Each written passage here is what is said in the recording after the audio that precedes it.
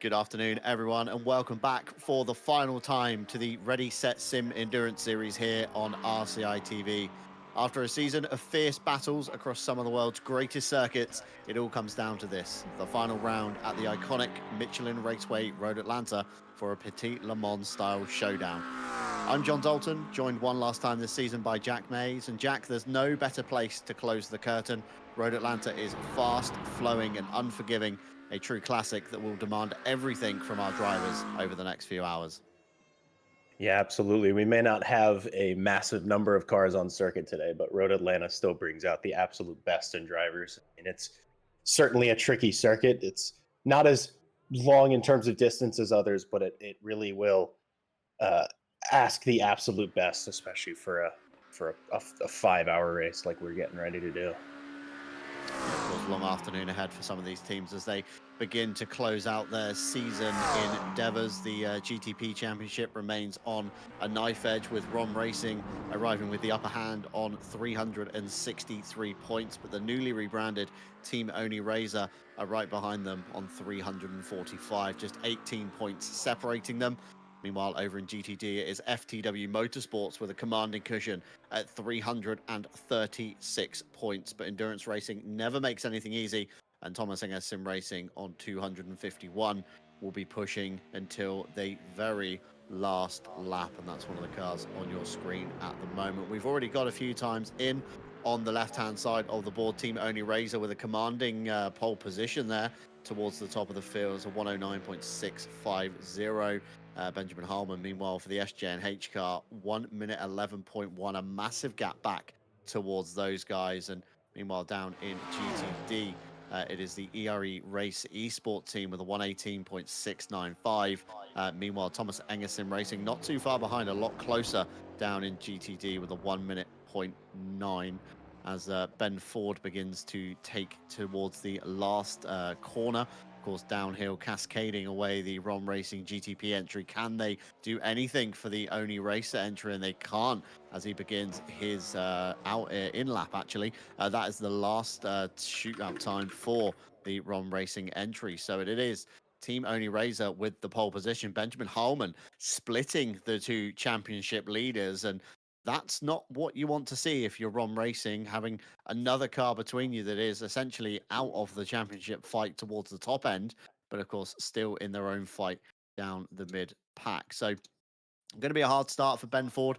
Going to be a long afternoon ahead, and a swift dispatch of Benjamin Harmon should be the key to staying with Adrian Galeo in the Only Razor car, Jack. Yeah, it's definitely a bit impressive to see that level of gap. I mean, it's not a terribly long lap, and there's a good amount of straights, but that is, I mean, 2 seconds there or thereabouts is super impressive in qualifying.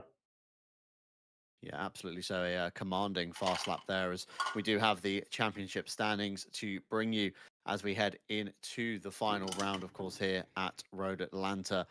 Today, just want to draw your attention to the chats on both Twitch and YouTube. There is a pinned message in there. We are hosting our very own RCI bingo for the first time ever. Big props to Scrimpy over at GT Hub for allowing us to use his bingo software involved. So we'll tick off all the squares as we go through the race. If you guys at home do, of course, spot anything, make us aware in the chat, because it all is self-administered by us up here in the comms box. So we may miss something along the way. As Ted furiously clicking away in the background, trying to bring us the championship standings. Of course, a few teams, as I alluded to earlier, have rebranded. So we're going to see a few new names on the grid, but still going to be the championship title honors. Of course, points are stuck with the team rather than with the team name. And you will find all of our partners, bottom left-hand side of the screen as well, revolving around throughout this broadcast. So keep your eye down there. And a fancy new overlay graphic brought to you by Callum Kerrigan from our social media team, drawing this one up late last night. And of course, ROM Racing in their GTP entry, 363 points to the good. Only Razor just behind them with 345. FTW Motorsports, an absolute dominant performance at Indianapolis, 299 points. And the SJNH car starting on the front row of that grid, 217. Weapons mandatory on 194, and then a big jump back to the Thomas Enger Sim Racing entry on 140. Racing nublets on 98. The sister ROM Racing car, the GTP Blue entry on 85. Nearly on pace before they did switch to GTD, managed 81 points in GTP. And the top 10 rounded out by eSim Racing WNB with 80 points. So still a relatively close field once you do get away from the top two championship fight. And of course, in GTD, equally as close up and down the board with FTW Motorsport Red, the early dominance from their Ford Mustang on 336 points. Thomas Enger Sim Racing entry on 251, down but not out yet. Going to have to slog this one out this afternoon. ERE Race Esport Team on 219 points. Clarity Racing after a good early start on 183. Garage 991, equally dominant in the early stage. Unfortunately, I don't believe with us today on 177. VGTR Esport managed 158, tied with the HWT Motorsport Camp. Rebound Racing on 138. eSim Winter Segment on 134. And the Wheelie Slow Racing Team on 129 rounds out the top 10. So still plenty to play for today, Jack. Of course, 5 hours ahead for the drivers this afternoon, and the narrow kind of twisty turny nature of Road Atlanta, it's really going to be an afternoon of traffic management for a lot of these GTP drivers, and equally for these GTD entries too. Yeah, I think traffic management is going to be the name of the game, and also a little bit of minimizing mistakes, because any sort of off tracks, the circuit kind of feels a bit more narrow than perhaps it is. I mean, there's not big runoffs basically anywhere. I mean, those walls are three, four, 5 car lengths wide of the circuit itself. So if you make a mistake, you do a spin, you might end up in the wall, and you're gonna take your race from difficult to a whole lot harder.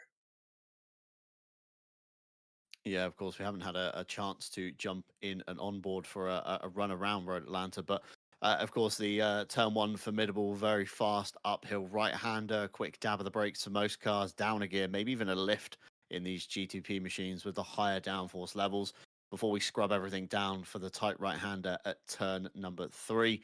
Cascading through the S's, side-by-side moments are going to be a little bit hairy here. There's a bingo square, I believe, 4 drivers that get through successfully side by side. So we'll have to keep our eye out for that one before rounding over the top of turn number 5, where we turn left to head out to the furthest point away from the circuit of 6 and 7. Long drag down the back straight through 8 and 9 before we get to the chicane towards the end of the lap. Of course, turn 10A and 10B. That's another hot spot to keep your eyes peeled. Lots of GTPs coming in at kind of lightning speeds versus the GTDs. So should be a good place to get the lap done there. And of course, turn 11 and 12 as we kind of fall away back down to the start finish straight. Very fast corners once again, side by side isn't advised. But again, we know racing drivers, Jack, and we know that they love to take risks wherever they can to, get that upper hand over the chasing cars, especially through the multi-class traffic. Oh, absolutely. I mean, Road Atlanta is definitely not one where you want to be racing terribly hard and going for big moves. But after all, these are racing drivers, as you said, and they're going to go for it probably for the full 5 hours. Even so, longer race, what have you. It is almost impossible when you're behind the wheel, if you see another car ahead of you, to not be like, you know what? Let's just get after it. We're gonna push. We're gonna overtake this car. Strategy be damned a bit, and just push flat out. Yeah, absolutely so. And a bit of a smaller grid, as you alluded to earlier on, Jack. But again, it's still going to be kind of action packed as we see everybody lining up on the racetrack. Of course, championships still on the line for a lot of these teams. And as we alluded to earlier, the 2 front runners are going to be the cars to keep an eye on. Of course, Rom Racing on their endeavor, and also, of course, Team Only Razor starting ahead of them. Split groups, as always, in iRacing. The GTPs do start a little bit before the GTDs, and looks like we have maybe a missing grid slot on the front row of the GTD grid. Nobody alongside the ERE Race Esports team, although hopefully iRacing figures that one out. So nobody starts kind of on the back foot as the GTDs now begin to get underway and try to warm their tyres up. Starting grid on the left-hand side of your screen, Adrian Galeo will take the start for Team Only Razor.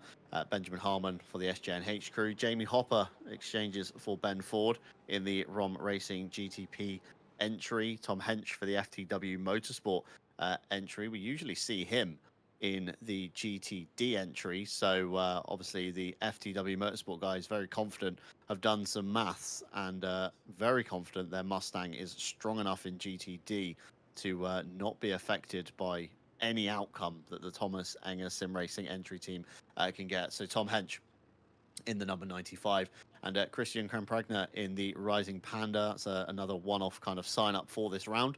Fancied a little bit of iRacing this afternoon, so Chris is in the number 46. And of course, the FTW Motorsport crew, very dominant in GTD, and equally Florian Durkop last time out at Indianapolis, very dominant in his own right as drivers begin to weave to try and generate as much tyre temperature as they can, because of course no tyre blankets in this series, so it always does catch a few people out here and now.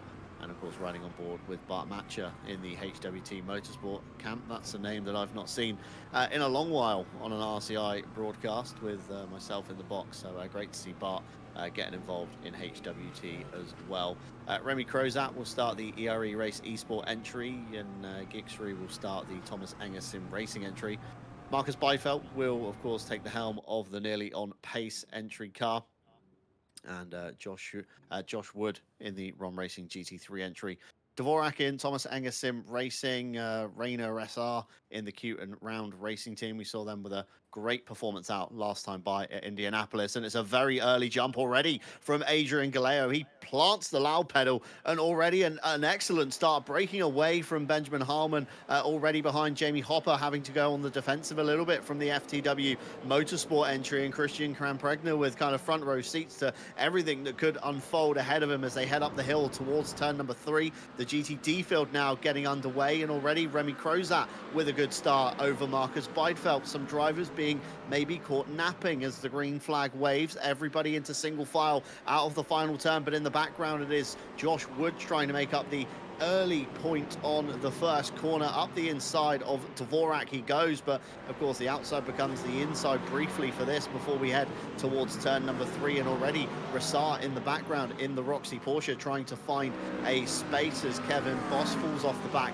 of the GTD train somewhat. A little mistake there as they headed through turn number 3, but everybody safely up through the S's, and that was the scary part out of the way. The GTPs are already down at turn number 10A and 10B, and it is Adrian Galeo with nearly a second to the good over Benjamin Harmon, and Jamie Hopper coming under pressure from Tom Henchjack. A very clean lap from everybody involved. Yeah, definitely good to see a clean start to what's going to end up being a long race as Tom Hench actually is going to go ahead and out-drag the other Cadillac going into turn 1. Or sorry, not Cadillac, Porsche, obviously. No, that is a Cadillac. Sorry, very tired this morning. I'll get to it in a couple minutes. But good to see a clean lap 1 and what's looking like start to a clean lap 2, because sort of lower tire pressures, lower tire temperatures, I'm sure those S's are a little bit scary on turn 1. So you see the Roxy Porsche actually taking a bit of a narrower line through the final corner, hoping to maybe get a bit of overlap, but I think it's going to be just line astern into turn 2 for lap 2 for the GTD cars. Yeah, absolutely. So as everybody begins to find their feet, suss out, of course, the overall lap times of the cars around them. Some teams electing to start a different driver than the one that qualified. So again, everybody's kind of finding their paces. Lots of curb use there from Rassar. You can see Dvorak ahead, not so aggressive over the curbing in that Mustang. So maybe something there. The Porsche a little bit more confident in this early stage than Dvorak. You can already see the understeer from the Mustang. Of course, cars are loaded up at this point. The heaviest they will be, full fuel loads to get them through the stint as Bart Matcher tucks into the back end of the Thomas Enger Sim Racing entry. Possibly a move coming down into turn 10A, if we can get alongside, but I don't think Ford versus Ford, either one has the advantage over the other, and Bart Matcher very sensibly tucking back in behind. Of course, we do have some inter-team battles going on. The Thomas Enger fielding 2 cars in GTD, and of course nobody else really this time fielding their double entries, as it's kind of still compact at the front of the GTP field. Tom Hench, of course, with the P2 at the moment, leading Benjamin Harmon around the SJNH car, dropping to 3rd at some point during this lap. But Jamie Hopper is the car we need to keep an eye on. Of course, he needs to make up a few more positions for that championship fight towards the Oni Razor car that's already 3 seconds to the good out front. Adrian Galeo with some blistering pace in this early stage, Jack. Yeah, it's almost a little bit unbelievable. It's like maybe he's in like a, GTP 0.7 compared to the rest of everybody. Already about a second adrift, a little bit under a second adrift on lap time. But I am still, mouth agaped by the impressiveness of that launch. Adrian Galeo just choosing to go as early as possible and basically putting out a 7/10 gap before turn 1.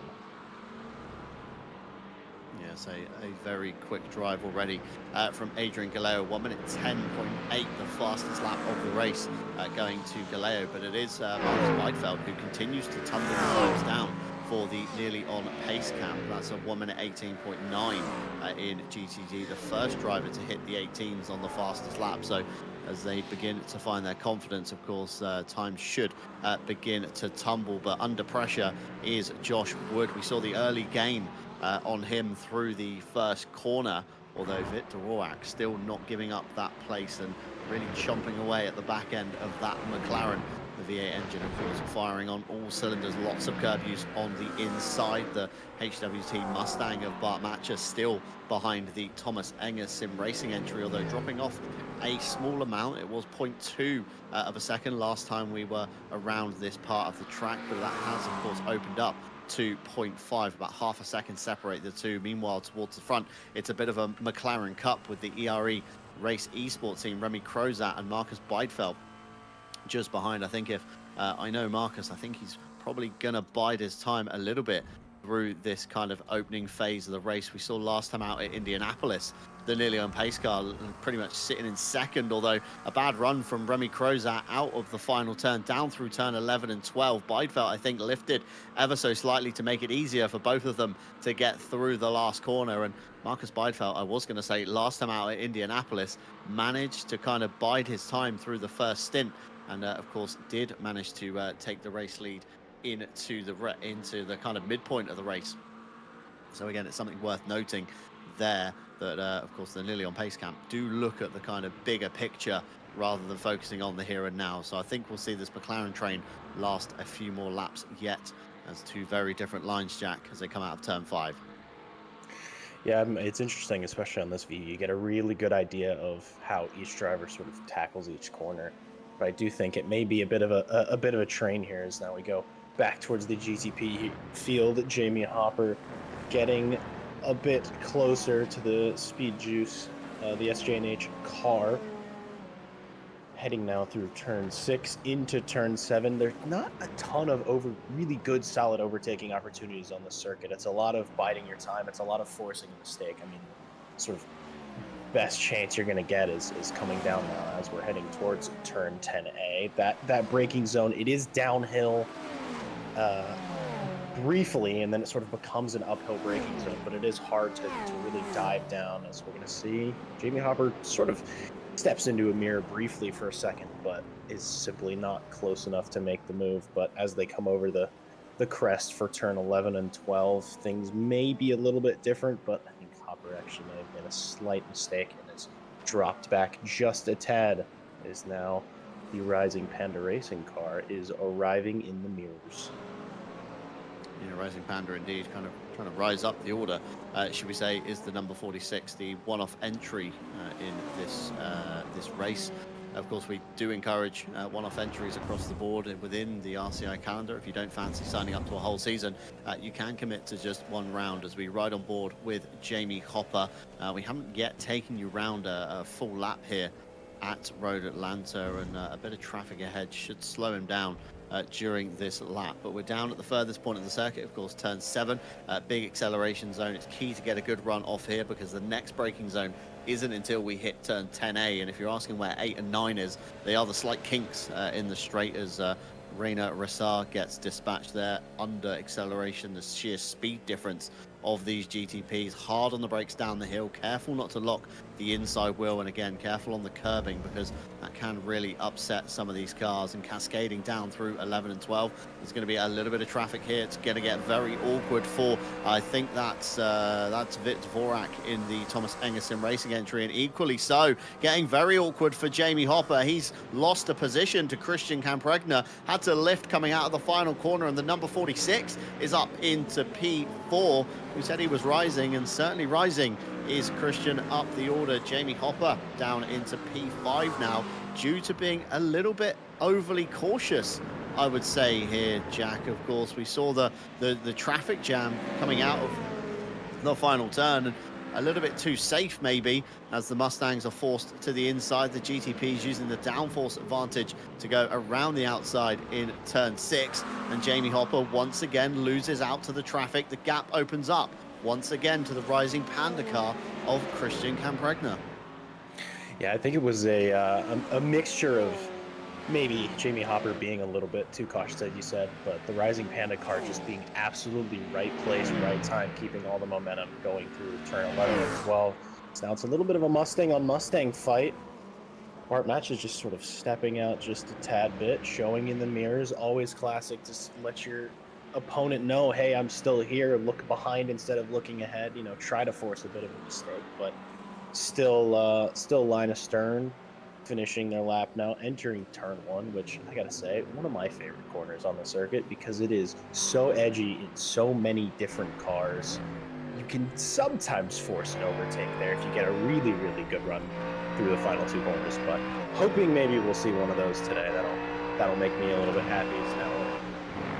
Now, facing the rear and getting a nice earful of Mustang V8 as Bart Matches just decides to take quite a bit more curve. You can definitely launch yourself over those two. So now we're jumping back on the GTP field. More traffic, which, I mean, for a small grid, as small of a grid as we have, we're having a lot of close fights, as the Rising Panda car must have gotten caught out somewhere during this lap, back behind Jamie Hopper. I think this fight's heating up quite well, and I think we're gonna be in for the long run. Yeah, I think this one's going to be a back and forth that we're going to see all afternoon. And I think this one here too, between the HWT Motorsport entry and the Thomas Enger Sim Racing, it looks like Bart Matcher has got the better run out of 10B, although having to go defensive down the hill is the Thomas Enger entry, both dragging them out as far as you want to go towards the curbing.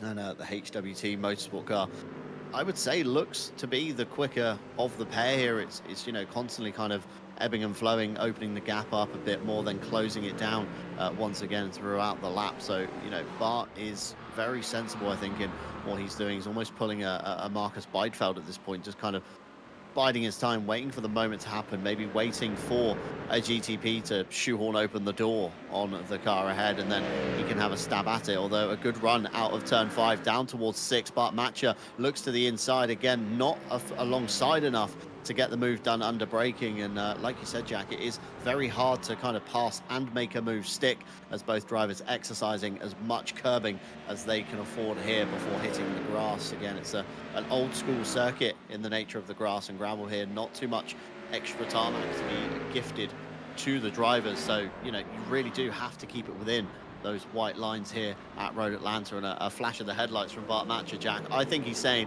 let's get a move on here. You know, the car ahead nearly on pace, Marcus Beidfeld, he's getting away with Remy Crozat, and we're here kind of following each other around this circuit. Let me get a move on and let me past. It's a long afternoon ahead with 4 hours and 47 minutes on the clock. Yeah, definitely. Things are only just beginning, and I think John, you were absolutely on point when you said that Remy Crozat and Marcus Beidfeld would just kind of follow each other around, you know, see the bigger picture of this race. Coming into turn 1 last lap, that Marcus Beidfeld sort of stepped off of his line just for a moment, maybe to show in the mirror, say, I'm not entirely napping back here, so don't mess up, otherwise I'm going to take this position for you. But right now, I think I'm just happy following them as they enter turn 8, turn 9, which I don't believe are actually corners, but they are, as the Mustang on Mustang fight is Bart Matcher just getting a little bit loose on the exit, maybe taking a bit too much curb, but he seems to have a better run as they're going to get ready to start coming down the hill. We'll see if one decides to,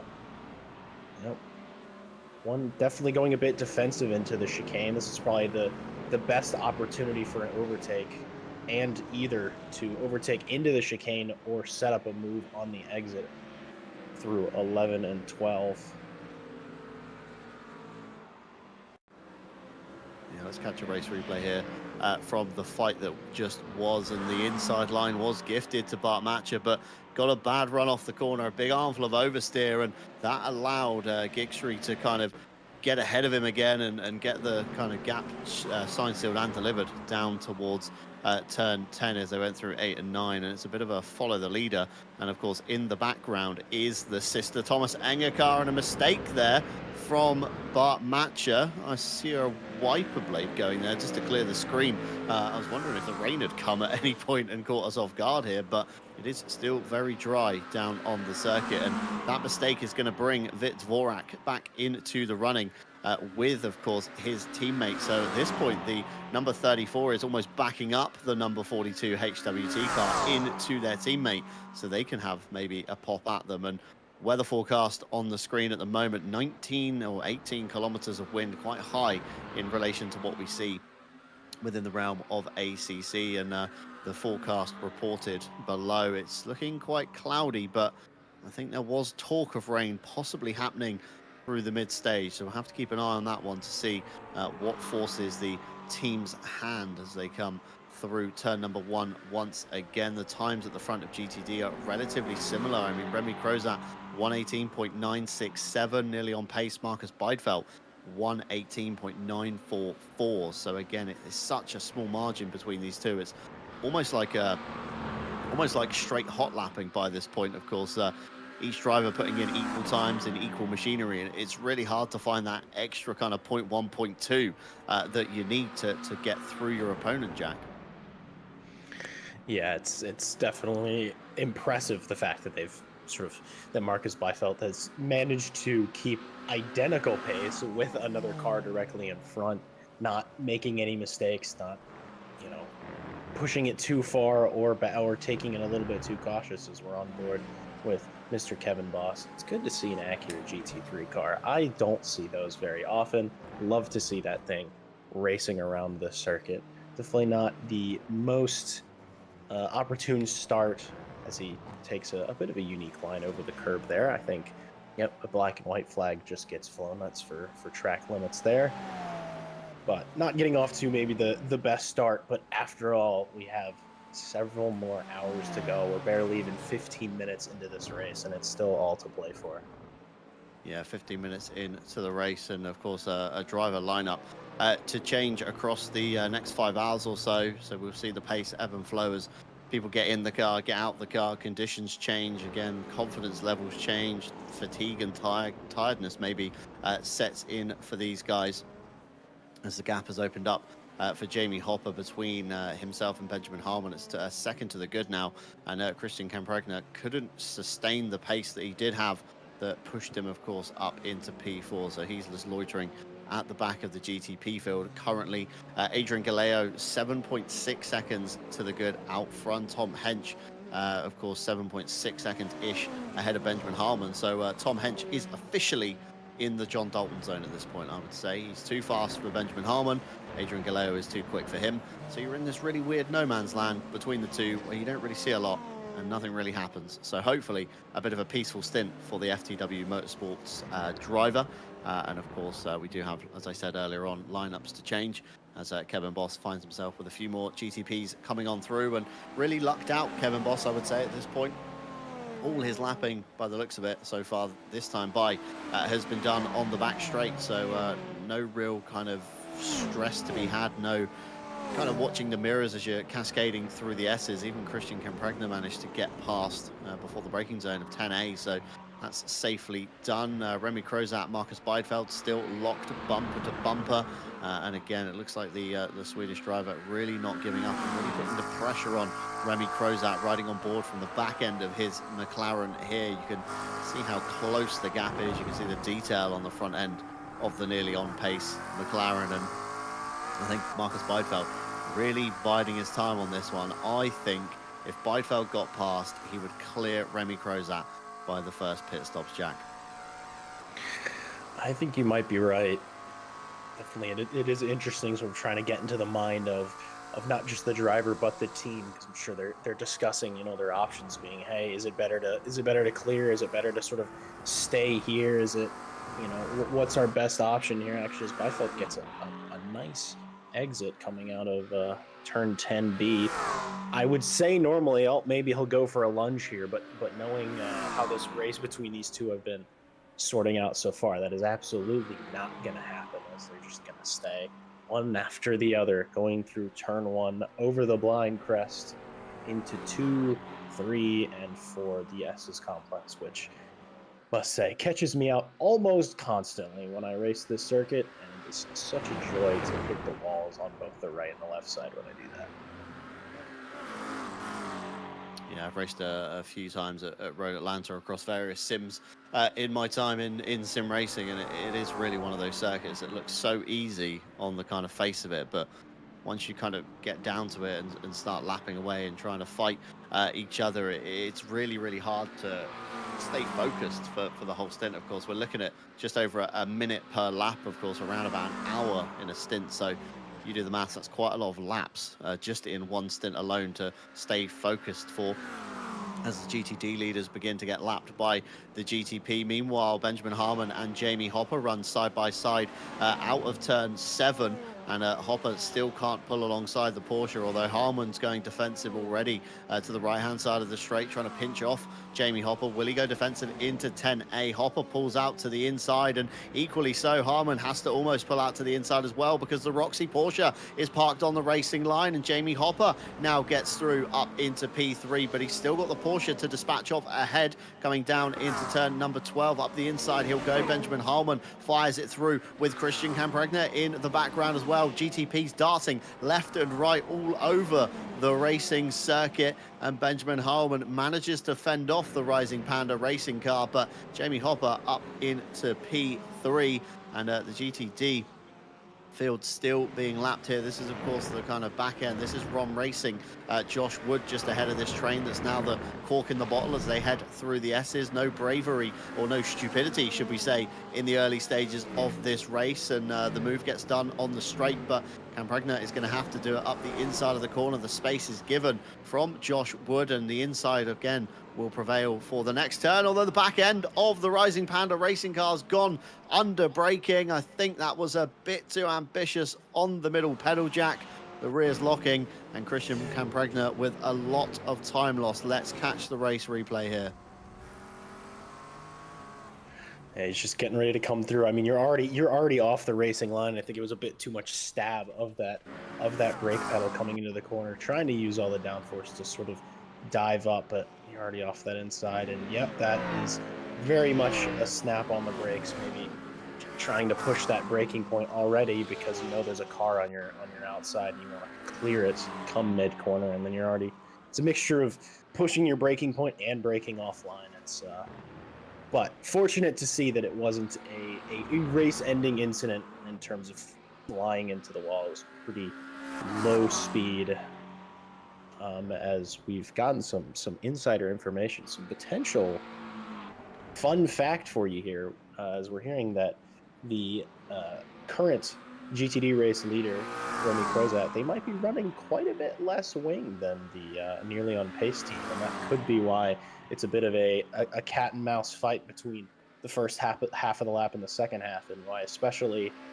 under tow there's not really a lot of time gained by Marcus Byfeld when you see sort of steps out, but he was about that close on the exit of turn 7.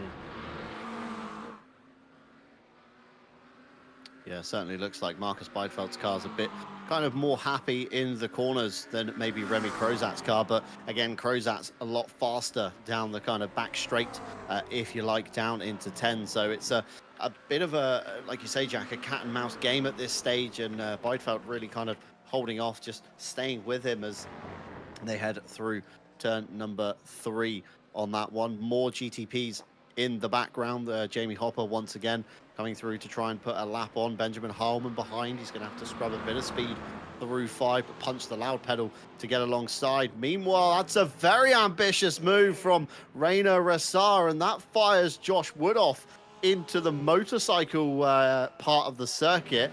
Let's have a look what's happened here to Josh Wood, because Rassar is very far back at this point, heading down into turn 1. Nobody around him. Josh Wood on the brakes, tips it in a little bit too fast, a bit of understeer, hits the grass off the circuit, rejoins onto the track, and of course Rassar sees a gap, goes for it, wants to carry a lot of momentum around, and unfortunately can't get it stopped in time for turn number 3. I was interested to see how Josh Wood rejoined at the end of that one, because we do have a bingo square for somebody using the motorcycle part of the circuit, and of course Josh Wood spinning it around. getting it back over the curbing and kind of using the grass and a little bit of the circuit to get back on. So we might have our first bingo square to tick here today. I think that counts enough. That's at least half of that sort of motorcycle runoff. I think that will certainly count. But yeah, a bit of a more sloppy move from the Roxy Porsche there. I mean, it is almost impossible when you have so much more pace. The car ahead of you makes a mistake to not want to carry all the momentum that you have from, the corners behind. But that was a gap that was always going to shut, and wasn't really a large enough gap in almost any scenario. But fortunately, Joshua was able to get it back going, and it looks like that Rainer Assar might actually be giving the position back. I saw briefly the gap go to about 0 between them, but I think I was just looking at something completely different. But hopefully, maybe that gap gets given back if Joshua closes back in. I don't know how each team will view that incident, but it's definitely an interesting one to see. Yeah, definitely so. And race lead change, in the GTD category. Marcus Beidfeld has got past Remy Crozat now, and we'll have to see, now that the nearly on pace car is in some clear air, how much that gap could open up between these two. And again, a long afternoon ahead, so anything can kind of happen at this current stage, where we think it's looking relatively signed, sealed, and delivered between a lot of the teams. Of course, we have different drivers coming into these lineups, so paces will change as we get towards the latter half of the afternoon. And meanwhile, Bart Matcher still within touching distance, I would say, of the number 34 Thomas Enger sim racing entry, but not, of course, close enough to make a move stick after the little bit of a mistake we saw earlier on. The gap has opened up somewhat, 0.7 of a second, 0.8 as we head through 6 and 7. And of course, the gap ahead to the GTD leaders, essentially, about 9 seconds separate the packs that we're seeing at the moment. And I was just watching the delta ahead as Beidfeld and Crozat came down the back straight, essentially. The gap did close down somewhat briefly on that one, and another flash of the lights from Bart Matcher as they head down in towards turn 10. Not sure if that was a get a move on one, or just I'm still here, let's maybe work together to see what we can do. But with the Thomas Enger Academy car behind, of course, Vit Dvorak in that car, just in the back of shot there, coming around the final turn of turn 12. We could see some team orders of Gixry going very defensive as we see another car off. That's Christian Campregna was at the top of turn 5 through the S's. A very big snap, a big sideways moment, a big set of locked up tires, and you could see how unhappy that car was coming out of 3, and just through the S's it kind of switched ends on him rather suddenly as he rolls back towards the gravel to get that car stopped. Back underway in first gear once again, and all on his own was poor Christian Campregna in that one. So not what we want to see in the early stages. 25 seconds off the back end of Benjamin Harman now. It's going to be a very long afternoon. I think possibly even a solo entry in this car. I don't think he's sharing with anyone. I could be completely wrong. He is in Ted Edwards, in my ears, possibly in that car. We'll have to see.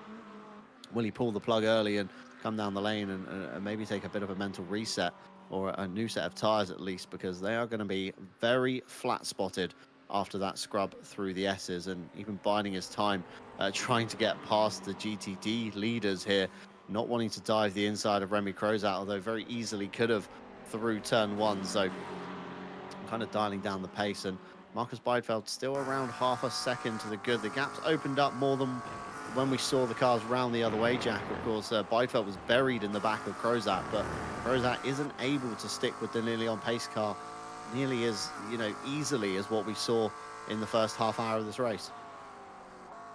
Yeah, it is interesting to see now that they've swapped positions where the pace actually is for the nearly unpaced team.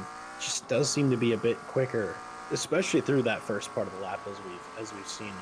Sort of keep an eye on the delta here and where Remy Crozat is in the rear view. Does look like he certainly closed at least a tenth and a half on that straight. I think we're getting good, solid, increasing evidence in the difference of downforce setups on those GT3 cars. But coming through A and B, Marcus Byfelt just has a little bit more mid-corner pace, maybe slightly better exit. But I think if Byfelt doesn't make any mistakes here, this gap is going to continue to open up. Yeah, I'm going to agree with there. Even with the driver change coming up, I think it's still going to be a very good fight to keep our eye on this afternoon. Just scrolling down the list of bingo suggestions, what the heck is a kilometer? That could technically be ticked off right now. Any team using an American car ends up leading their class. And of course, Adrian Galeo has gone like an absolute stabbed rat in the Cadillac in the GTP entry. So we're going to be ticking that one off. That's 2 squares ticked already on the bingo, and a few guys already with a square on their card. We've got 10 players already in the game. If you guys are watching along at home, be sure to jump in and get involved in that one. There's pinned links in both the Twitch and YouTube chat. All it requires is a Discord sign in, and we do the rest. And you can re-roll your bingo card if you're not happy with how it starts before you do take part in the game. Just kind of looking at the livery of this Team Oni Razor car, I thought about it earlier on, Jack. It looks very similar to the Williams cars we used to see so much in the world of esports racing here at RCI. And almost at a quick squint, or, you know, flying past the camera, you could be very much mistaken for the Williams entry on that one. Yeah, I think so. You might be right on. I do think the more bright or lime green throws it off just a little bit, but it's a striking livery. But I actually have a bingo suggestion. I see one of the squares is brave or stupid, and I'm thinking that may apply super well to what we saw between Cute and Round Porsche and Josh Wood in the ROM Racing, where it was definitely a brave move diving up the inside, but some could see that as a bit stupid. So I'll leave that up to you as bingo boss to decide whether you agree or not with me, but I think that might be a valid square. Yeah, so brave or stupid actually relates to tire choices, as we see contact through the S's, and Benjamin Harmon just about missing Rassar as he snapped back across the racing line. And on the subject of bingo squares, I think we've got another one to tick here. Let's catch a race replay. Rainer Rassar through the S's, kind of opens up the corner. Hopper sees the inside, tags the quarter, sends Rassar back across. And somehow Rassar, I think, kept it. Did he keep it out of the wall? The back end of the Porsche does look slightly flat. I think he might have had a bit of contact there, but nevertheless manages to spin it back around and get back underway. But the gap was there. It just wasn't there fully because, of course, Rassar had opened up the corner. Yeah, indeed, contact with the concrete wall as we see the camera phase through the wall and the terrain. So that was definitely done on the wall. And Rassar gets back underway. I would say no harm, no foul, but again, a big time loss on that one. Brave or stupid actually relates to tire choices. So if somebody tries to keep dry tires during a wet phase, or wet tires during a dry phase, if they're, you know, brave or stupid in that sense. But we do have a bingo square for what we've just witnessed.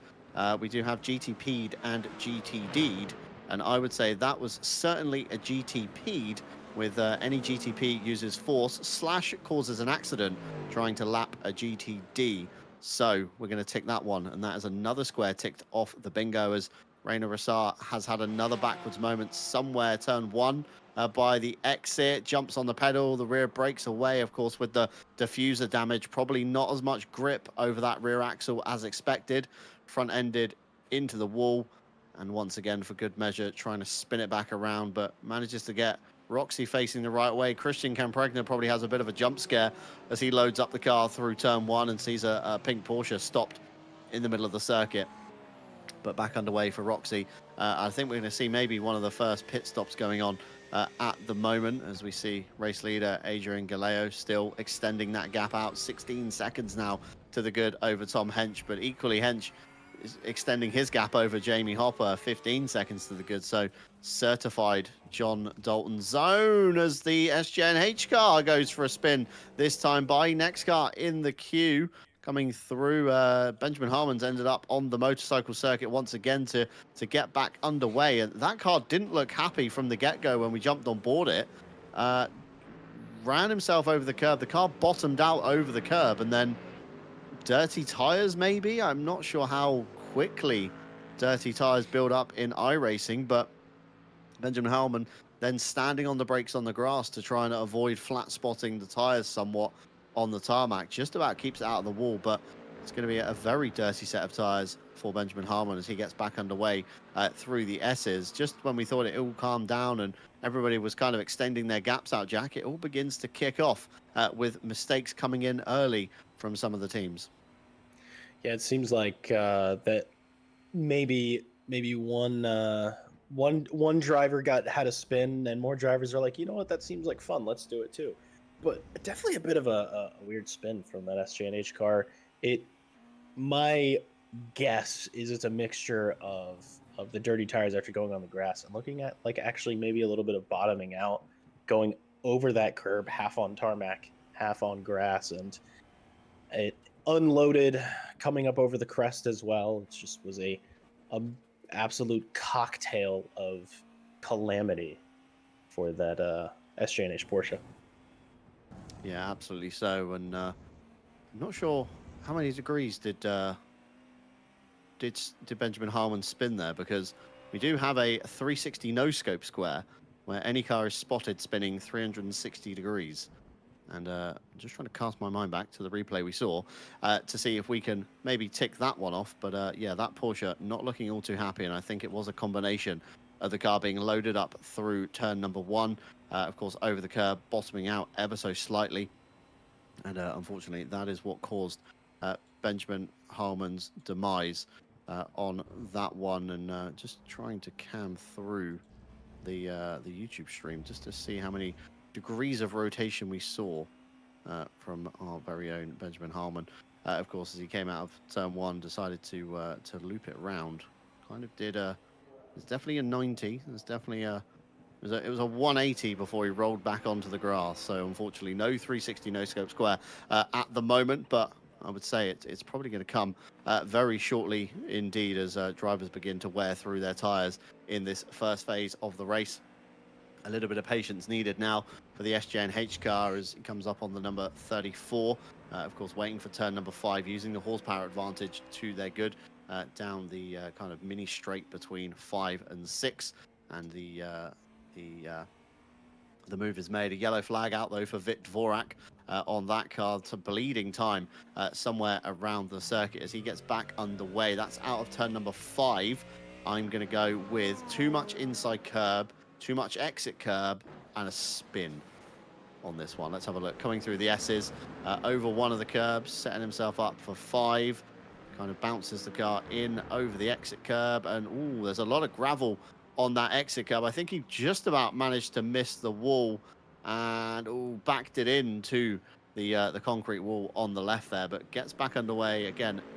Minimal damage, but it's going to be still a big time loss. And that's the key point, isn't it, with these endurance races? It's all about time and time loss. We speak so much about, you know, lap times and all this, but oh, and another moment there from Tom Hench in the number 95. Same place. There's something down on that corner that isn't keeping drivers happy, and all the gravel bouncing out the undertray of that Cadillac as they get back underway. So possibly a combination of Tom Hench's off, brought some gravel onto the track, and unfortunately Vit Dvorak might have been the first car to come across it, and unfortunately that was his demise there.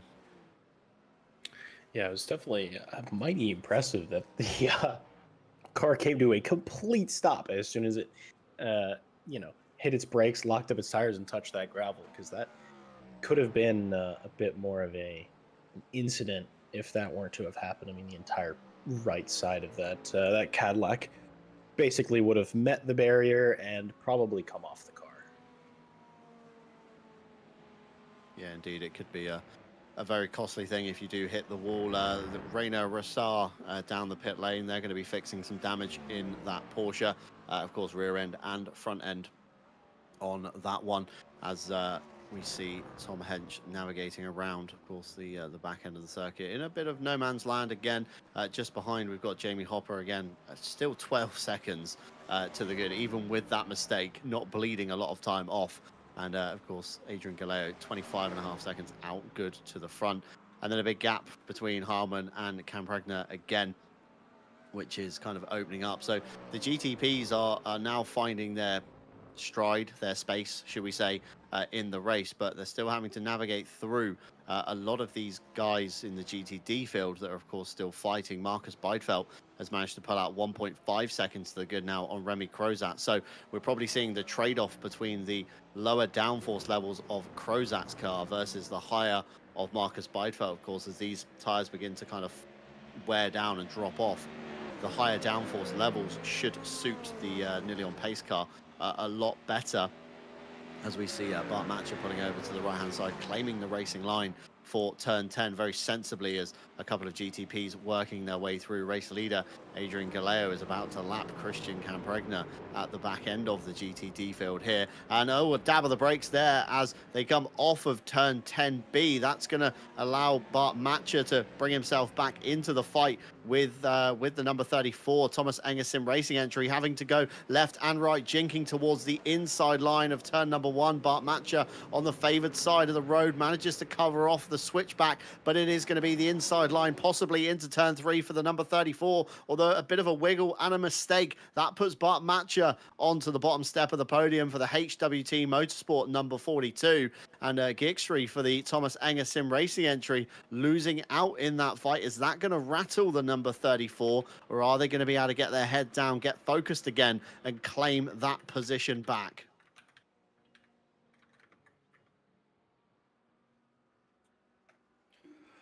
Yeah, definitely a moment of a little bit of a clinch moment for myself coming out of turn 12. I mean, it was definitely right, left to right.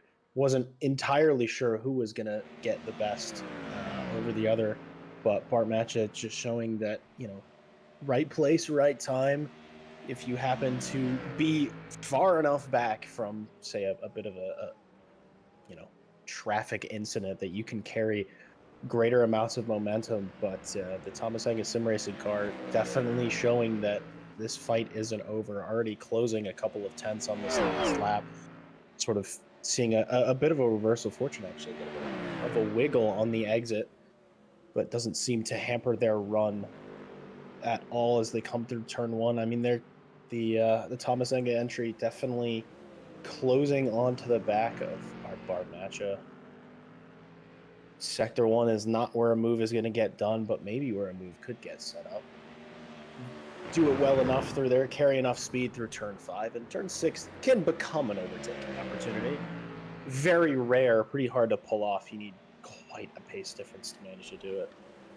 It's not as big of a braking zone as it might appear. There's enough banking and enough exit curve that you can sort of take it, as Bart Matcha getting a little bit out of shape coming through turn 6 as I talk about it. They're now on the long run, the back straight, getting ready towards turn 9, which I still don't believe is actually a corner. I will probably say that for the next several hours that I'm here.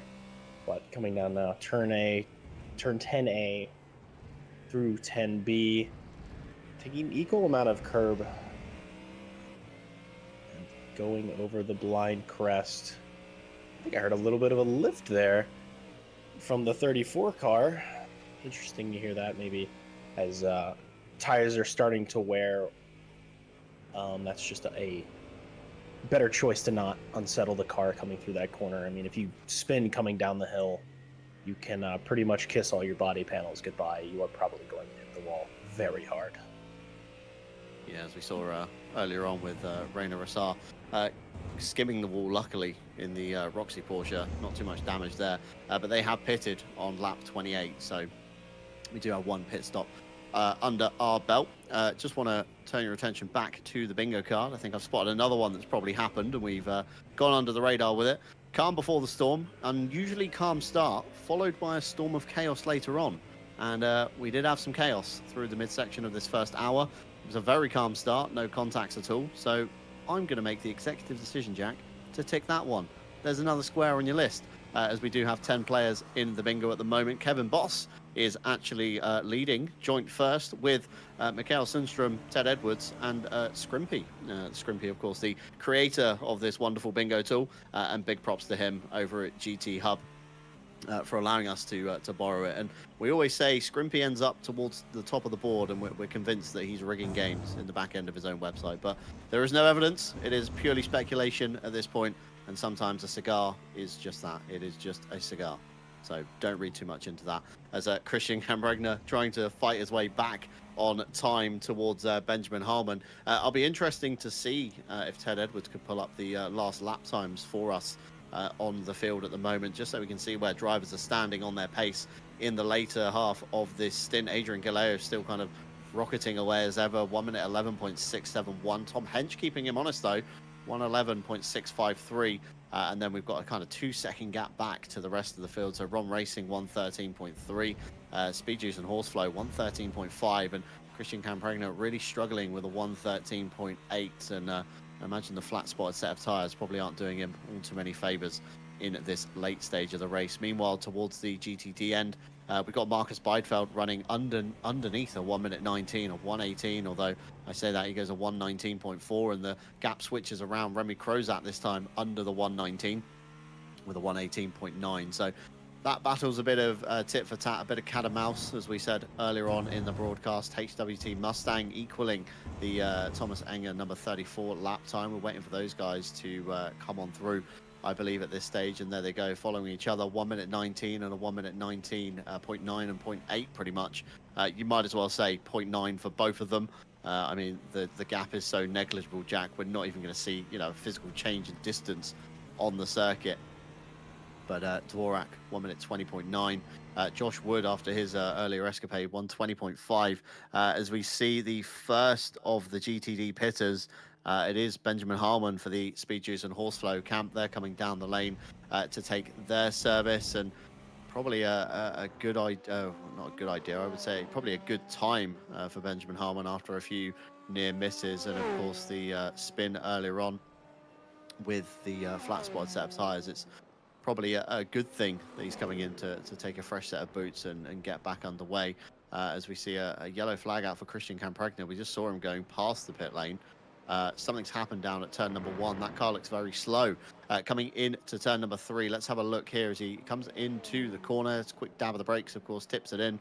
And then the exit curb once again proving to be difficult, and a bit of rallycross going on right now as he uses all of the track to get himself back underway, firing debris everywhere. So be careful if you're the next car coming in.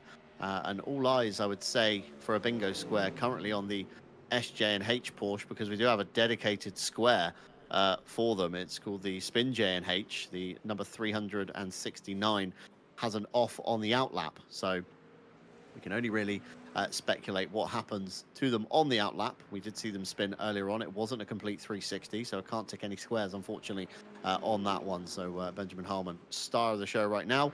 Fingers crossed he can keep it on the straight and narrow as he navigates through probably one of the easier sections to get himself into. If I think if we see it, it's going to be either 6 and 7, Jack, or probably 10A and 10B. Yeah, I think these are really going to be our only chances at this stage in the race. Oh, not quite. I'm not hoping for them to spin. I don't know. I don't actually have the bingo square, and I'm currently running in last place. So actually, I should be rooting for them to have the cleanest outlap possible. A bit of rallycross there, but ultimately keeping it going. They're getting ready for 10A, 10B. Really, the only way for them to spin this pipe reasonably at this point in the lap, locking the rears a bit, just sort of coming around, or maybe grass on turn exit. But we're clean through the chicane. Final chance, final 2 corners. I think, ladies and gentlemen, you're gonna have to wait just a little bit for your Spin J&H card to get done, because that's their outlap, and they didn't spin. No spin, luckily, for the SJ&H car as a race leader in and out of the pit lane. That's 42 seconds flat for them. And then Benjamin Harmon, 42.2. So very similar on pit stop time as the FTW Motorsport car. Tom Weethas now in that car. One Tom handing over to the other. It seems the FTW Mustang drivers feel like they fancy a shot in the GTD entry. Or sorry, the GTP entry on that one. Both the Toms, of course, teaming up to try and get this car towards the end of the race. 39.1 second stop there, so that's relatively quick given everybody else's times being in the 40s. So well-rehearsed pit stops can save you a lot of time. That's it doesn't sound like a lot, but it is a 2-second gain just in a pit stop alone. And again, you do that across the course of a race, you're going to save yourself quite a bit of time across your opponents. We are about 10 minutes away, I would say, from getting the GTDs down the lane. Again, they consume less fuel. They kind of have a bigger fuel tank to boot as well. So you can go a little bit further into the stint than what these GTP cars can, as Benjamin Harmon navigates through some of them now through turn 1 into 3, and he's got the move done on Bart Matcher, although it's kind of hindered Matcher somewhat through turn 3, and that's going to allow the number 34 of Gixry again to close up the gap through turn number 5, and the gap kind of remaining the same. It's almost what we saw at the start, isn't it, Jack, where Bart Matcher looked like the quicker car, and now they swapped positions. They're just equally as quick as each other in this point.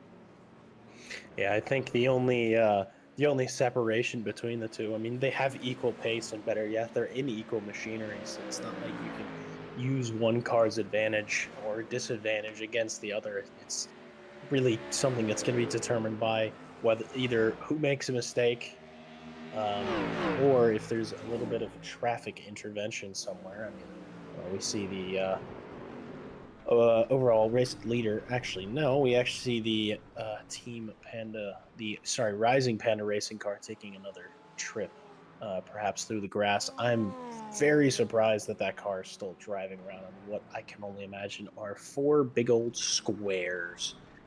Big lock from the front left tire there, just sort of sends it deep, sends it wide. Fortunately, keeps it out of the wall and just gets back to racing. But yeah, equal Mustang machinery, equal driver pace. I think maybe there may be another. I can't say if there's going to be another position change before they actually go down pit lane and just look extremely equal. Yeah, it's going to come down to the pit stops, isn't it? Who's more well rehearsed, or potentially who's the next driver to go in those cars. Maybe we'll see again a driver change in the GTD entries. It's quite common for a lot of teams to do double stints these days. The GTP stints, of course, a little bit shorter, so you don't feel like you're in the car as much. Again, pitting around the 45 to kind of 50-minute mark, so you can still shave kind of 20 minutes off a double stint versus double stinting, of course, in a GTD car. And looks like the number 34 much more confident on the brakes through turn 10A and 10B, but Bart Matcher looks much better through the actual corner itself. So again, we've kind of got this tit for tat, this cat and mouse game that we saw earlier on between Marcus Beidfeld and Remy Crozat, and it could be another point here. Again, Mikael Sundstrom pointing out that they were speculating Remy Crozat running a lower level of wing. Could be the same here, could be 2 different wing levels between these 2 Mustangs, and one succeeds where the other fails, and vice versa as they come through the S's. The number 34 uses a lot more curbing than Bart Matcher, and I say that as Bart takes a big chunk out of turn 5, and running wide is Gixry through turn 5, through the gravel, manages to get back underway and keep it pointing straight.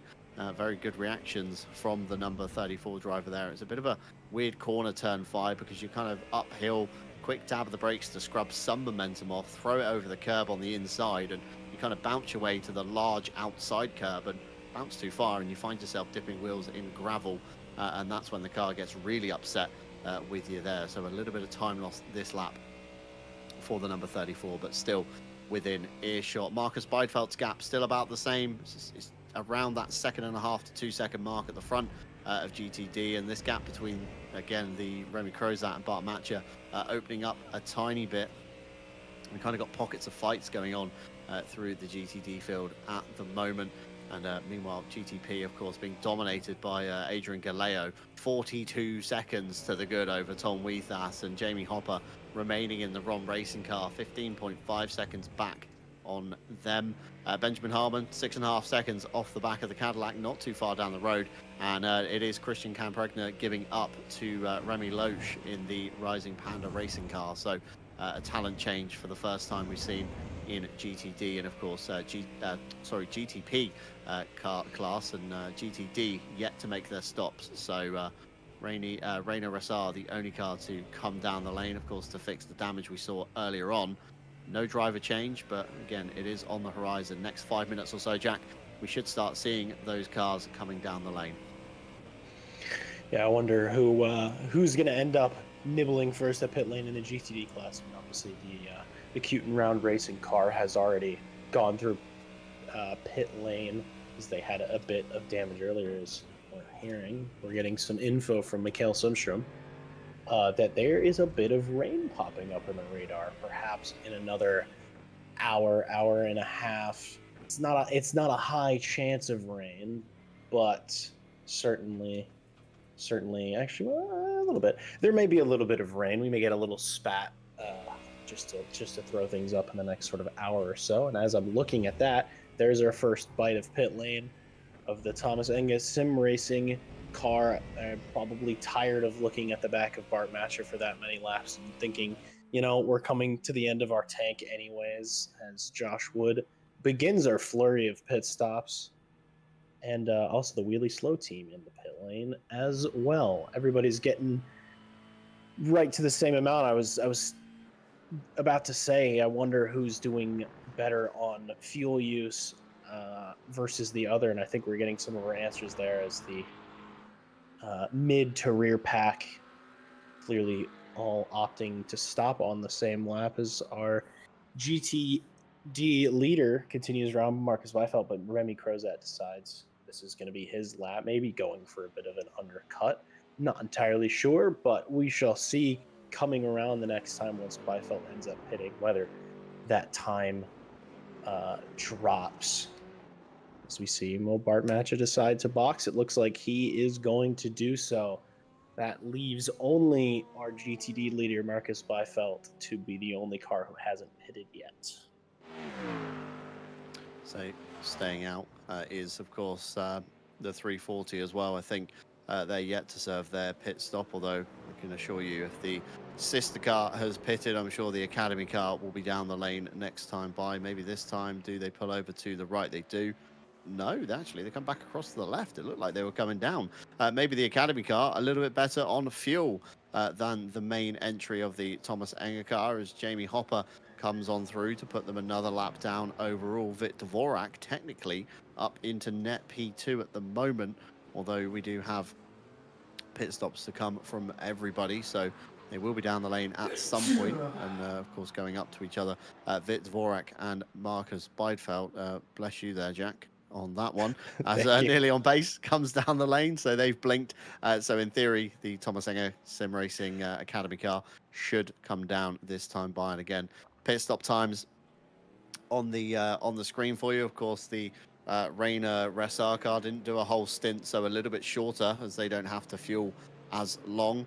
And everybody else in the GTD category around about the 42-ish minute mark. Minutes? 42 seconds.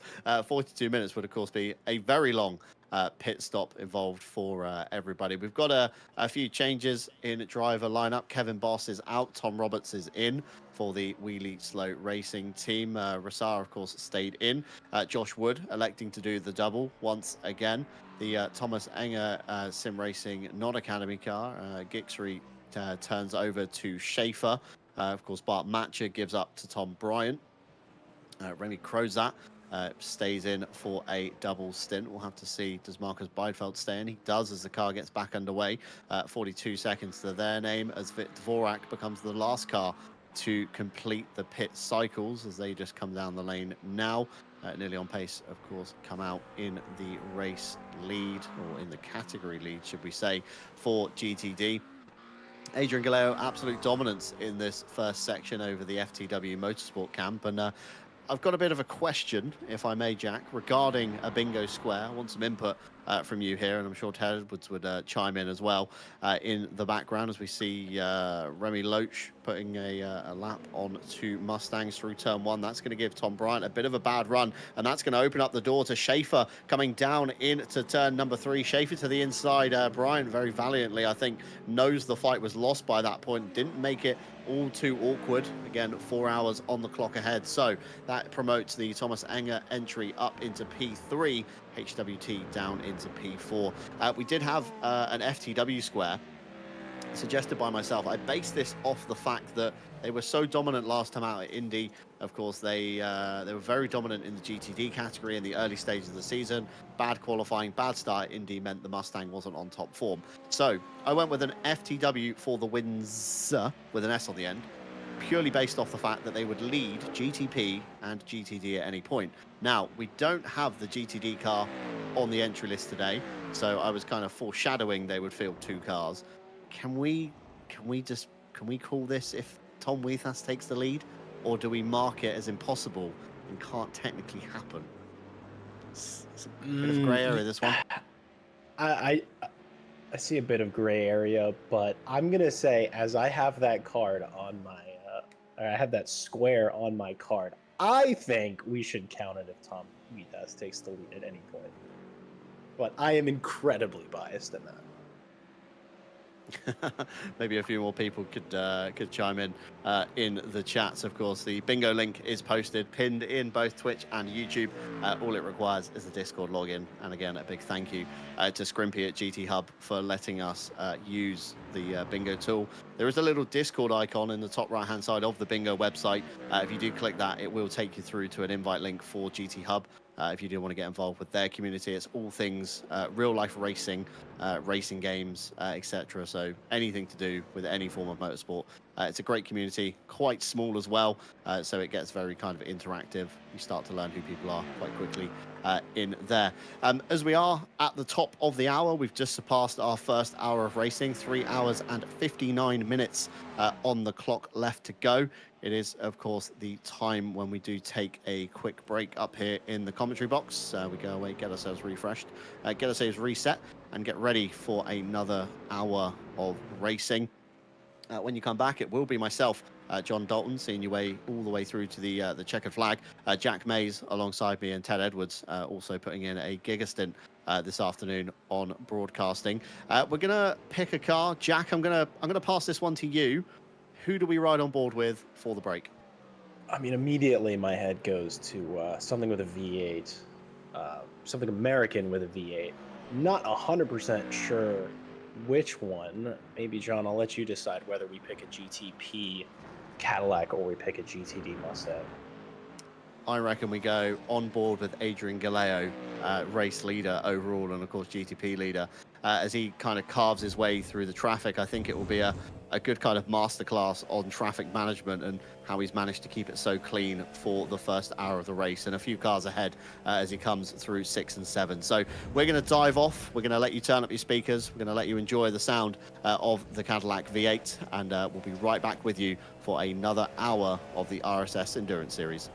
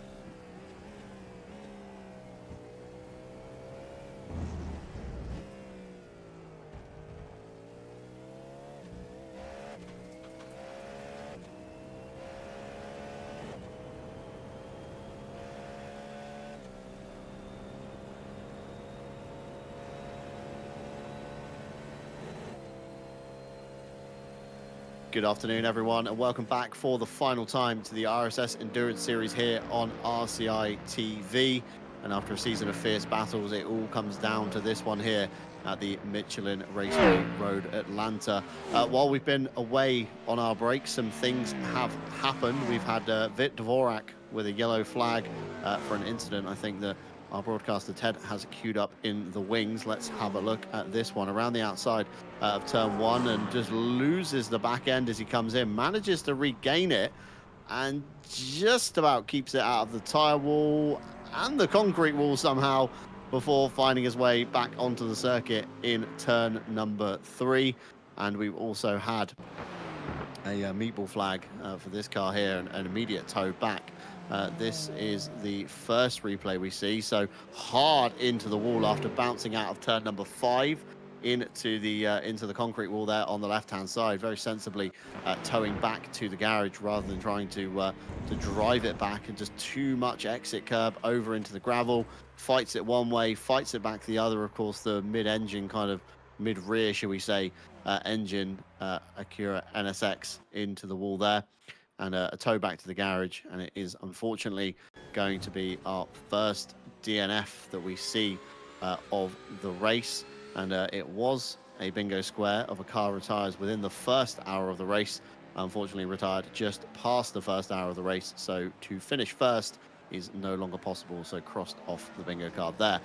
Towards the top, Adrian Galeo still out front, and during all of the madness in the break while we were away, managed to put a lap down on Tom Weethas, who now comes under pressure, Jack, from Jamie Hopper. The gap has closed right up after this pit stop, and Jamie Hopper now chomping at the bit, trying to get onto the next step of the podium.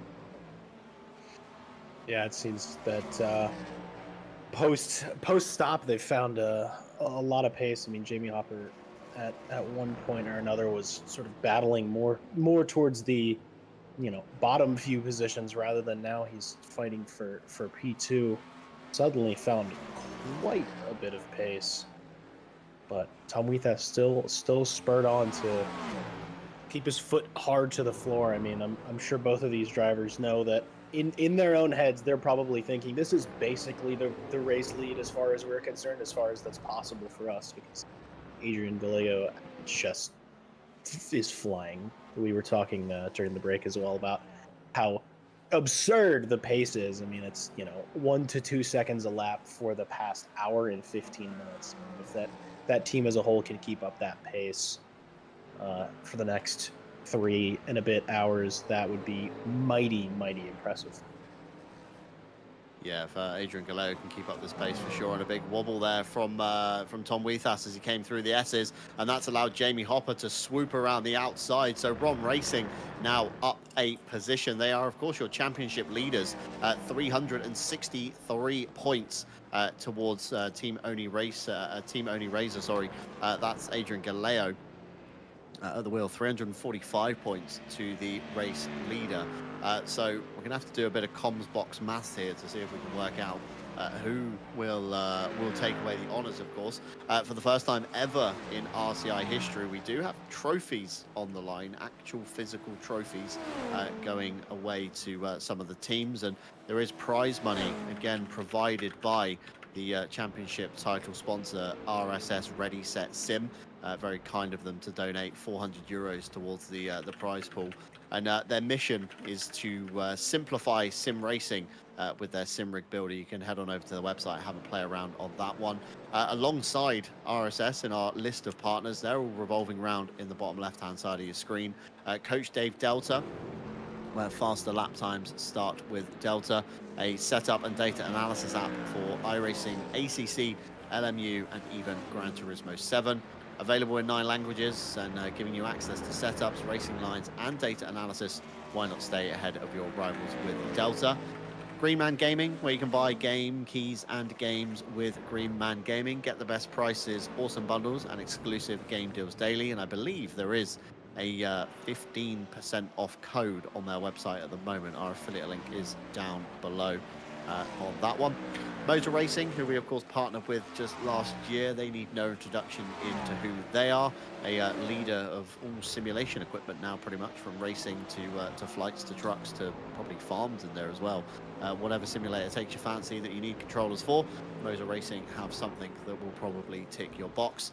And new for us this year, Pimax being the first VR manufacturer to put 4K resolution in a headset, followed by 8K, and now they're aiming for 12K resolution, mere millimeters from your eyes. It's going to be pretty sharp when that one comes out. Overseeing the concept of development and production of its own VR headsets, you can be sure Pimax will deliver an exceptional product. You can use code RCI10, that's RCI10 at checkout for 10% off, and it'll even sprinkle some pennies into the RCI pot. So if you are looking to pick up a VR headset, be sure to head on over to Pimax and Motorsport UK Esports, where we're a recommended community as well. It's quite a prestigious kind of thing to have stamped all over the screen. Whoa, as we see, that's Tom Weethas. Big lock up there down at turn number 7, going straight on underneath Rainer Rassar in the Roxy Porsche. That's very unexpected. A very big mistake there. That's going to be big time loss. Let's have a look. Coming down out of turn 5, down the hill into 6. Of course, sees the gap on the exit of the runoff, braking offline. We've already seen Christian Campregna with problems down here before. Double front lock up there. No steering input at all from Tom Weethas. Straight on he goes. A bump into the wall. Gets back underway there. And as I was saying, of course, a Motorsport UK Esports recommended community as we see some damage. There's a very unhappy front left wheel on that car, Jack. That's going to be a out of sequence pit stop for the number 95. Yeah, not only that, they're actually getting waved a meatball as well. So it's a mandatory stop rather than one being decided by the driver. But I can imagine that regardless of if that meatball came out, that was a pretty big shunt, and any wheel damage, especially around a circuit like this, taking all the curves that you are in a high downforce piece of machinery as well.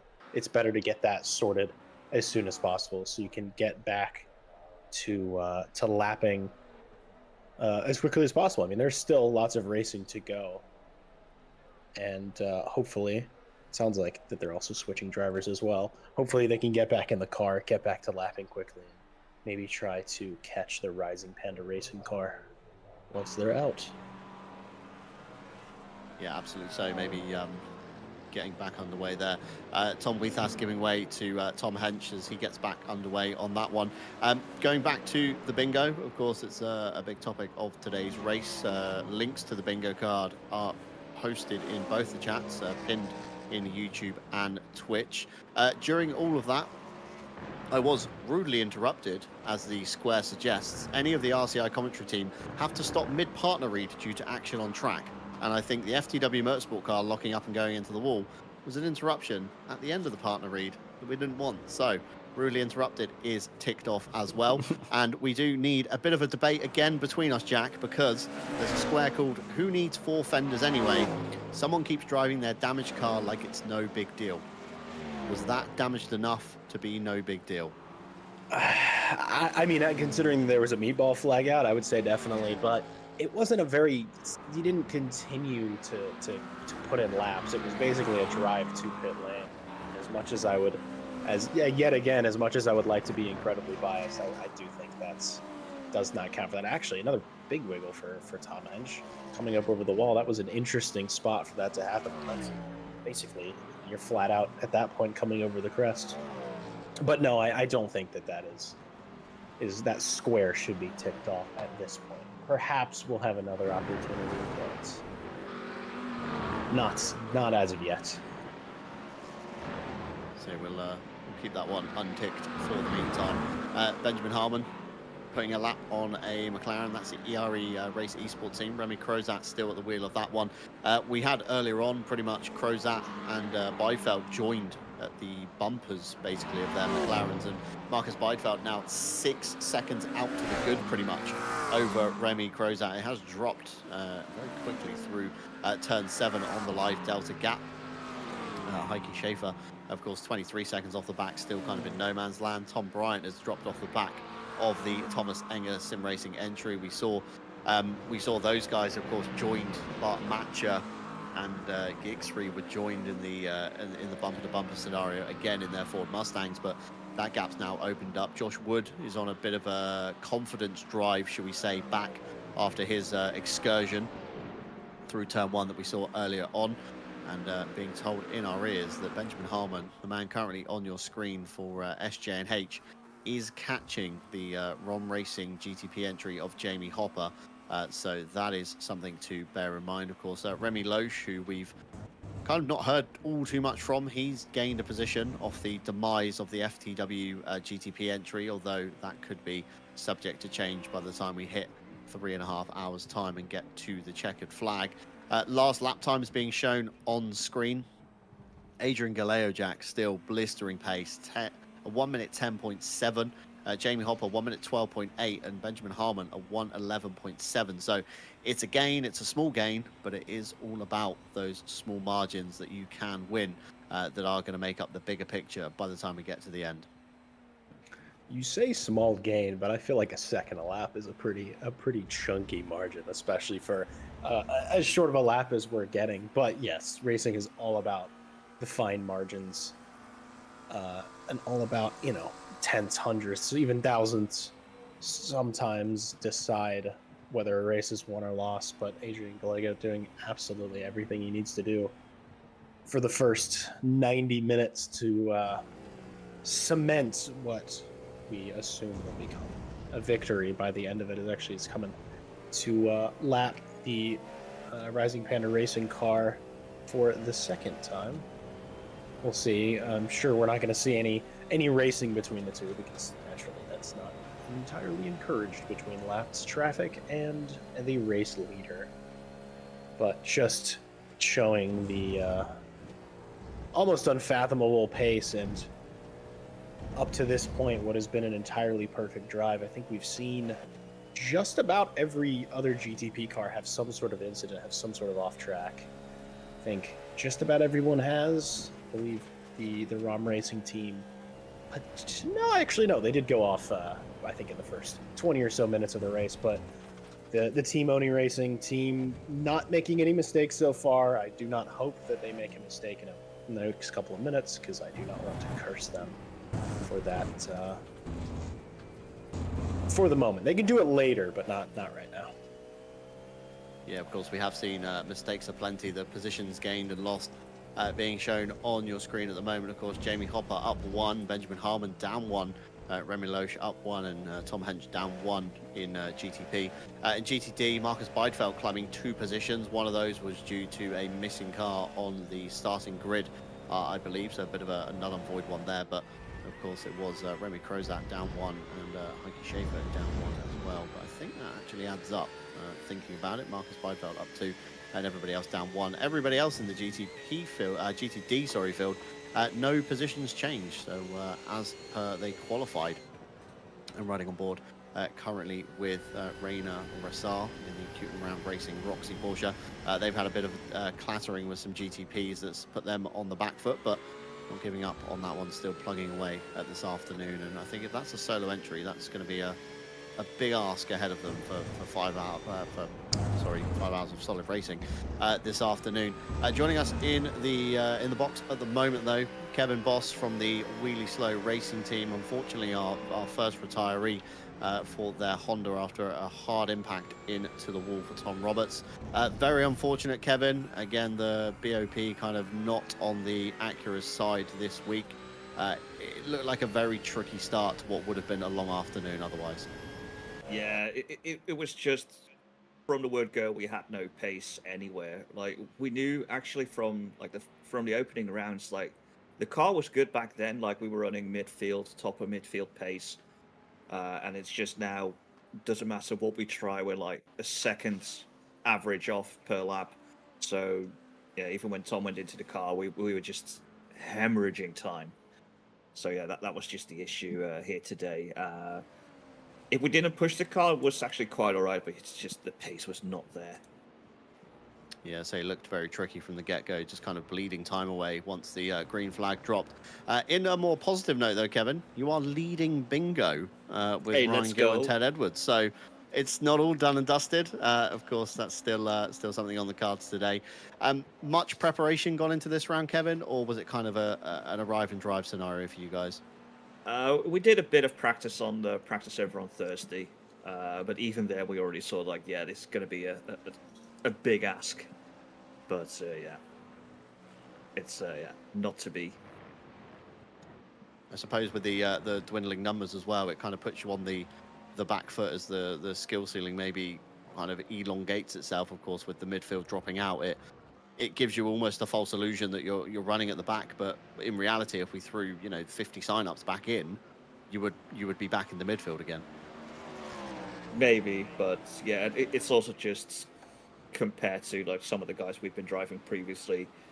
Like, yeah, we've just dropped pace here today, so we don't know if it's something about the Honda, maybe it's something about us, but yeah, we've just seen that before. We had a better pace compared to others, so yeah, that's just also the reason why we stopped. We were contemplating it anyway just before the crash, so yeah, yeah, it was a race to forget, shall we say. Yeah, definitely one to forget there. The crash kind of being the nail in the coffin. Jack, anything you want to post to Kevin? I'm gonna bring up a completely different series. Kev, are you excited for the Audi Academy starting on Monday? Are you now looking forward to that now that you've sort of finished your driving for the day today? I might be doing a 2.4-hour race in LMU in a bit, so I will still likely get some racing in before Audi Academy. But yeah, definitely looking forward to that. Monday is my series, so I was trying to do fun things, and Tim ran a BMW Academy a couple years ago, and I really liked the format, so I thought I'd bring it back, and now, yeah, starting Monday in the GT4s at the Nürburgring. All very exciting stuff. Well, best of luck on your 2.4, whether you decide to do it. I hope you smash that. I hope you find maybe a bit more pace than you found this afternoon so far. Cheers. Kevin, just before we let you go, anyone you'd like to say thank you to or give a shout out to? Yeah, big thank you to Tom Roberts for really carrying this team throughout the whole series. So, for me, work got in the way of being there besides 3 rounds. And also life got in the way of Rudy. So yeah, for him to carry this team all the way, a big thank you to him, because otherwise we really would have been nowhere. It's just sad that these last couple of rounds just haven't worked for him and now for us. But yeah, a big thank you to him. So thank you very much there, Kevin Boss of the Wheelie Slow Racing team. We'll let you get off. Good luck in your LMU endeavours, and of course Audi Academy, as Jack mentioned, coming on Monday as well. Cheers. And while we're touching on the RCI calendar, of course the Audi Academy does begin Monday the 29th as we head towards the Nürburgring GP. So the Academy format within RCI, like Kevin said, it's something Tim Ireland cooked up many years ago with the BMW Academy. I think we've even had a Porsche Academy at some point, unless I'm completely making this up. But you basically start in the lower end of the cars, so the GT4s will have 2 rounds in, the GT2s will have 2 rounds in, and then the GT3s will finalize off with another 2 rounds as well. So it kind of gives you the progression, the stepping stone, if you like, through GT racing towards the top level. First round, of course, takes place Nürburgring GP, where we start in the Audi R8 GT4. Before we progress in the next 6 weeks up towards the GT3. Shortened race format, usually an hour with us here at RCI. We've dropped this down to 40 minutes, so you get a little bit more free time on a Monday after the checkered flag drops for that one. Next week as well, Multi-Sprint Series Season 3 Le Mans Ultimate continues on Friday, where we head to the Temple of Speed, aka Monza. Hypercar and LMGT3 fight for track real estate in this one. Reserve list is active, however, sign-ups are currently full and no sign yet of a split 2 coming. So if you do want to get involved, get yourselves on the reserve list. People drop out, you may get a late entry on the Friday evening. Also over on the website, sign-ups have opened for the Prototype Sprint Series, featuring the brand new ELMS machinery, the LMP2 and LMP3. 6 rounds, classic 1-hour races, and a calendar packed with big and small tracks to really test your traffic management. If you love pure prototype action, then this is the series for you. I think even Sebring School Course is on the calendar. So I think that's where you come around turn 1 and you turn kind of right instead of left, and you end up kind of on the back straight, and it's a really weird layout, but really fun nonetheless. So get yourselves signed up for that one. Remember, you can find all of our events anytime, day or night, over on the website. That's racerci.com. And sign up anytime, day or night, and keep your eye on the calendar over there as well. Meanwhile, back to today's action, though. Adrian Galeo is still on an absolute charge towards the front of the field. Jamie Hopper just about fending off Benjamin Harman still. That gap hasn't really come down, Jack. We said it was a second, tit for tat kind of a second. It's still nowhere close. We can see there Benjamin Harman in the background. That's Tom Hench behind him. It's not actually for position. That is the FTW Motorsport car, of course. That's going to be a lap traffic scenario. So Benjamin Harman's best move, probably. Tom Hench gets close enough, let him through and see if he can attack the back of Jamie Hopper and maybe, hemorrhage his pace a little bit to bring the SJNH car back into the fight for the middle step of the podium. Yeah, I think, that FTW team, we know they're quick. We saw that very much at the beginning of the race as replay. I'm going to assume I was assuming it might have been for the Rising Panda team because I noticed they were hemorrhaging time very briefly, but it's actually for the Thomas Enga camp. I wonder if it's coming over the curb a bit unsettled. Just a little bit deep on the brakes. Running onto the grass briefly, going up over the curb. No harm, no foul as far as incidents around here. Yeah, it seems like something must have happened to the Rising Panda team that seemed to lose about, 5-10 seconds to the FTW car. I just sort of noticed that gap was slamming down, and I know that the FTW team and Thomas Hench is quick, but I don't know if they were that quick compared to the Acura. Yeah, it's one of those things, isn't it? I think they will catch Remy Loesch eventually, but of course, being a bit kind of out of line and out of kind of running order, should we say, during this time, it's going to be a bit of a big ask. Oh, and Vit Dvorak, that's a bit of a weird one. That's hard into the pit wall on the right-hand side. What's happened here? It's Jamie Hopper behind in the ROM Racing GTP. Up the inside at turn 12. That's, I think, on the dirty side of the road. Vit Dvorak's just dropped a wheel and lost all grip on the rear end of the Mustang, snapped one way, snapped the other, and into the wall. Very unfortunate. I'm not sure if there was contact on the front end as Jamie Hopper went past. I think he was clear. I think it was just the fact that Dvorak was on the dirty side of turn 12, the outside line where all the kind of dirt and detritus builds up, and just no grip out there and into the wall. That's going to be potentially a fast repair eligible for them. The car looks okay, although slightly battered on the right-hand side as you sit in the car. But steering looks straight. I'm going with question mark because I'm very unsure of that. A little bit kinked to the left. I was right in my hesitation there. So it's an all smooth sailing for the number 340 Academy camp. I'm wondering if we'll see Vit Dvorak come down the lane this time by. I mean, if he keeps going, technically we could tick off a bingo square here as he comes under the bridge at 10B, holding towards the right-hand side. He does come down the lane, so he won't keep driving that car, and that will be in for repairs. Unfortunately, a time loss coming the way of the number 340, Jack. Yeah, definitely a bit of an interesting incident. I mean, he was on the dirty side of the circuit, but I mean, that corner's pretty easily flat out. Losing the rear like that is not something you see consistently. I think dirty track and also the massive dirty cloud of air perhaps coming off the back of that GTP car. I don't know how well iRacing does with the dirty air and turbulent air coming off the back of cars. Not too familiar, but if this were real life, that would be my guesstimate on another factor that caused that incident. But fortunately, getting that Mustang back to the pit lane pretty quickly, as we're actually seeing that the SJNH car is hitting pit lane as well. A bit of another off-sequence stop.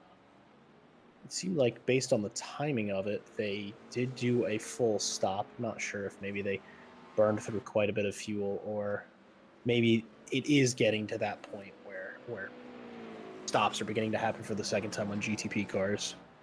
I don't know. I'm sure, John, you'll correct me. Yeah, I think we're around about that time, aren't we, where pit stops do start coming in for the GTPs, and of course the GTDs probably have about another 20-ish minutes, 15, 20 minutes to go before they're down the lane. So it is a bit of an off sequence one as we see Ben Ford into the ROM racing car, Jamie Hopper giving up after 2 stints there. Tom Hench, of course, we know he was down the lane not so long ago for damage repairs, so we shouldn't see the FTW Motorsport car coming back in. Harry Conway does take over the SJNH car. Fingers crossed we don't see a spin on the outlap. Otherwise, we will be ticking that bingo square off our list. And Christian Campregna back into the Rising Panda racing car. And I think the SJNH car has survived their outlap, judging by the gap that Harry Conway now has. It was around about 2.5 to 3 seconds. And there he goes, crossing the line in the background, no longer on the outlap. So the SJNH square survives another period of time where we have to keep an eye on it during the next pit stop. So no harm, no foul on that one. Adrian Galeo in for Team Oni Razor. Thomas Aguero now getting into that car. So again, another talent change. We'll have to keep an eye on the lap times on that car to see if the pace is still equal to Galeo's time. In the Thomas Enger Sim Racing Academy entry, Kevin Muller now in the car. The number 340 has been given over to another young gun. Let's see what they can do over their next stint. So the number 340 is, of course, off sequence. We know the Reina Ressar car is off sequence due to their very unfortunate collision with a GTP through the S's. Pitting for some repairs early on there. So they've come down the same time as the number 340. So that kind of resets their sequence between the two of them. So that should make it nice and easy for us to follow up here in the booth. Tom Hench goes for, of course, another lap. He's out of sequence with the rest of the GTP field, and he can now set his sights onto the back of Ben Ford. Despite all the dramas, Ben Ford wide at turn 1. That's allowed a very easy overtake for Tom Hench, and Ben Ford's going to be kicking himself at that move. Looks like the exit curb claiming yet another victim of today's race. Riding on board, let's have a look what happened. Of course, dab of the brakes turning in down to gear 4, and it just wasn't enough speed scrubbed off again on the opening few laps on these tires. Jack not quite up to temperature, not up to pressure yet, just not able to load the Cadillac up as much as Ben Ford thought he could. A bit too wide, and luckily keeps it in a straight line, because we saw what happened to Benjamin Harmon earlier when he got a bit too greedy on that curb. It was an off-track excursion down the motorcycle cut-through. So Ben Ford, a very lucky man at the moment. Yeah, Certainly was a classic. Tires not quite being up to not quite being up to temperature. It did look like maybe the brake was trailed off a bit early, avoiding an early lockup. I mean, sometimes it's better to eat a little bit of time going off track than square off one of your tires at the beginning of a stint. That's my guess. That could have happened. It could have also been something else, but lucky for Ben Ford to not spin the car a couple more times or bring it into the wall, but not a huge time loss. I mean, the only sort of breath, the only breath for them is necessarily that the FTW car is off sequence, so it's not necessarily a net position as we get a race replay from the Rising Panda Racing car that is currently getting towed. Another T1 incident, just going a bit wide. It's like looking pretty good, pretty normal here. Not choosing to. I think it was just a DNF. Maybe that Rising Panda team, discussing where they are at in this race, and maybe that they opted not to continue after losing as much time as they have had to the leaders. Maybe they decided that their time is better spent doing something else for this afternoon. But it was great watching them race while they were on track. A couple of good battles, especially at the beginning of the race. Those first sort of 20-30 minutes of hardcore GTP action was great to watch. So best of luck with them in their next event. Wonderful seeing them here today. Yeah, it's always good to see a one-off sign-up, and again, there's no real pressure, is there, when you're just turning up to this round. You haven't really thrown hours into practice. You've just gone, RCI racing, iRacing on Saturday. Let's sign up for a bit of a giggle between friends, and that's what we want in sim racing. Everybody wants to have fun, and everybody has fun in different ways. Some people more competitive than others, and Christian Campagna and his teammate just pulling down the garage door on the Acura today. So one down in GTP, one down in GTD. Rate of attrition goes equal as we see Josh Wood. This is actually not for position. This is Remy Crozat behind in the ERE race esport team, and I think that's a very sensible move there from Josh Wood, pulling out of the way of Crozat, giving him the racing line a little lift down into T1, and drivers working together to progress themselves through the race, because there's no point fighting when you're being lapped. It's going to happen. You're just delaying the inevitable, as we see Thomas Aguero being very patient through the S's, not wanting to stick it side by side with the McLaren, waiting rather sensibly until turn number 5 before getting the move done on the straight down towards turn number 6. They've got a 1-lap lead over Tom Hedge. There is no reason at the moment for that Team Only Razor car to be risking anything, Jack. Yeah, no, it's certainly not worth pushing anything against this traffic. I mean, why even try to why put yourself in a position to, hamper your race or win your race over what ends up being a couple of tenths when your lead is as massive as theirs is. I'm sure when we get the lap times pulled up, the next time we get the lap times pulled up, it will be interesting to see whether Thomas Aguero had the same pace as they had at the beginning of the race. But sort of things are seeming to settle a little bit as we're reaching closer to the 2-hour mark on this race. No big fights, nothing crazy happening. All the GTPs have sort of taken their set and stop, except for the FTW Motorsport car. They're obviously out of sequence. They had their lockup at turn 8 or turn 7. No, it was turn 8, and biffed into the wall, needed a little bit of repairs. They're out of sequence. They'll still be driving about for quite a while, as we see Remy Crozat just clearing another bit of lapped GTD traffic. You were completely right with turn 7, by the way. Turn 8, of course, the false corner on the back straight. So turn 7 for the FTW Motorsport incident. It's always weird when circuits tend to put corner numbers on what technically isn't a corner, but it is, because you have to turn the steering wheel, I guess, is the technicality on what deems it to be a corner or not. But always throwing us off up here in the comms box, and especially when we have 10A and 10B rather than 10, 11, 12 and 13. I guess 13 an unlucky number of corners, so we went with 10A and 10B to delay the numbering sequence by the time we got down to turn 12. Who knows the logic behind it, but nevertheless it is what it is, as Remy Crozat completes another lap, 6.5 seconds now off the back of Marcus Beidfeld. The gap has been opening up very slowly across this last stint.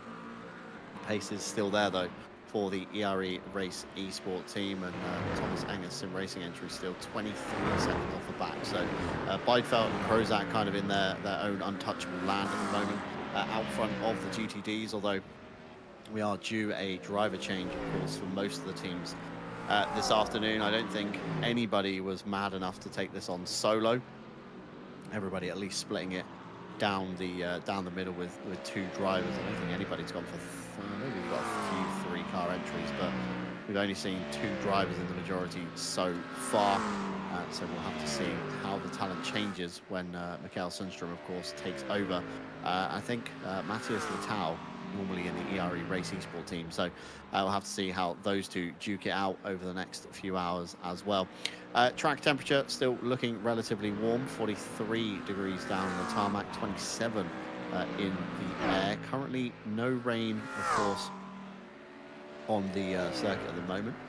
Deemed a dry circuit. However, we did see the weather forecast. We are privy to getting flashes of them passed to us in the comms box, and it does look like rain could be heading in at 4 p.m. in-game time. And if you look towards the top left-hand side of your screen, that's in about 50-ish minutes time. So let's see how that one goes, as we see Ben Ford up the inside of the McLaren of Josh Wood, and I believe that could be potentially another bingo square ticking off as a test of your reflexes two cars go through the S's side by side, and I think, Jack, you definitely just witnessed that one.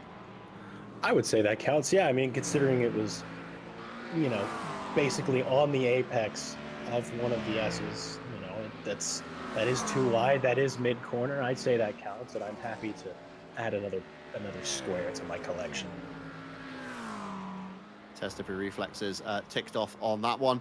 And if you have just joined us and wonder why we're playing bingo, there's a link in both the Twitch and YouTube chat, so why not play along and join. Only requires a Discord login, and we'll take care of the rest. Currently, Ryan Gill now leading with 6 squares, overtaking Kevin Boss, tied on 5 squares with Mikhail Sundstrom, Novus and Ted Edwards, and yourself, Jack, Tom Bryant, Harry Conway and Scrimpy all on 5 squares. Myself and Callum Kerrigan on 4 squares, right at the bottom of the list. So we got some catching up to do this afternoon, as we see a mistake there from the HWT Mustang of Tom Bryant. That's going to promote Josh Wood up into the next spot of the grid. A brief yellow flag flash for Remy Crozat before we cut away there as well. So I'm wondering what's happened. Tom Bryant a little bit too fast into 3. Got out onto the marbles, and there is no grip out there, unfortunately. A little excursion off the circuit. I'm not sure what Remy Crozat was yellow flagged for, possibly just running wide, maybe. He's lost a small amount of time, maybe 0.3 off the back of Marcus Beifeld, so whatever it was a very minor mistake as Benjamin Harmon. Not Benjamin Harmon. It's Harry Conway now in the SJ&H car, just putting a few laps on the cars here with Tom Bryant and Josh Wood. So even after Josh Wood's kind of unfortunate kind of start, he's slowly climbing his way back up into P4, just kind of plugging away this afternoon. I think that's going to be the aim for most of the teams, just kind of, even if you're in no man's land, keep plugging away, and we'll see where we end up when the checkered flag drops. Yeah, it's a race of management, whether that's maybe a bit of fuel management, managing your ability to stay between the white lines. I mean, this circuit asks for quite a bit, especially in Sector 1. So we're seeing a perfect example of that. Tom Brown sort of bouncing over the curbs through the S's, trying to keep, as much speed as you can through these corners without obviously making a mistake that ends up in the grass or bottoming out on the curb. But in managing your own sort of alertness, I would imagine, as some of these drivers are completing double stints, and I'm sure some of them are starting to get a bit tired, a bit less focused, as we see the cute and round Roxy Porsche backwards, or well, I guess 90 degrees to the circuit. We'll see. And did turn 1 claim another victim? It appears to have done so in a way that we've seen a couple of times already, of people going a bit too deep under the curb, and I think the unloading of that portion, the rear engine nature, just sort of allowed it to step back really easily. But a time loss for sure, but not the end of their campaign, keeping it out of the wall and keeping it going. Yeah, keeping it out of the wall indeed. So good, but not good, should we say, in the scheme of time loss, as of course we plug on through the afternoon. NLS in real life, anybody watching the Nürburgring Langstrecken series, a lot of hype around that this weekend, thanks to a certain Formula One Dutch driver competing with the Emil Frey Ferrari. That is reaching its head now. They're beginning their final lap, and if anybody has tuned in, doesn't want me to spoil the result, I'm going to give you a moment to turn down your volumes.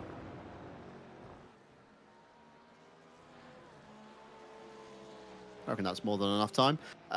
Very dominant performance from the Emil Frey Ferrari. That's all I'm going to say on that one as they reach the final lap. Of course, a few entries missing from the usual NLS entry, so no Falcon Porsches, for example, on that one, but still very, very good result nonetheless. And look forward. I don't know about you, Jack, but I always like it when we see drivers from, should we say, other disciplines work their way into different series. So when we see F1 drivers go to sports car, and somebody gets another shot at F1 that we haven't normally seen, or IndyCar, etc. It's always good to see how they perform, and it's one of those greatest tests, I guess you could say, isn't it, where if you can win Formula One, you can win GT racing, are you the ultimate driver? You know, is there anything you haven't ticked off by a certain point? It's really fantastic to see the sheer lengths real life drivers will go to sometimes. Oh, absolutely. It's truly a joy to see. I mean, certain drivers. I watch a lot of the American Endurance Series of IMSA, and there's a lot of former F1 talent, a lot of talent in that series in general, and it always puts a smile on my face. You know, I see it's like, hey, I know that guy. I watched him in Formula One back a couple years ago, and he's rocketing around in a prototype. This is really cool, and it's a good bar for. I mean, I think the forever argument between enjoyers of different racing disciplines of what is the most difficult racing. I mean, everyone. I think the big argument that I see most consistently is between Formula One and WRC. I don't. I'm not actually. My opinion, I think, changes pretty regularly. But I won't. I won't weigh in on that one. I don't want to be too controversial here, but it's always good to see different drivers doing different things. I think speaking of drivers doing different things, it seems that Josh Wood has decided to go ahead and hit the pit lane. It seems a bit, well, I was going to say a bit early. Actually, this is right about on time, I think, is when we're going to start seeing our GTD field hitting their second stops. I imagine as well, Josh Wood will probably get out of the car. He did double stint, he did the race start, and he's driven to about this point. As yes, Josh Wood gets out of the car and is replaced by Jack Wetka. Good to see another Jack. We stick together, ape together strong. Yeah, I don't see many Jacks actually when you think about it in sim racing. So yeah, definitely good to see another Jack in the sim racing world on that one. Back to your point about the hardest form of motorsport, I kind of forget about WRC. I don't know why. It's always one of those. Um, it's always one of those series that I don't know. It's not advertised nearly as much as it probably should be, or shouted about nearly as much as it should be across the kind of the news, the social media. The Formula One typically steals the spotlight. Endurance racing again comes quite high up, but WRC I always feel is that kind of forgotten series, and that is certainly one of the tricky series. I mean, just to throw another curveball in a form of racing, Jack, the Dakar Rally, that's pretty tricky to win. Yes, I think that's a very good point. And speaking of things that aren't advertised nearly enough, endurance off-road racing is something that I find extremely fascinating. I mean, talk about polar opposites of machinery. I mean, you see, for a perfect example, this SJ&H Porsche GTP car. I mean, it is designed for entirely one thing, which is to be extremely quick around a race circuit versus something like a Dakar race truck that is designed to not necessarily be quick, but to just be able to take the absolute most amount of punishment of any vehicle basically ever designed. I mean, you're driving over sand dunes, you're driving over mountains, you're oftentimes driving into things, whether or not you want to be, and it's certainly a uniquely punishing form of racing from what I understand. Say very tricky indeed. I think even for the drivers and the machines to withstand all the impacts that would happen across a Dakar rally, the amount of mechanical reliability I guess that goes into it, that's a very tricky ask, let alone from the drivers to survive with their spines and bits like that. It's definitely a big ask. So we'll leave the debate up to people at home. Maybe they could chime in the chats if they do want to, or they have a favorite discipline that they think is a bit more demanding than the rest. As we see another flurry of GTD pit stops coming through. Remy Crozat down the lane. Heike Schaefer also down the lane. Tom Bryant gives up to Bart Matcher once again in the HWT Motorsport car as Schaefer comes into his box, stops on the marks, up he goes. Remy Crozat has been dropped down and still remains in the car. So Remy Crozat now going for a triple stint, Jack. That's going to take him to 2 hours to go. And then we're going to have to see, will he go for the final two, or can his bladder not take any more? And he definitely needs to jump out the rig to answer a call of nature. Time will tell. We'll have to keep an eye on the ERE Race Sport team. We know Marcus Beidfeld was one of the last to pit. So he hasn't come down the lane just yet, and actually, as he does, into the lane in the background, very well spotted, Ted. He'll be stopping on his mark, and I can't imagine Beidfeld's going to go for the triple. I think that's going to be handed over to Mikael Sundstrom in that car as the car disappears. Of course, rejoins the server under a new guise. Mikael Sundstrom takes the hot seat of the nearly on pace McLaren. So let's see what those guys can do. Meanwhile, on the circuit, Kevin Muller, we saw him jumping in the Thomas Enger Sim Racing Academy entry list as Jack Wetka runs really wide at turn 5, but keeps it on the inside because he knows the next 2 corners are right-handers. Can he make it awkward enough for the Thomas Enger Sim Racing entry? I think really generous with the room he gave, mounting the curb to keep it fair and even. And Kevin Muller up into P5. Jack Wetka drops down to P6. But again, setting his sights now onto the back of Bart Matcher, that is, of course, only just out of the pit lane. So we're going to have a bit of a hot versus cold tyre scenario at the moment. And can the HWT car bring those tyres in quick enough to try and fend off this 340? Yeah, it's interesting to see how some of these off-sequence cars, as the on-sequence pit stops happen, they end up in, fights with certain cars as they're coming out of the pits. I mean, it's their best opportunity when the freshly pitted cars are basically at their slowest point, which is they're full of fuel and their tires are cold. But Kevin Mueller definitely showing us what that difference can be. To be fair as well, that the Thomas Enger Sim Racing Academy car is also on quite a bit lower fuel. So not only, well, not quite a bit, but a reasonable bit lower amount of fuel.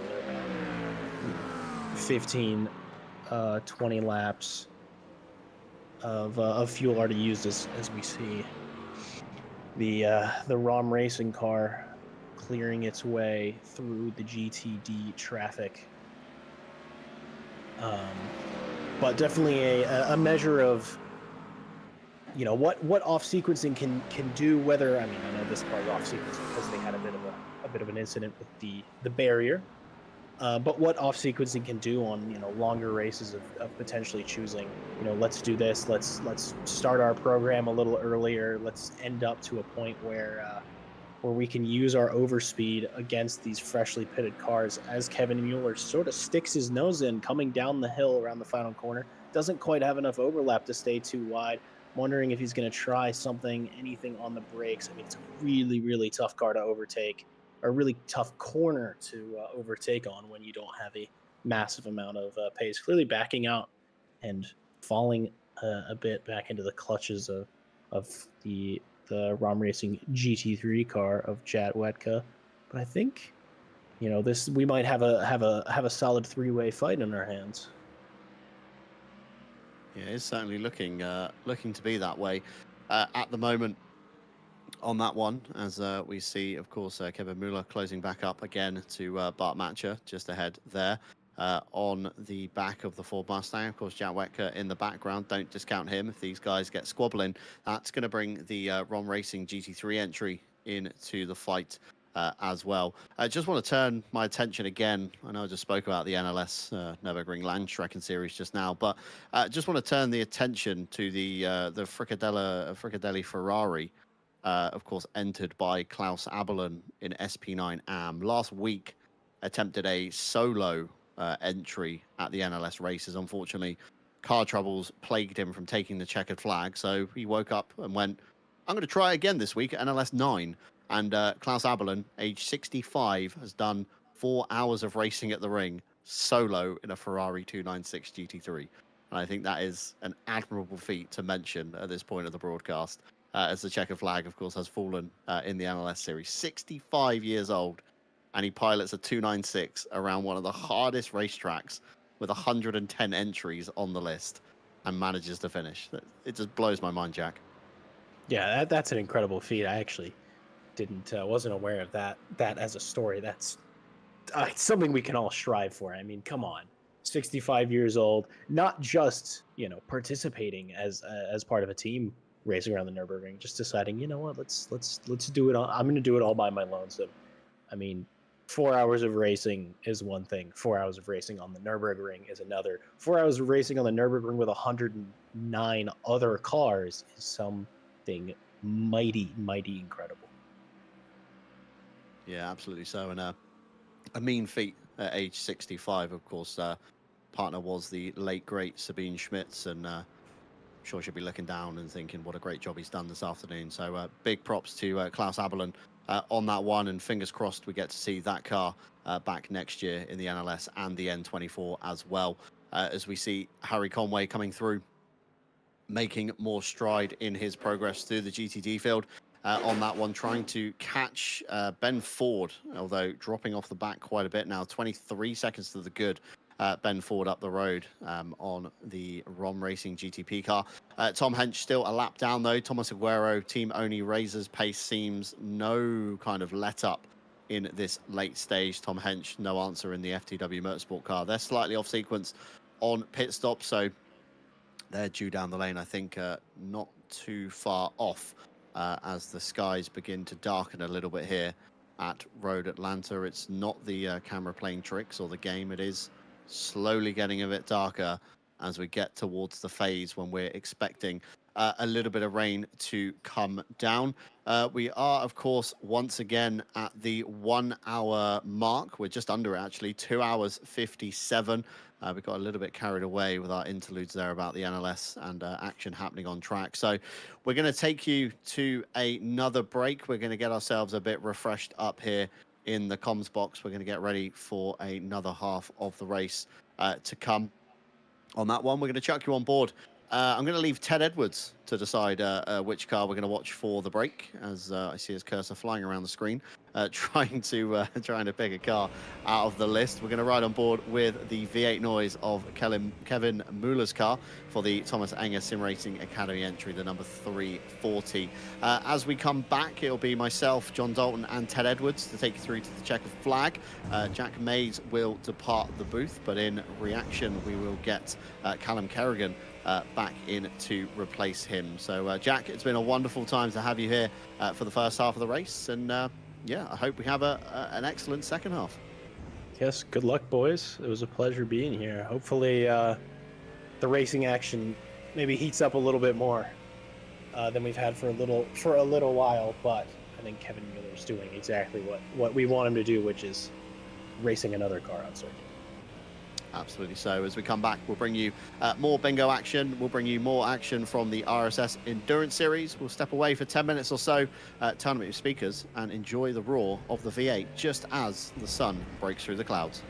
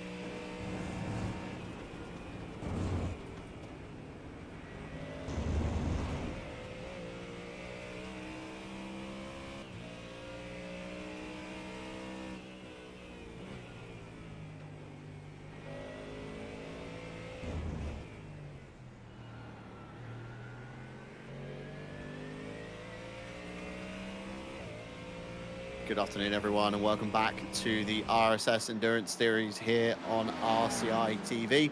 We've just been away for our second break of the day, and we come back to some replays being queued up in the wings as some drama has unfolded, as always, while we have been away. Of course, 2 DNFs to boot for today, no more since then, but let's have a look at these race replays and see what has gone on. This is Remy Crozat down into turn number 3, getting held up by the FTW Motorsport car. Oh, and that's a big one. That's a little lick into the rear end of the FTW Motorsport car of Tom Weethas, and that has sent both drivers off. I think Tom Weethas has gone left, Remy Crozat's gone right somewhere, and very unfortunate. Big impact for Remy Crozat into the GTP and into the wall, riding on board here with Tom Weethas. It goes one way, it goes the other way. Big set of flat spots on those tires, but managed to keep it, I think, just about out of the wall. Didn't make the tire wall, came back on through the S's, but again, a big time loss for both drivers. I can only assume Remy Crozat has used a fast repair, because he's only hemorrhaged about 5 seconds or so to the back of Mikael Sundström on that one, and did manage to drive it back to the pits. We got back underway, of course. Jack Mays left us. Callum Kerrigan has joined us. Welcome, Callum, as we watch Harry Conway, the SGNH car. Unfortunately, wasn't on an outlap, otherwise could have been classed as a bingo square. The SGNH car, spin, juice, and horseflow. Very unfortunate for Harry Conway there, as he turns it around at turn 7. And then I think we are back live, confirmed, as we jump on board with Thomas Aguero back to Kevin Muller in their fight. Callum, welcome on in. It's been a low numbers event, but still very action-packed nonetheless. Hi John, and welcome to everyone on YouTube and Twitch. Yeah, action-packed has been. I've been watching in the background, you know, doing some household items and listening on to the broadcast, and it's been a brilliant race, and really just a perfect capsule for what this season has been. You know, sadly we haven't got the numbers today. You know, last rounds, typically it does seem to happen, but you know, this sort of format that we've run across the entire of the RSS Enduro series really has pumped out some incredible racing, and it's good to see that the final round is still delivering as promised. I do just want to quickly point something out, John, on the Harry Conway spin. I'm sensing a little bit of bad karma there. I don't know if you remember last night in the LMU race that we had going on, Harry Conway in the chat laughing at his teammates taking a few pirouettes throughout the race. I do think that's a little bit of karma coming from Mr. Conway there. I do remember that. I remember he was out and everybody that kept spinning in the YouTube chat. So yeah, that's definitely some karma, I think, stinging Harry Conway on his endeavours around Road Atlanta. I also want to turn our attention, of course, we've got the RCI Bingo running alongside the race today. Links are pinned in both Twitch and YouTube chat for you to get involved. All it requires is a Discord login. The card will generate itself through the website. We have another square to tick off in the form of GTD'd, in the form, of course, of the ERE Race Esports team and FTW Motorsport.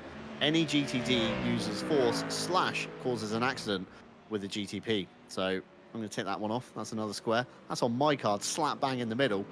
So we are one more square down.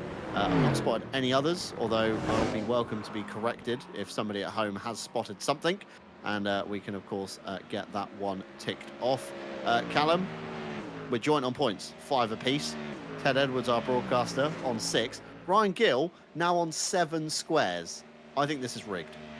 Yeah, I want to know who's had to PayPal to get that kind of score, because I'm definitely sensing a bit of a rigged situation. I'm looking through these tiles now, trying to see if there's anything I've seen in the stream to get me a couple of extra points. But yeah, sitting a few behind Ryan Gill, it's definitely getting a little bit suspicious. I do have to say, this is my first time playing the RCI Commentators Bingo, and I've been having a whale of a time reading through these cards that have been submitted by the racers and sort of the RCI staff. Having a bit of a chuckle, because some of them are a good laugh, especially, you know, the commentators' confusion. But you know, I'm not gonna jinx that one just yet. But yeah, it's been a great little addition, and it's something I'm gonna start pushing for all our endurance races going forward.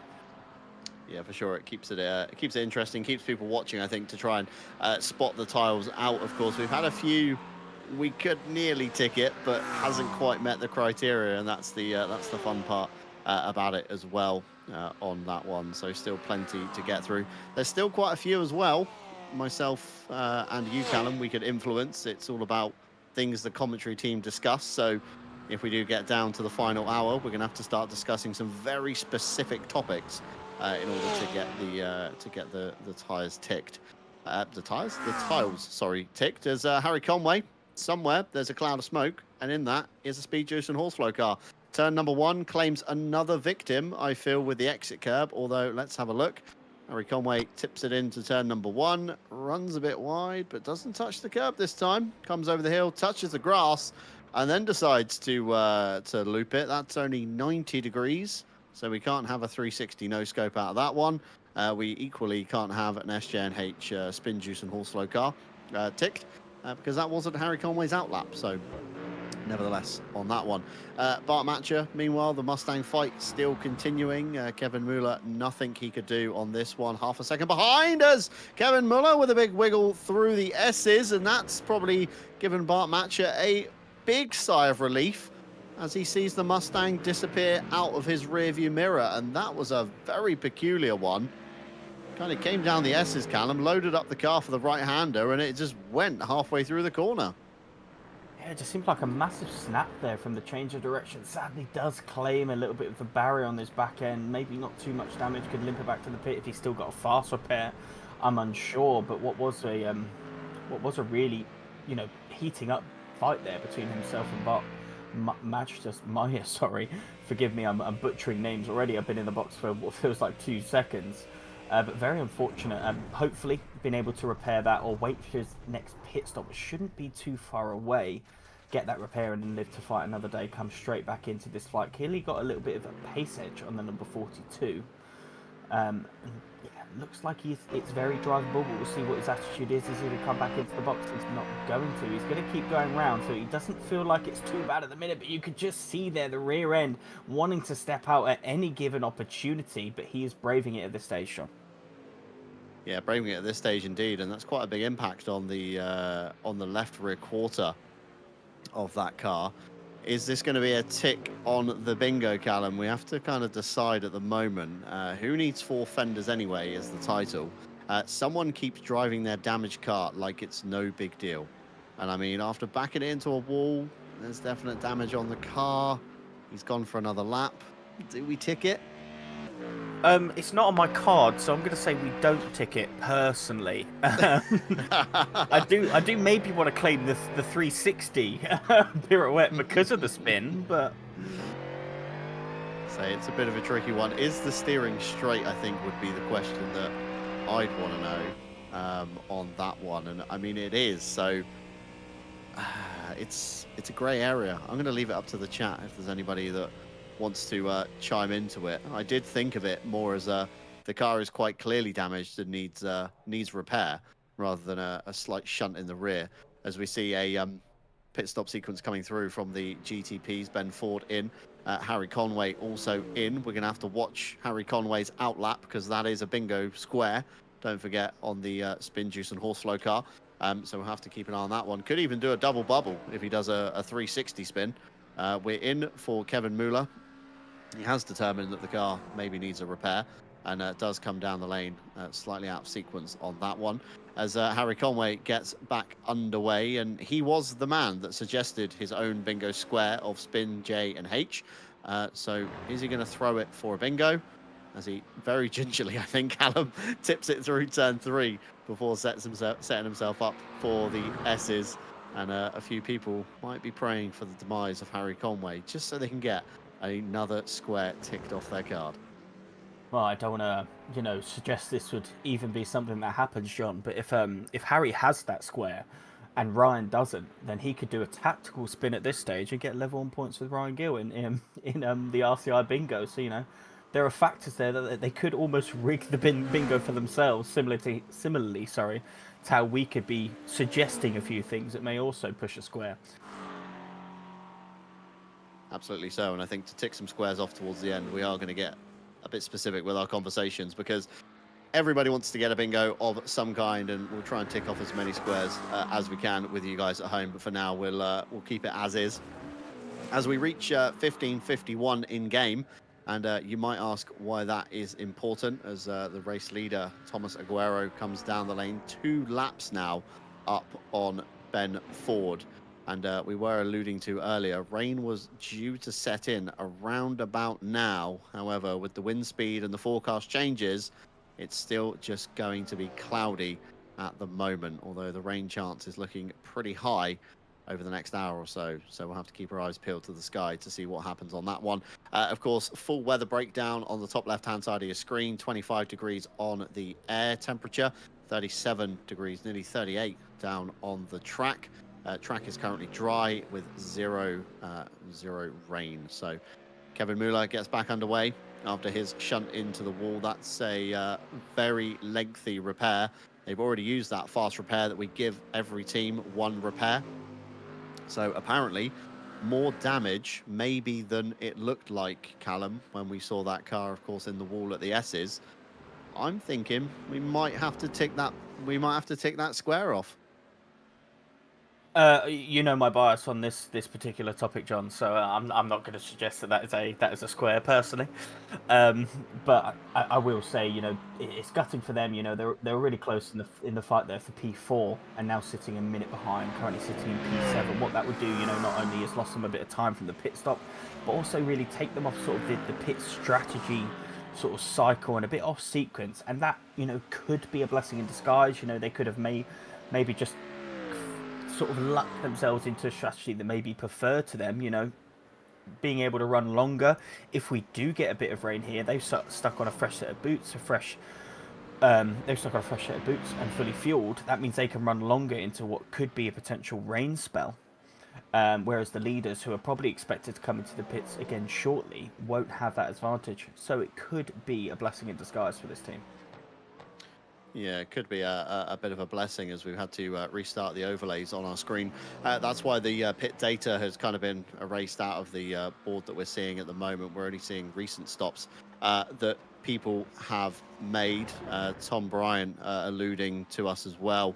The 340 was off sequence anyway. They had only pitted 4 laps earlier than they needed for a full stint. So it doesn't really matter for those guys in the 340. They'll keep plugging away this afternoon. Thomas Aguero has done his pit stop. Ben Ford also has done the Ron Racing pit stop. So lots of double stints coming back once again. Tom Weethas remains, and Harry Conway remains in the GTP entries.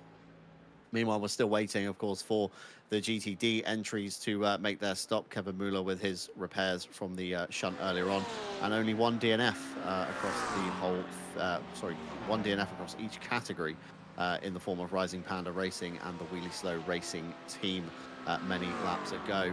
Remy Crozat, though, still remains in the ERE Race Esport team, and he has been in since the beginning, Callum. So that's an absolute mammoth stint already for Remy Crozat, and I'd be interested to see if anything comes of that one, as I think we are seeing some stints. And yeah, Ted Edwards confirming. Yeah, Ted confirming 2 solo entries this afternoon in the form of Cute and Round, and of course the ERE Race Esports team. We see there the driver chain kind of exploded out, so we could see who is in what car, and that is 2 solo entries. So that's quite interesting to see, Callum, and that is a very, very big ask.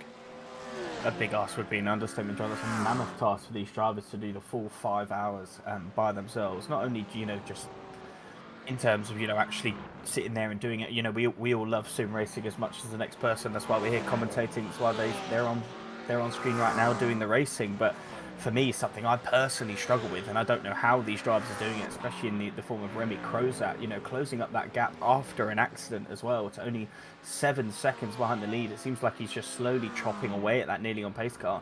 But maintaining this level of focus for the 5 hours is something that I just absolutely applaud to these guys, especially doing the solo runs, and then, doubly as difficult whenever you're in a Porsche, because it almost feels like the second you're not completely locked in and looking after that rear end, it just wants to swap around on you.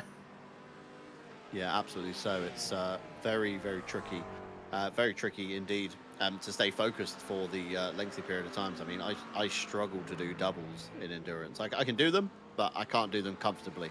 But it is something I can do if required. So going for triples, quadruples is an even bigger ask, as Reina Rassar taking Roxy to the curbing quite savagely through the S's at the moment, and the ERE Race Esport team car behind. That's not for position. That's going to be to put Roxy, unfortunately, another lap down in this race. However, still plugging away the cute and round racing car, and very admirable effort for the solo entry. And again, Remy Crozat for his solo entry as well on that one.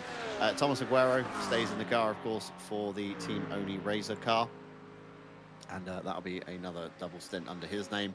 Ben Ford equally so in the ROM racing car. And Tom Weethas, of course, slightly off sequence in their stops, thanks to the earlier on repairs. But I just want to talk about the Team Oni Razor car. Of course, they've rebranded recently for this final round. And I can't fathom this drive so far, Callum. I mean, curse of the commentator, touch wood, this doesn't happen. But, you know, went like an absolute stab rat at the start on this one, and just hasn't been touched since. They've been, you know, very, what's the word? Very consistent and very clean in their run so far. They've not been involved in drama. They've been very, very patient during their traffic management. They haven't been diving people. They've been waiting to the clear strengths of the car, and it's almost a near perfect drive, I would say, at this point of the race. Very risky for you to bring that up, John. Give them such high praise with 2.5 hours to go, but you're absolutely right. You know, these guys, Team Oni Razor, as well as the ROM Racing GTP entries, have really been the class of the field all season long. Whether it's one team, you know, blasting off into the distance, is how Team Oni are doing right here, or ROM, or the other around, or even battling for the lead. I remember in Watkins Glen, these guys were going at it in the rain, in the difficult conditions, swapping positions left, right in that particular round. And these both have just been the class of the field. And I do have to say that the rebrand for the Team Oni Razor car onto this livery is a big tick for me. I'm absolutely loving this livery on this car. I said earlier on to Jack Mays, it's almost very similar to the Williams Esports liveries we used to see on the ACC esports series that we ran. They, of course, ran the white and blue liveries. They did have Razor as a sponsor at some point. So it's, if you kind of squint and, you know, look from afar, it could be a Williams car. I see it. I definitely see it, John. But also has like its I mean, it's close. It's definitely close. But yeah, I can't get enough of this particular livery, and definitely the ROM Racing as well. I didn't commentate on the previous round when they rebranded, but I'm enjoying that livery as well. And of course, Speed Juice and Horseflow is always a fan favourite here, especially from myself. It's nice to see sort of the different colours on screen, and we've definitely had some good liveries across this entire championship. 7 rounds, may I add, of this championship has definitely been one of our more successful outings here on iRacing.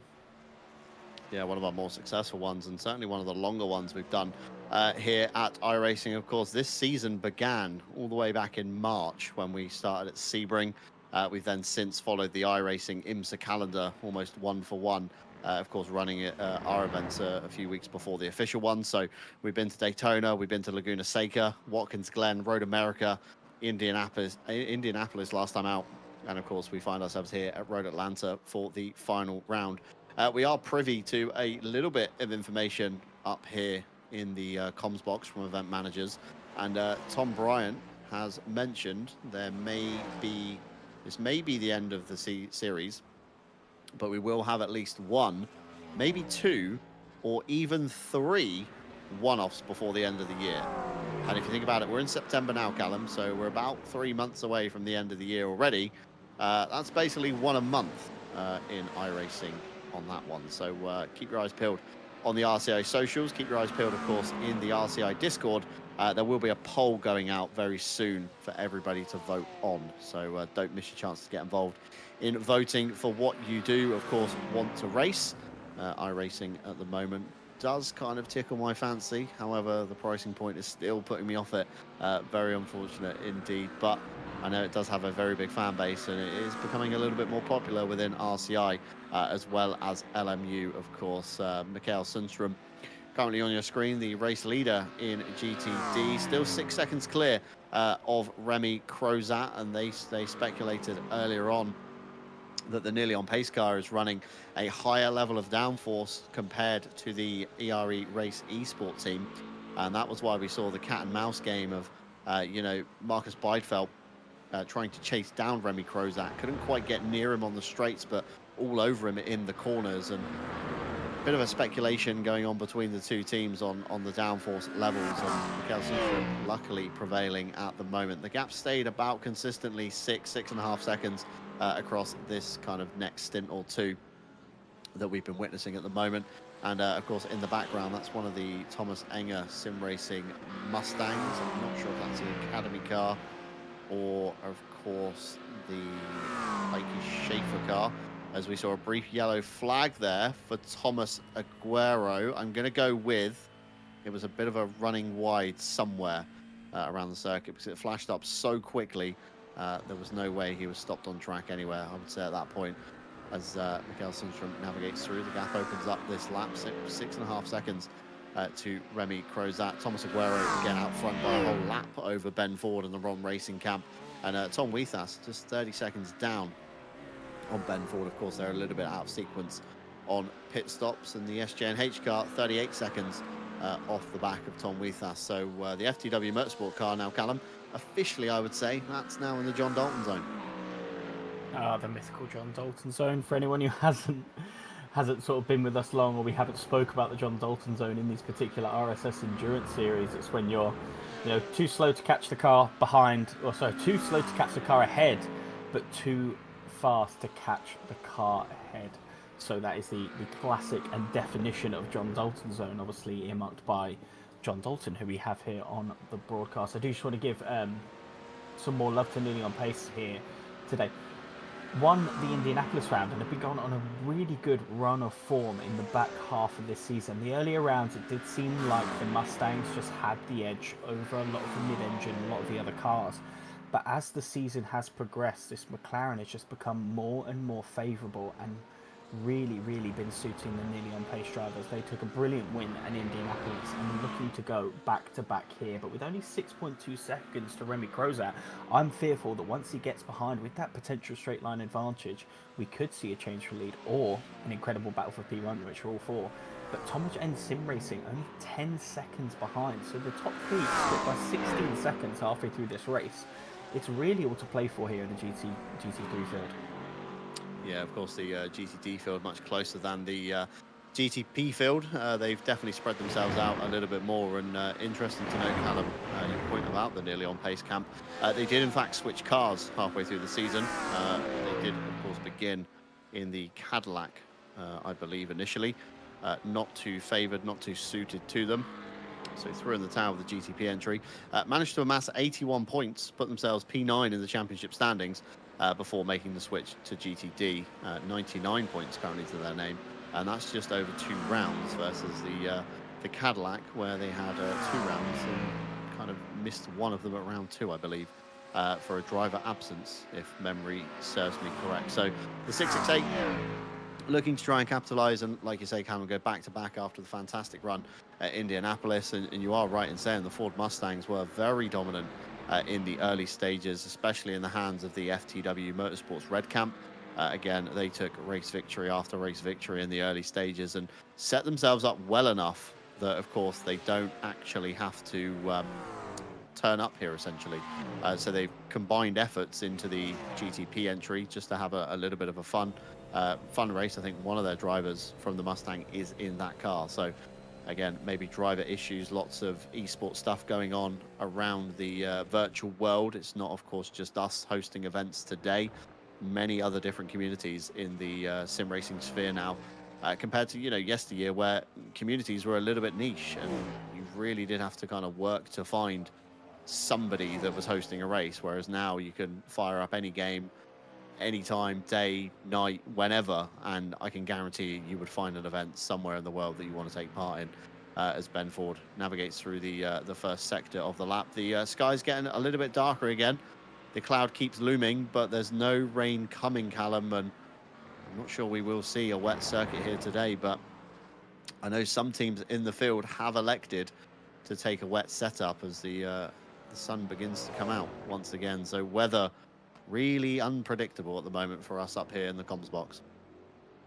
Yeah, it was God. If we're in the UK, at least we'd know it would be raining.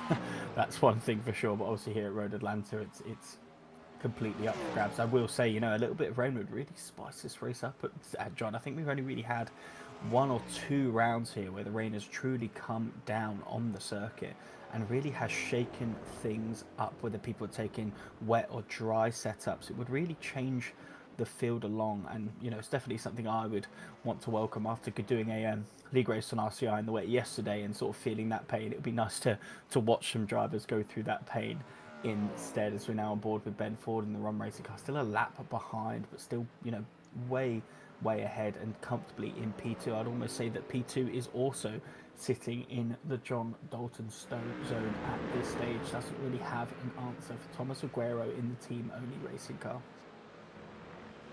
Yeah, I think we do need to do a bit of comms box maths at some point during this race to see where Ron Racing have to finish in order to stay clear of the only Razor car in that one. Of course, only 18 points separate Ron Racing at the head of the championship from Ben Ford and the Ron Racing entry, of course, currently in P2. Team only Razor, sorry, down with 345 points. So it's not a big ask to do. It's only going to take a demise from, of course, the Ron Racing entry. But with so few entrants, it's very easy to pick up a good haul of points here. Again, only 5 GTPs started, 4 continue, and you're near enough guaranteed a podium at this point if you keep plugging away, because still 2 hours 15 to go on the clock. It could be potentially a few more retirees we might be seeing before the end. Of course, we saw last night, I don't know if you watched back the broadcast, but we saw some hardware failures. One to note, Raphael Huell's pedals disconnected at the end of the back straight at Kota. Nearly ran Robecki off the road. That was an interesting one to witness. Again, anything can happen any given time. Internet problems. We've had one of our commentators this morning with internet problems, unable to make the show, and you know, anything can happen at any time, and that's the glory of sim racing and racing in general. It can be so unpredictable, Callum, when we get down to it all. Yeah, you're absolutely right there. It's almost how we simulate sort of hardware failures in real life. Is sort of the sorry, not hardware failures in real life, like reliability issues in real life is the hardware failures that we get in the sim racing. The Raphael Huell incident that you called out there, John, I watched it back this morning. Yeah, if I was Robecki, I'd be absolutely terrified in that scenario. But Raphael Huell, ever the gentleman, notices he's got an issue, immediately darts out to the right to try and not, you know, ruin someone else's race, and almost as the gentlemanly thing in that sense to not avoid hitting a fellow competitor. But you get with 2 hours and 14 minutes to go, John. We're talking about the championship. We're talking about some of these positions like they're wrapped up, and there's still a monster amount of time. Many pit stops to get wrong. Many times through these S's where you could, you know, get some track limits. There's a bingo card on that, by the way. Many things that can happen throughout this race. So though we're 2 hours and 45 minutes in, we've got some hefty gaps in the GTP field. I'm going to go ahead and say I don't think that's how that order will be finishing at the end of the race. I'm going to go on a whim there and you know, state my claim to that. Still plenty to happen. You're going to need to stop ticking boxes that Ryan Gill has. Ryan Gill now up to 9 on the RCI bingo. Kevin Boss tied 8th with Mikhail Sundstrom, Novus and Harry Conway. I have slipped up to 6th place with 7, joint with Ted Edwards, Jack Mays and Scrimpy, the official creator, and yourself, Callum. Tom Bryant now P11 with 6 points to his name in the RCI bingo. So if you do want to get involved in that one, link is pinned in both the chats. Get involved. Big thanks to Scrimpy again at GT Hub. And if you do want to join the GT Hub community, in the top right hand side of the bingo website, there's a little Discord icon. Click that, adds an invite link into the GT Hub Discord. All things real life racing, and there's even a racing games channel in there. Great community, plenty to discuss, lots of racing news going on in there as well. So it's really easy to follow your favorite series all through their Discord. And again, a big thanks to Scrimpy. The next real life bingo, I believe, will be Petit Le Mans to finish out the season before we start it all again next year, of course, with the big 24-hour races to boot. The Thomas Enger sim racing entry, Heike Schaefer currently has put Bart Matcher a lap down.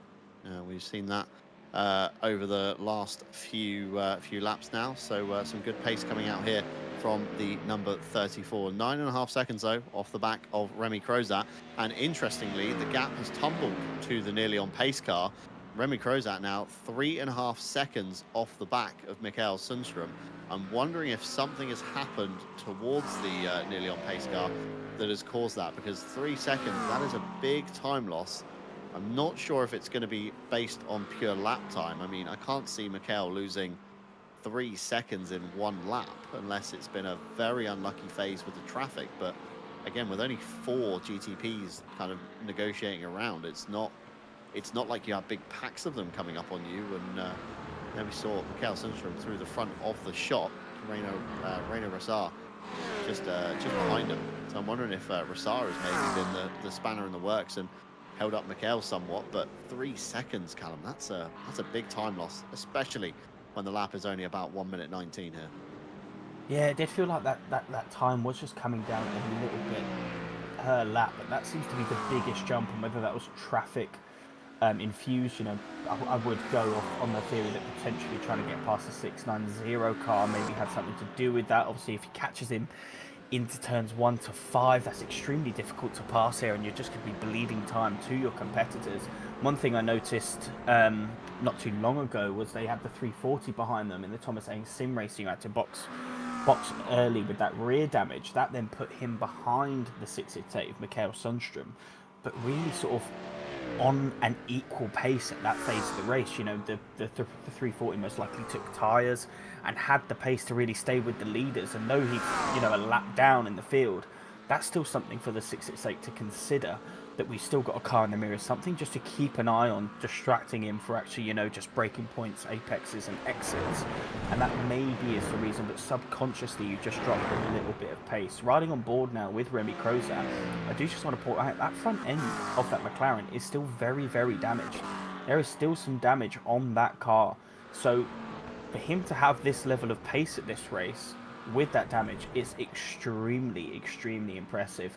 But what that does mean is through maybe the next pick cycle or the one after that, he is going to have to repair that damage at some point, giving the benefit to the 668 again. Yeah, of course, fast repair is offered to all teams, 1 per race. So I'm going to assume that Remy Crozat, of course, used that fast repair after the coming together with the FTW Motorsport entry. So that got him back out on circuit. Although, like you say, Callum, could be a few more repairs going on during the full service. Jack Wetka on his outlap. He's just come down the pit lane to take his stop. So, in theory, we're not going to see. We're going to see. The majority of the GTDs making their way down the lane in the next 5 minutes or so. We know the nearly on pace car can do some kind of wizardry with the fuel, and always becomes the last car to make their stop. So once we've seen Mikael Sundström through the lane, that'll be the complete cycle completed. Of course, Reino Rosar and Kevin Müller slightly off sequence. They've already made their pit stops, lap 112 and lap 107. We're now lap 128, so we shouldn't actually see them down the lane for a good another kind of 30 or 40 minutes or so. So that'll throw them completely out of cycle. Meanwhile, Tom Weethas, speaking of out of sequence, he comes down the lane to make his mandatory stop for the stint.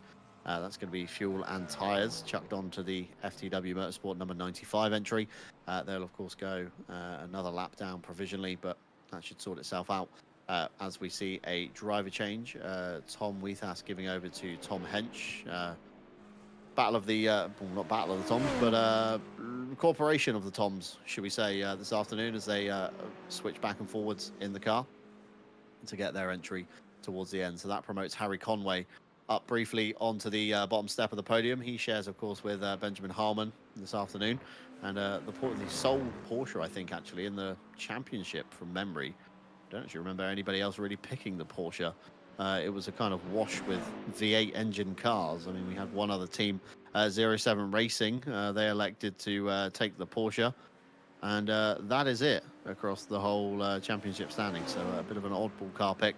And we were speaking earlier on, Callum, of course, the oddball car pick is always the most fun, as we see a yellow flag out for Jack Wetker in the Rom Racing car. Let's catch a race replay. Ted misses nothing. Coming down to 10A. Say that's one of the faster cars, the other Rom Racing car, passing, and looked like Wetker just didn't scrub enough speed off by the time they came through 10A. And unfortunately, it's very hard to switch the momentum back for 10B. Bit of a half lazy spin, a few flat spots possibly on those tyres, and we get back underway. But the oddball car pick, Callum, always one of the kind of best ways, I would say, to have fun in racing. Oh, I couldn't agree more, John. It's definitely something that I'm quite fond to doing personally, especially in games like ACC and LMU. They're usually the ones that I frequent. I'm a similar opinion to you on the iRacing. Can't doubt its quality, but my bank account won't allow me to get this sim just yet.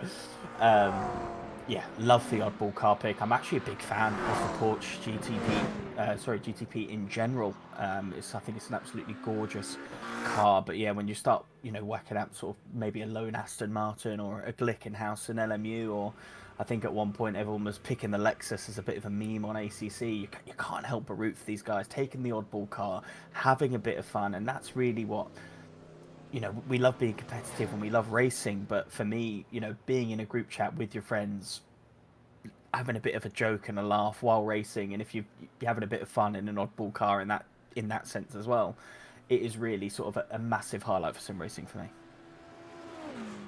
Yeah, absolutely. So, I mean, even in the early days, of course, being a bit of a V12 aficionado, always picking the V12 in oddball events along the way. It was a great car to drive and gives everybody on the field a bit of sound pleasure as well as the V12 goes screaming past. Mikael Sundström in and out. He remains in the car for nearly on pace, and that car pitting relatively earlier than we've seen last time. Marcus Beidfeld able to go much longer and be the last car essentially coming down the pit lane. So different drivers again, different kind of driving styles, throttle inputs, etc. As we see Remy Crozat taking to the lane. Tom Bryant, of course, will take over the HWT Mustang, and Heike Schaefer now becomes your provisional class leader in GTD in the number 34 Thomas Enger Sim Racing entry as they navigate through turn number 1. The YouTube chat with a few questions of this is rigged, how am I last on bingo? To which Kevin Boss replied with #blame Tom. Tom Bryant then asked, and where's my rain? To which Kevin Boss replied, I believe the previous hashtag still works. So #blame Tom all round, I guess, at this current stage of the race. We were expecting rain around about 20 or 30 minutes ago now, and it seems to have sailed right on over the circuit as we see 3 wide very briefly there. That could have almost been a bingo square had we had a GTP either side, and HWT not even involved in this fight. This fight is between Kevin Muller and this is between Rainer Rassar ahead in the Roxy Porsche. I was rather hoping we'd see a bit of a bump draft from the Mustang on Mustang there to get the Thomas Enger entry through, and Mikael Sundström, yellow flag being shown for him. What's happened? Off at turn number 1, back on at 3. Brings on some debris with him. Let's catch a race replay here. This is going to be the cold tyres striking once again over the turn 1 curb that we've seen so many drivers have problems with. Misses the concrete wall. Luckily, Thomas Aguero, the race leader, going through. A little bit of time lost, some dirtied tyres, and Remy Crozat now takes the lead over the nearly on pace car as we see Heike Schaefer come down the pit lane. So in theory, Remy Crozat should now go to the lead of GTD. And just as we were at the green flag, Callum, ERE Race Esport team lead nearly on pace. Yeah, very unfortunate, but it looks like Mikael Sundström coming right back to it now, tucking into the slipstream of the ERE Racing car, trying to make a move into turns 10 into that chicane. Is he close enough on this pass? No, he's not. Just after the left, show some headlights, try to spook him out of his braking point. and follows him through turns 10 and into turn 11. You know, probably still got some dirty tyres, maybe even some cold tyres here, but trying to benefit from Remy Crozat with a slightly later pit stop on the colder rubber. So trying to get that position back. But what did we say, John? The GT3s are close. This fight is going to live on, and he goes for the move through turn 1. Manages to get the extra grip. Well, sorry, managed to get better grip. Remy Crozat, just with the colder tire, Mikael Schumacher read that so well, knew that he would struggle just as he did going off the track a couple of laps earlier, utilising that experience and knowledge of how the cold tire's working at this stage to almost brake a little bit earlier to try and get a bit better of an inside line on the power early and just breezes past on the inside on the exit of turn 1 as we've got someone off track, John. Yeah, that's a D-winged Mustang there for the Thomas Enger Sim Racing entry.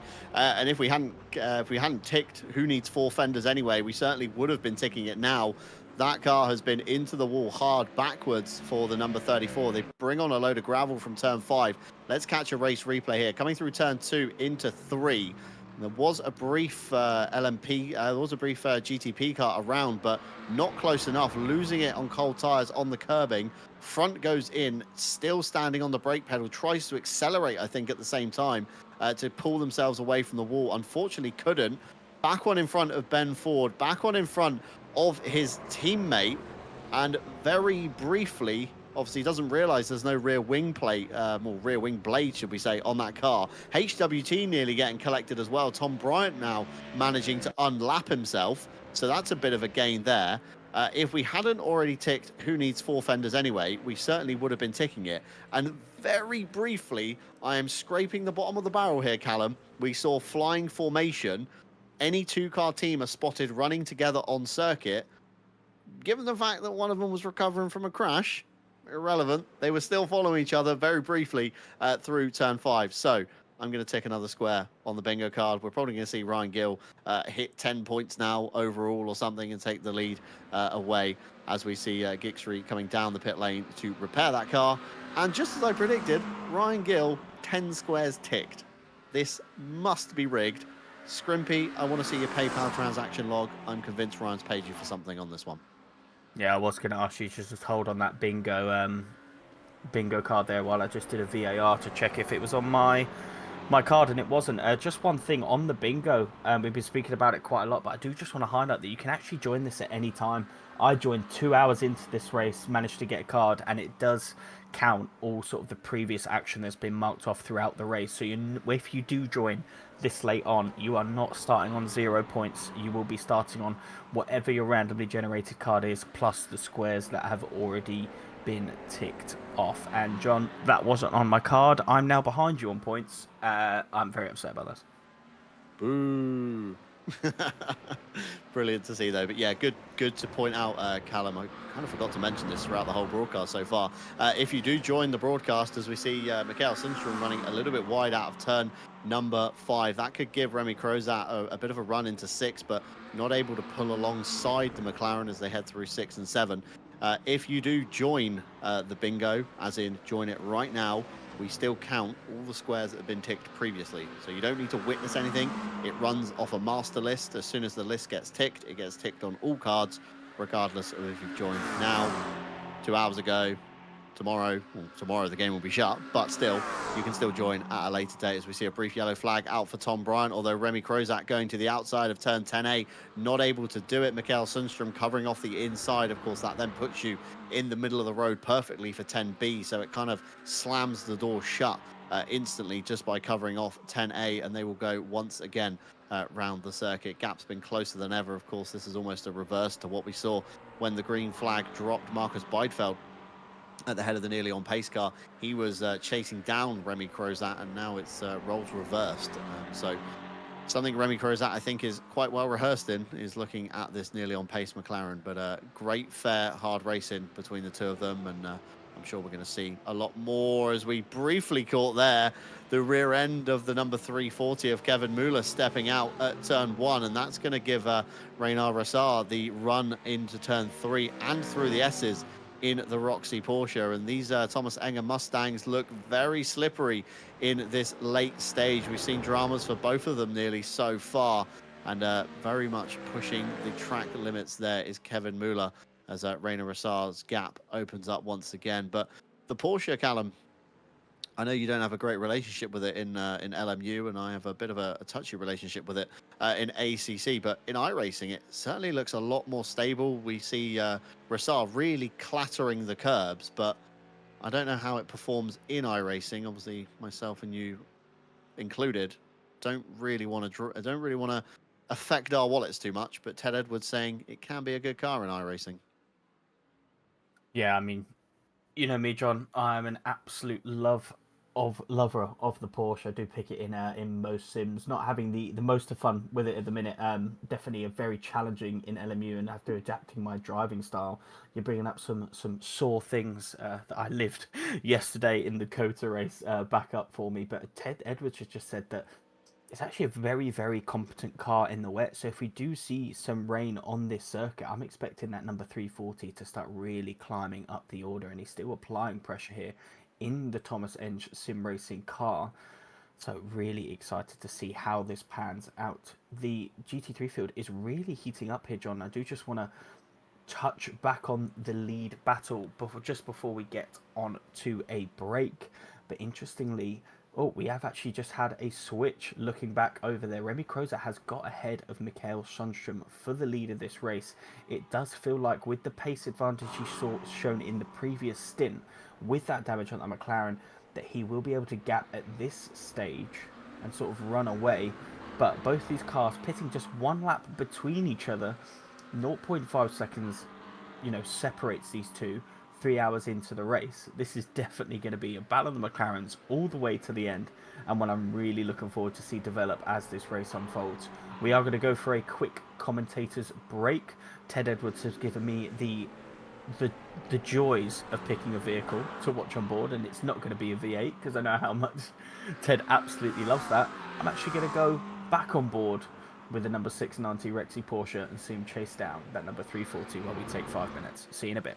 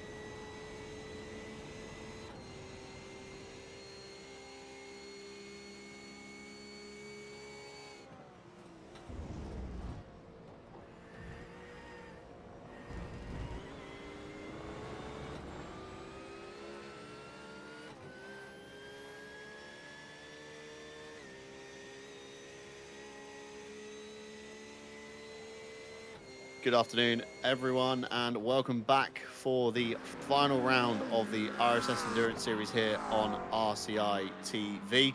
You find us at Road Atlanta for the final round. 5 hours on the clock at the get-go. We're now 1 hour 44 to go. We've got RCI Bingo going on in the background. There's a pinned link in both the Twitch and YouTube chats. Get involved in that one.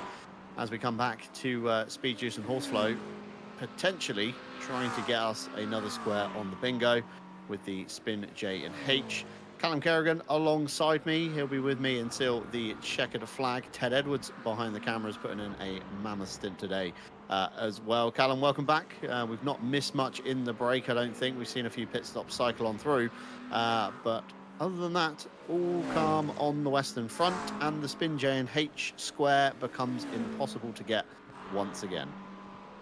Yeah, a little bit disappointed with Harry there not doing the Lord's work and having a tactical spin just for us to pick off the squares. We also see the leader back in the car is Adrian Galeo, hopefully probably doing the final double stint to see off what will be a dominant race victory for the Team Only Razor team if they have no incidents. During the break, we did ride on board with the 690 Porsche, which has just dropped off the back of the 340. We joined them and they were right in the thick of it, but has dropped back by 8.4 seconds. Remy Crozat, who now leads in the GT3 class, managing to gap Mikael Sundström during the break by 6.5 seconds. So he seems to be running away a little bit in that McLaren at this stage in the race. In GTP, it is all as we pretty much left it. Team Only Razor dominating this race. ROM Racing GTP sitting comfortably in second, and I do wonder, John, we didn't bring up earlier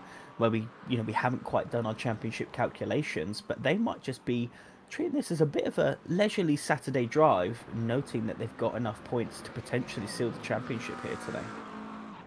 Yeah, we've still got to do a little bit of comms box math up here to really work it out properly at the moment. Of course, normally 65 points for a win, 4 bonus points for a pole position, 3 bonus points for a fastest lap. So potentially 70, going with 72 points in my head on availability.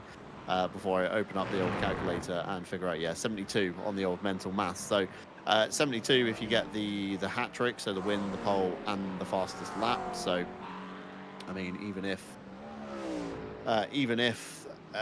Team Only Razor do that, that'll put them on 417 points by the time they come out of the event. And if we take the 363 that ROM Racing are currently on, assuming that they're not going to get the fastest lap or pole position, so they'll take away 58 points, 421. So they are, in fact, 4 points clear if the checker flag was to drop right now. So probably quite sensible that they are dialing back the pace and getting a kind of rhythm going, just trying to stay out of trouble and just cycling laps around, trying to keep the Tom Hench car behind them. Of course, they're 39 seconds down the road. If they were to drop, actually, let's work it out. If they were to drop to third, they would still win by 1 point overall. That's assuming that Team Only Razor have taken the pole, the fastest lap, and the win on that one. So they've got to finish third or higher to be able to secure the top step in podium, and for the first time ever, an elusive RCI trophy, which might be worth a little bit of money in the years to come when it becomes a future antique, Callum. A future relic indeed. Very excited to have sort of the first time RCI trophies here for this RSS Endurance series, which has been an incredible season across the 7 rounds, which you said started all the way back in March. I remember commentating over that first round. It feels so long ago, and just how the championship has progressed. We've seen team changes, we've seen a few car changes, and even like series changes from GT3 to GTP for some of the cars, or vice versa. It has been an incredible season run by this man who we actually see in the 42 HWT Motorsport car. So we all have Tom Bryant to thank for this incredible season, currently running in P4. Just to touch back on sort of the ROM Racing Team Only Razor Championship fight, John, just going to do a bit of commentators' theory crafting, which inevitably will be completely wrong when we get to the back end of the race.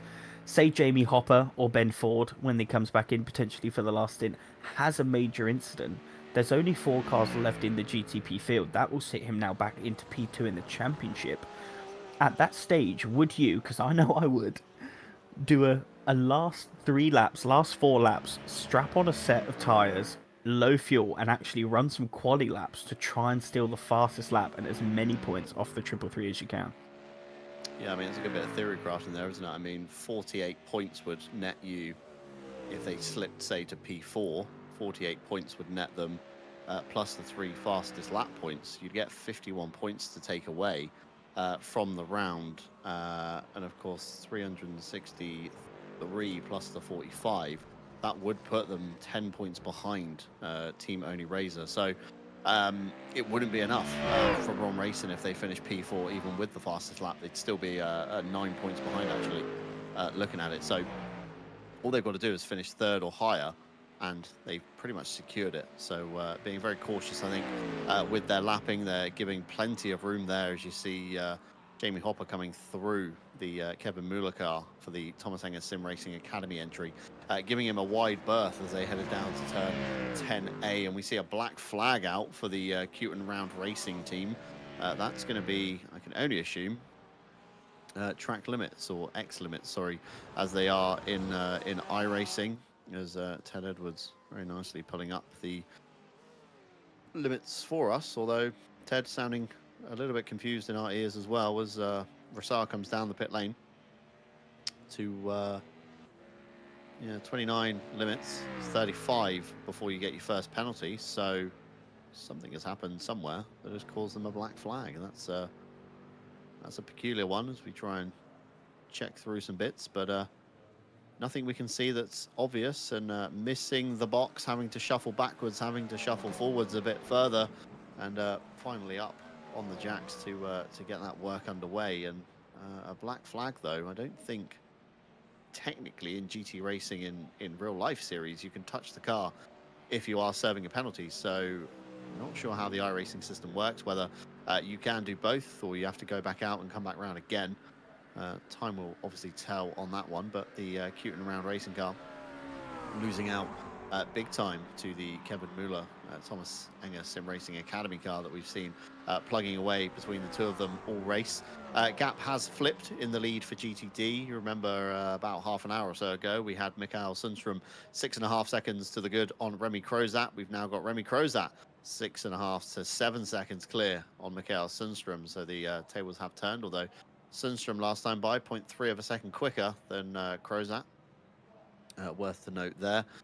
The Thomas Enger Sim Racing entry also matching Mikael Sundström's time, as we see the 34 actually coming in to the pit lane. Or is that the 3? I think that could be the 340 actually looking at it. So that's Kevin Muller putting a lap technically on Rassar, although again Rassar waiting for the pit lane. Being told Adrian Galeo's last lap time was the fastest, indicated by the purple time in the board. That's a 1:10 flat nearly. It's a second clear of Jamie Hopper, and I think that demonstrates, Callum, just how quick this Oni Razor car is at the moment.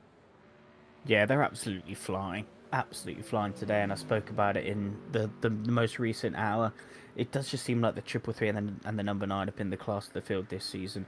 Whether it's, this round where we got the Team Only Razor car and Adrian Galeo absolutely dominating, or a previous round with Jamie Hopper, Ben Ford, and the Ron Racing GTP flying and leading the field by a country mile in that race. It does just seem like one of these two teams just have the edge and absolutely pushing it to the max, lapping everyone on the field. But we have also had rounds where these two have been going at it, and I throw all the way back to sort of Watkins Glen in the wet, where these two were just overtaking for position. It gave us a real good fight for that. I believe that was round 4, John.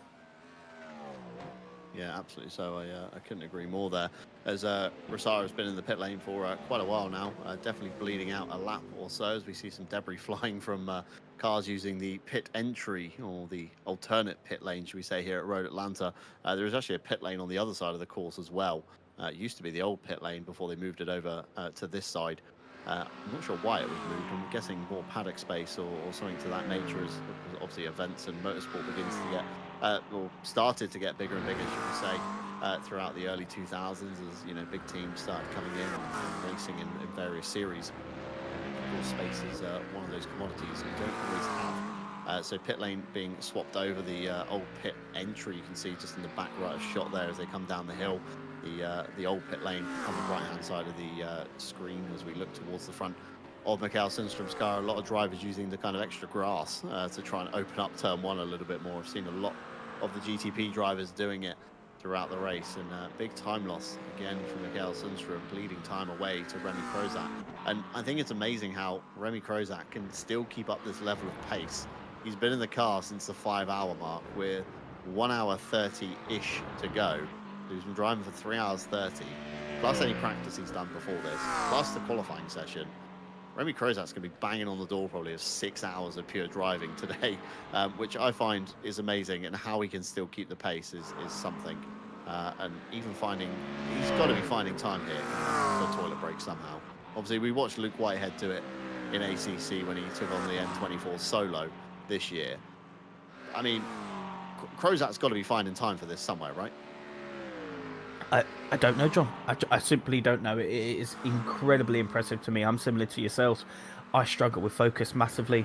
I mean, you said you could only just about do a double stint. I've got to be real, 45 minutes and I'm starting to waver if I'm in a car for too long. The maximum I've ever done is 6 hours by myself, and that was RCI's first ever Nordschleife race. And I genuinely couldn't tell you anything notable that happened in my race. My brain just shut off and I was doing laps not very quickly and just trying to get through it. So for Remy Crozat to be lapping this well in the lead of the race, not making mistakes or many mistakes, obviously we saw him have an incident earlier on in the race but to no fault of his own, is just wildly impressive. And if he takes the win, it'll be a well deserved victory. It does seem like he's just almost getting better as the hours tick on. Yeah, he's almost like finding even more time that he can maybe make up somewhere, or either that or Mikael Sundstrom is really struggling with the nearly on pace McLaren. It's very tricky indeed on that one. And Ted speculating maybe the reason for Rassar taking so long in the pit lane. They've had a call of nature. They have been in the box for 5 minutes now, if that timer is correct, that we're seeing on the right hand side ticking up. And I think even 5 minutes, that's a very long call of nature, Callum, on that one. They can't be still answering that call. Of course, no broken engine that Ted's speculating again in our ears, being fed information from our wonderful broadcaster as we come back to some of the action on the circuit. Race leader going through there, Adrian Galeo, chopping across the front of one of the Thomas Engersim Racing entries, and you can see there the gap for Remy Crozat. He's at the end of the S's, while Mikael Sundstrom's just about beginning the S's. So the 788 putting in a really good stint at the moment in this latter half of the race. We've ticked past the mark where we were expecting to see rain by an hour now, 16:53. Rain was expected at around 15:50. And as Ted Edwards very expertly pulls up the weather forecast, you can see there is rain pending. I mean, there's a chance of rain at 73%. Of course, we're currently at 4:54, the yellow highlighted part of the weather forecast, about a third of the way along. There is rain, and the clouds keep coming. They keep getting blown away again. 19 kilometers an hour of wind, but nothing seems to be dropping from the skies yet, Callum. But 70% chance consistently until the end of the race. That's got to be some kind of rain coming, surely. Yeah, I mean, at least we know one thing about iRacing. Their weather model is extremely close to real life, because it does seem like with real weather apps, when we're going outside or pop into the shops and you look at the weather, it's always slightly out, isn't it? But yeah, gutting not to have any rain in this race is definitely something that I enjoy watching, especially in iRacing with sort of their wet weather models. Seeing the drivers sort of combat that is always wildly impressive to see. And it may bring some more cars into the forefront. A lot of these guys here were expecting a bit of a mixed conditions race, so would have built their setups around that. So if rain did start to fall, we would see some cars start to pick up the pace on others, and it may even bunch the field up. We've already spoken about the Porsche, currently sitting in the box, but a Porsche is a car that's naturally very, very good in the wet weather conditions. So that would have brought the 690 up the field a little bit, even though it does look like now he's actually just DNF'd. So the Porsche is now out of this race. Being told by our broadcaster, the water droplet is in fact humidity and not chance of rain. So scrap everything I just made in my last point. We are 72% humidity, not 72% chance of rain. So the clouds keep coming and going, and there has been a moment between Tom Hench and Harry Conway coming through turn 10A and 10B. There's a bit of damage on the front end of that Porsche. I can't spot any damage on the FTW Motorsport car, but they have been taking lumps out of each other at some point during the last lap. And that's not even for position. I think that's just for lap honours coming down into 10A. The back end of the FTW Motorsport car lost it. Bit of a dodgy rejoin, I think, in front of Harry Conway, putting it politely. And dirty tyres, of course, unable to put the power down.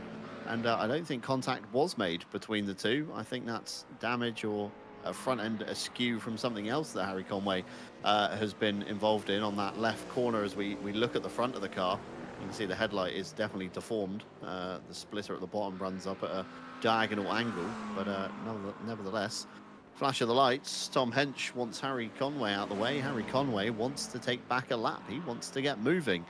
So this could be a rather interesting duel between the two, because this isn't even for position. And we know how frustrating it can be, Callum, when another driver is being shown a blue flag but refusing to move. You believe the dirty air is impacting you negatively in your race, and it sometimes comes to blows, as we see Tom Hench going down the inside at turn number 12. It's got very close. They do touch on the exit. Harry Conway says, have some of that back. I'm not happy with how that move just happened. Tom Hench reclaims the lap back, but not through forcing it, let's say. And Harry Conway giving as good as he gets, I think, there, Callum. Yeah, getting a little bit spicy from these two, you know, with the unlap on the cards. It's such a difficult situation to be in, you know, for the FTW Motorsport. You're like, you know, this vehicle was blue flagged, get out of my way. But then Harry Conway clearly feeling like he's got the pace on the 95, sorry, at this stage of the race, wanting to unlap himself and maybe even make up a bit of ground. But, you know, FTW don't want to give that lap back, because if Harry is quicker at this stage of the race, then there's potential that over the next hour and 30 minutes, he could be on for a P3 here. And it looks like SJ and H again. Harry Conway trying to get his lap back on here, going into turns T10A and T10B on the outside. It'll be a bit of an arse to get around the outside of this chicane, but he does a little bit of a switchback, trying to get a little bit of a better exit here. But he's not going to hold on through turns 11 and 12. It's a very, very awkward position to be in, especially for both these cars right now. Yeah, very awkward indeed, especially when you throw in GTD traffic to boot as well, because one of you is always going to be on the back foot, such as now with Tom Hench getting held up through turn 3 and through the S's, and that's going to allow Harry Conway again to close up the gap, but managing to put the Mustang between them, this should allow hopefully FTW to open up that gap and kind of dispatch of Harry Conway in the fight back to reclaim the lap. But a very valiant effort nevertheless, and got a bit of a race replay here. What's going on here? This is Jack Wetka in the ROM Racing GT3. Oh, and up the inside. That's a very elbows out move from one of the Thomas Enger Sim Racing entry cars.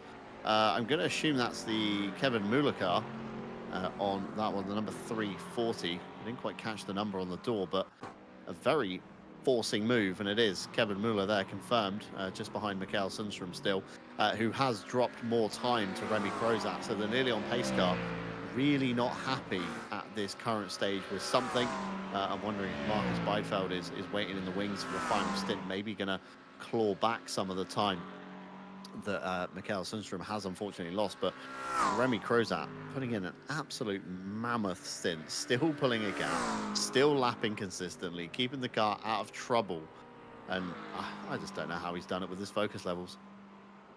Yeah, John, we've got to stop bigging him up, by the way, because, you know, the comms curse could really come in and, you know, disrupt Remy Crozat's race. But you are absolutely right. This is a monstrous performance. And, you know, if he does cross the line in that P1 position, it would be well deserved. Now on board with the ROM Racing car, being a little bit patient here, trying to get past the the Thomas Enge Sim Racing Mustang. Potentially a bit of an incident into turns 1, 2, and 3 that slowed him down. But yeah, being very patient here through traffic, which is, ultimately nice to see.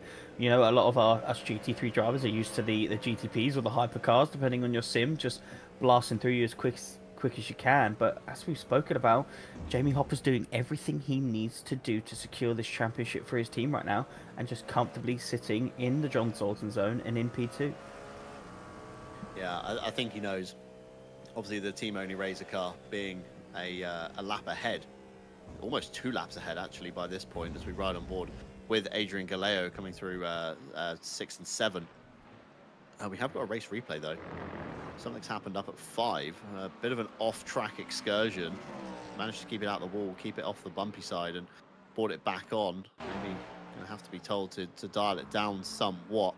And Jamie Hopper, like you say, doing everything he needs to do to keep himself and his team in this championship fight. And if that means, you've lost a lap to Team Only Razor, so be it. You know you can finish 3rd at the lowest. I'm sure these teams have done all the math on where they need to finish, what they need to claim in order to claim points, prizes, whatever they're in for in their championships. And Jamie Hopper's team probably on the radio or on the comms just, telling him to dial it down. We're a lap down anyway. As long as you keep it honest to Tom Hench behind, of course, that gap's coming down a little bit. That's still 40 seconds though. It's still a big ask here at Road Atlanta. That's almost 2/3 of a lap we're talking about here at the short course. It's a 1:18 lap, so you're not too far. You're not too far away on that one, as Ted Edwards brings up the average of the last few laps going on. Adrian Galeo still setting those 1:10.2s.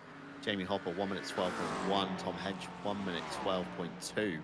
So I mean, the difference between ROM Racing and FTW Motorsport is absolutely minimal at the moment. Nobody's really gaining, nobody's really losing. So all they got to do is just keep it on the straight and narrow. And I think that's why we're seeing everybody being a little bit more patient as well, because nobody is within earshot of each other. So Jamie Hopper has nobody behind him. He hasn't got a car breathing down his neck. He hasn't got a panic when he gets to the back of a GTD car to dispatch them as fast as possible, like you say, Callum, like we normally see, to avoid that time loss. There is no pressure right now, really, in the grand scheme of things, on Jamie Hopper. He can just keep lapping till his heart's content, pass the car back to Ben Ford maybe for the last stint or so, and just get that thing over the line, and they'll take the top step of the championship quite easily. Yeah, it's interesting. We're diving a lot into sort of the number 9 car and Jamie Hopper's sort of potential attitude. Obviously, we don't know what the drivers are actually thinking, but his potential attitude during this race, which is, secure the P2, take it safe, come home. Like you can see him there flashing the Thomas Enge Sim Racing, making sure every GT3 knows he's coming so they don't have any sort of adverse incidents in this race. Seems to be taking it chill. This is not the pace we're used to seeing from this car. We're expecting them to be just as far ahead as the 333, but going on board on the 333 with Adrian Galeo obviously putting in that blistering pace, almost on an average 2 seconds a lap quicker than everyone else in his class at the minute. He's pushing. He is absolutely going for this. I mean, we could tell just through the mistake that we previously saw a couple of laps ago into turn 5. He is throwing this Cadillac around like a go-kart, which I find quite interesting. Like, he's in P1 by over a lap, almost 2 laps. He has also done everything he can physically do in this championship fight, and yet still feels the need to absolutely go for it 100% tooth and nail. And I find that quite interesting, because I would expect Adrian Galeo at this stage, knowing he's probably banked in the fastest lap by a comfortable margin, got pole, really in a comfortable position, to also maybe, dial it down a couple of percent, 5 or 10%, and just bring this car home. The last thing he wants to be doing at this stage is making a mistake, finding himself in the wall, potentially losing a wheel, and having to tow back to the pits.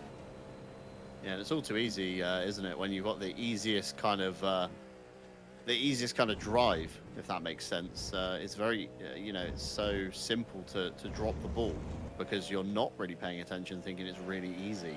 Versus when, your eyes are on stalks, you're fighting for position and every kind of tooth and nail going around the circuit. But when you're all on your own, it's easy to have a lapse in concentration, I think, is what I'm trying to say here, and throw yourself into the wall. And we haven't seen that yet from the Team Only Razor car. And again, Ron Racing car has been pretty faultless throughout the race, even getting involved in a few battles and actually having a collision with one of the GTDs through the S's, and they've managed to fight back through that as we see one of the McLarens going very wide over the exit of turn number 5. That's Remy Crozat in the ERE Race Esport team, bringing a bit of gravel back onto the circuit, luckily keeping it underway. Tom Hench down the pit lane for the FTW Motorsport entry there, a little bit off sequence, if memory serves me correctly, so we won't be seeing anybody else just yet coming down the lane. That should allow, in theory, Harry Conway, if not, to claim back a lap, if not a position,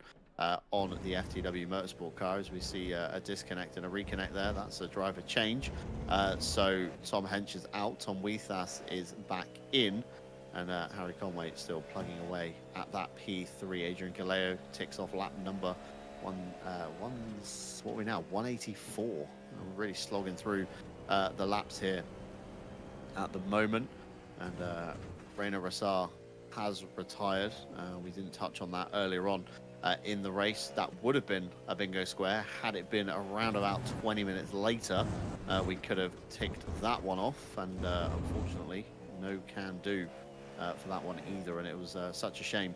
The Wheelie Slow Racing team, when they retired, they were about 10 minutes too late to be caught in the first hour of retirees. So again, that's a very unfortunate thing to see. Fingers crossed that obviously everybody makes it to the end. We've had a low number of sign-ups here, although the action has been pretty good from the get-go. Everybody slowly plugging away as we see a yellow flag out for the FTW Motorsport car. Tom Weethas, that's a lengthy yellow, and that's a tire and a concrete wall. That looks like it's up at turn number 5, and I'm going with cold tires over the exit curb into the wall for my Cluedo here, Callum. Yeah, almost doing what we wanted SJ and H for the bingo squares to be doing, but you know, just coming through the S's, turns 1, 2, 3, and 4, half a spin. Almost got the save on there. A little bit of a flat spotted tyre, it looks like, and managed to keep it, but it does look like he's got another yellow flag. So damage breeds damage. It looks like we've got another replay here. This is SJ and H car coming past. A little contact from behind has actually sent the FTW Motorsport into a secondary spin. So those tyres that have just come on the car, albeit probably quite warm now with the double spins, but with hefty amount of flat spots there, and I can't help but think that's maybe a penalty on the SJ and H car. Yeah, it's a bit of a strange one, isn't it? I mean, it looked like Tom Weethas was trying to stay off the racing line, but unfortunately Harry Conway also wanted the same spot of real estate as the FTW car wanted. And here we see again a massive hit, and then a second hit as they went into the braking zone there. And that has detached the rear deck somewhat off the Cadillac. So we might see an unwanted pit stop at this stage for the FTW Motorsport car. They have, I mean, SJ and H have managed to make up a position during all of that chaos, but it's not a pretty position by any stretch of the imagination. That was quite a forceful move, and it was almost pick a side of the road for the FTW Motorsport car. It was kind of meandering around in the middle of turn 7. Left side is fine, right side is ever so slightly detached. So we'll have to see how that affects the lap time. Will we see an unscheduled stop for the FTW Motorsport car, or will they just cut this stint short when they know they can get to the end on the final stop, bring the car down and get rid of those flat spotted tires, because that's not going to be a very pretty set. And the only problem with flat spots is when you get them, they're obviously irreversible, but then when you're braking into these hard zones, of course, down into turn 10A, turn 3 is a bit of an awkward braking zone. The flat spot then catches kind of as it rotates round the wheel. So again, it becomes easier to lock up on that same flat spot, thus making it a larger flat spot over the course of the stint. So it becomes very, very tricky indeed. And a public apology, I'm being told, by Teddy, spotted in the chat from the driver alongside Harry Conway, apologising.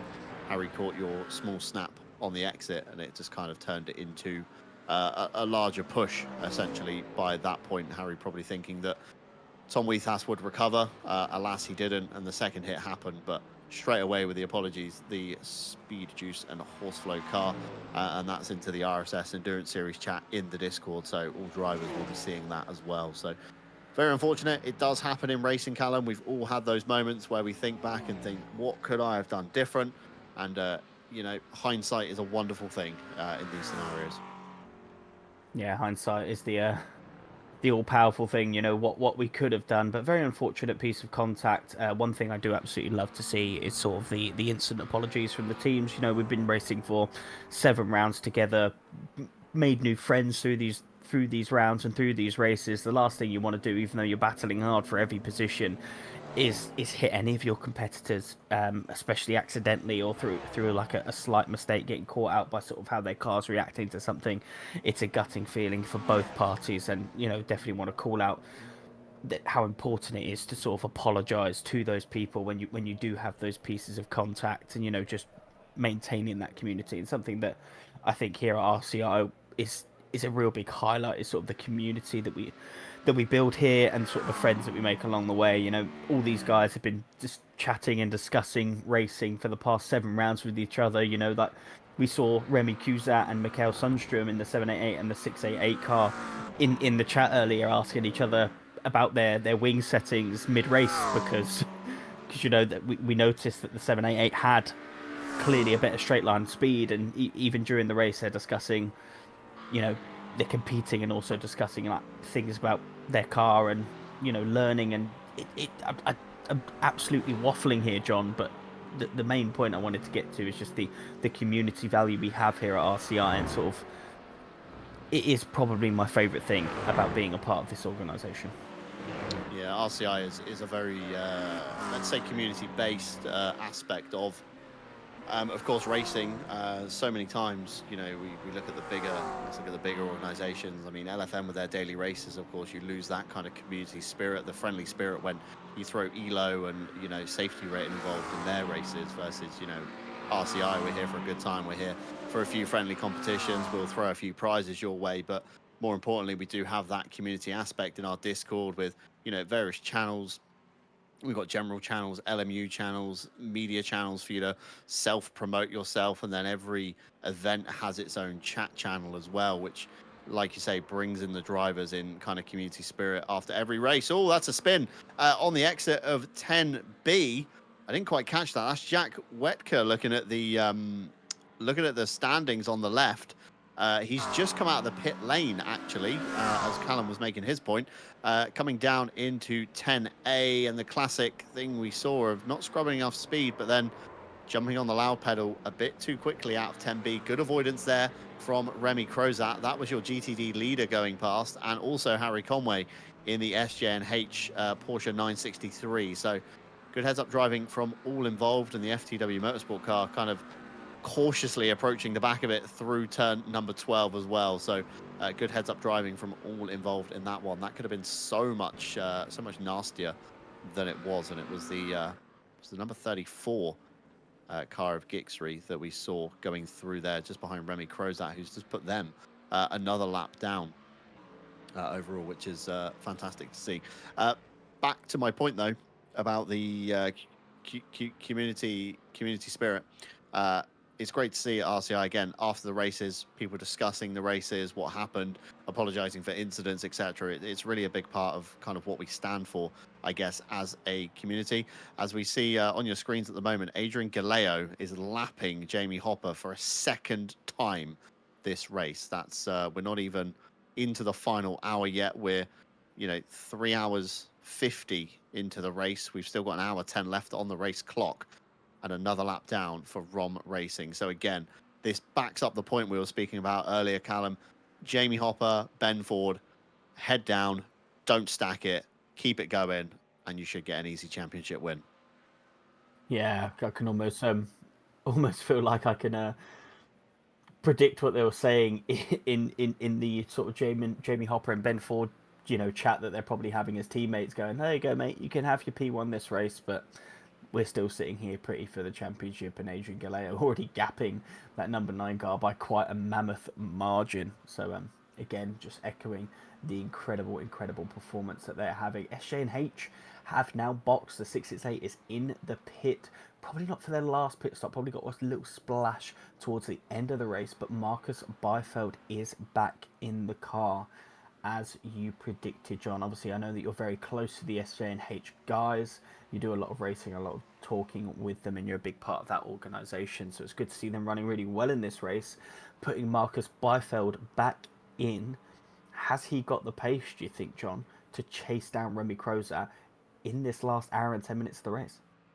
Yeah, I mean, if you need somebody to hunt someone down in iRacing, it's certainly Marcus Bidefeld. I mean, being brought into the nearly on race camp. What am I saying? The nearly on base camp, in order to progress the iRacing side of things a little bit more. Of course, we were entering more iRacing events as a team, including ESCC, the Majors 24 races, of course, the RCI, RSS as well. So plenty of opportunities for the boys, and definitely bringing in Marcus Bidefeld as a byproduct. Oh, that's the ROM Racing car. That's sideways on the exit of turn 5. Jamie Hopper is going to be absolutely rattled by that mistake. Coming so close, I think, to the mandatory pit stop as well. Let's catch a race replay. Miss Marple in me is going for too much inside curb, too much exit curb, spun. Let's have a look, see what happened. Missed the inside curb completely. Had it all kinds of squirrely before he managed to get to the half lazy spin, and then he kind of parks it sideways, waiting for the car to come through. Let's have a look. Flicked it to the right, stood on the brakes. The back end went. He caught it over the curb, over the gravel, one way, the other way, almost as fast as Grim Lilith's hands on that steering wheel. Parked it very sensibly, waited for the McLaren to pick a side to go round, and then got back underway. So yeah, very good driving from Jamie Hopper, but that's going to rattle the ROM Racing camp something rotten. Harry Conway, of course, being a lap down anyway, the gap isn't really too affected when you think about it like that. But coming back to my point on the nearly on pace cap, Marcus Bidefeld being kind of brought in to progress the iRacing side of things a little bit more. Champions of ESCC 2025. That's an amazing feat to see the team hit, and they're going to have to push a little bit harder. They've secured, I think, the championship with actually one round to go. That's how dominant Mikael Sundstrom and Marcus Bidefeld have been done in that one, and they're going to push harder for next year. Again, across the Swedish, I think there was a Swedish Porsche Cup series that was ran recently as well. And again, Marcus Bidefeld P2 in both race 1 and race 2. Oliver Hagstrom-Viggersjö in P9, P8, and Mikael Sundstrom P14 and P13. So even still, top 15 for the nearly on pace drivers across 3 different cars. It's one of those things, but Bidefeld definitely has the pace in him, I would say, is my elongated point I'm trying to make at the moment, to catch back up to Remy Crozat. And of course, with Crozat's fatigue setting in, he's been in the car 4 hours. He's going to be a little bit, dazed, maybe unfocused, and that could just be the recipe that Marcus Bidefeld needs. News on Mikael Sundstrom's pace. I did ask Marcus Bidefeld while he was helping engineer the car, essentially. Mikael just struggling with the combo, not finding the pace that he wanted. And Mikael confirming he just can't get the pace out of the car at all. Car feels good, but he is just slow. And then he finished it up with, I guess I'm old and washed now. And I think that's how I feel as well when I see my pace compared to some of the other guys that we're racing against these days, Callum. It's age is a thing you can't escape, unfortunately. Yeah, I don't think I'd ever describe Mikael Sundstrom as slow in my life. So it's interesting to see him say that about himself, because it's definitely not something I think I'd ever sort of put those two words together. He's been absolutely flying, being P2 in this and doing so well in the championship for the whole team. I can assure you, Mikael Sundstrom is not a slow driver. Not going to big you up in the same way, John, I'm afraid. Not in this particular commentating session, as we now still on board with the nearly on pace car. What he doesn't want to see coming out that box is actually sort of the rear end of the 34s, who's going through and warming up those tyres. And we did actually see a small mistake on the previous lap through turn 5, which made him lose a bit of time. Now sitting about 17 seconds behind Remy Crozat, who is now on his outlaps on a bit of cold tyres. So once those tyres are, warmed up and ready to go, we will sort of see what this difference is and what the gap that Marcus Bidefeld has to catch on Remy Crozat to try and get that win. I mean, if he's able to claw back this sort of 17-second gap, that's going to be an incredible job. But as we say many and many times here in the comms booth, it's one thing to catch and another thing to pass. And, going back to many points that we've discussed, we do think that 788 is running a much more slippery package and a better straight line speed. So for Marcus Bleifeld to try and get past that 78 Remy Krozak, he's going to need a monstrous move to get back into P1 in this race, and still stuck behind the number 34 Thomas Eng sim racing car.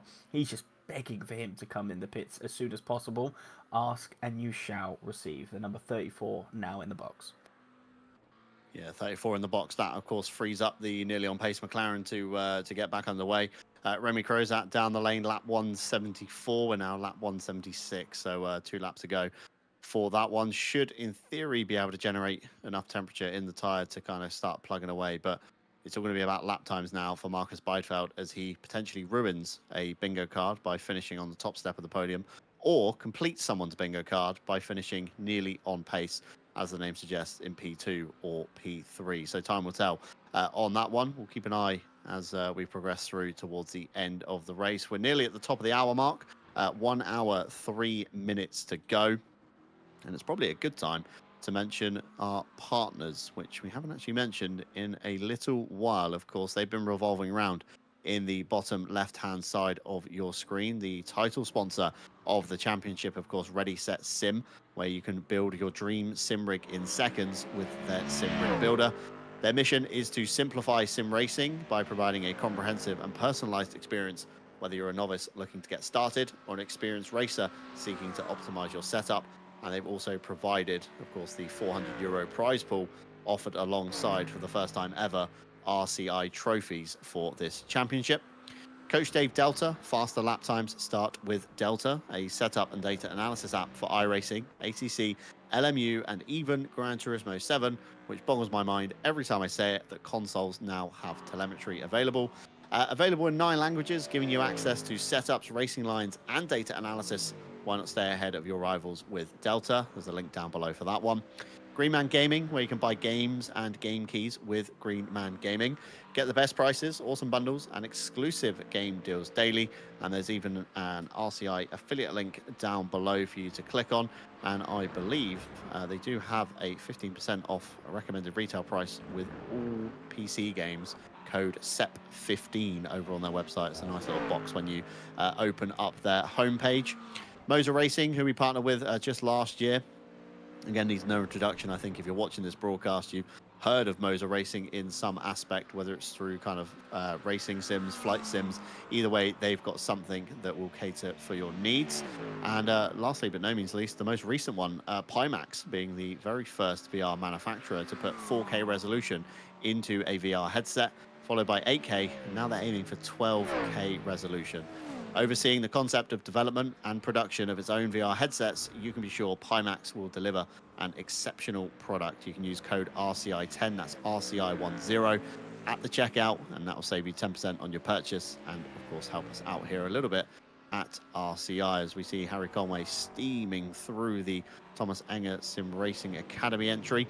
And lastly, but no means least, we are a Motorsport UK esports recommended community, which is quite a prestigious thing. Allows us various benefits within their community. And if you become a paid member, I believe, of Motorsport UK esports for a year, I believe there is some kind of iRacing discount involved in it as well. So be sure to check that one out over on their website. And we were speaking about Remy Krozak putting in an absolute mammoth stint. Kevin Muller also doing the same. I think he jumped in the car with about 4 hours to go. He's been in for at least 3 stints now. So another props and a big clap for Kevin Muller in that one, as Adrian Galeo comes through, your race leader, to put another lap on them. And we reach the top of the hour mark when we will be taking our final break here in the commentary box. As we come back, it will still be Ted Edwards bringing you all the pictures. Speaking of mammoth stints, myself and Ted taking you through to the checker flag. And Callum Kerrigan will be with us as well as we take you towards the final race result and crowning your champions for the RSS Endurance Series. We'll leave you on board a car. I'm going to leave Ted to pick this one. I've had a pick, Callum's had a pick, Jack had a pick earlier, and now it's Ted's choice to choose who we watch for the break. So Turn up the volume, enjoy the onboard experience as we watch Harry Conway for the Speed Juice and Horseflow entry carve their way through Road Atlanta. Give us 10 minutes or so, and we'll be right back with you.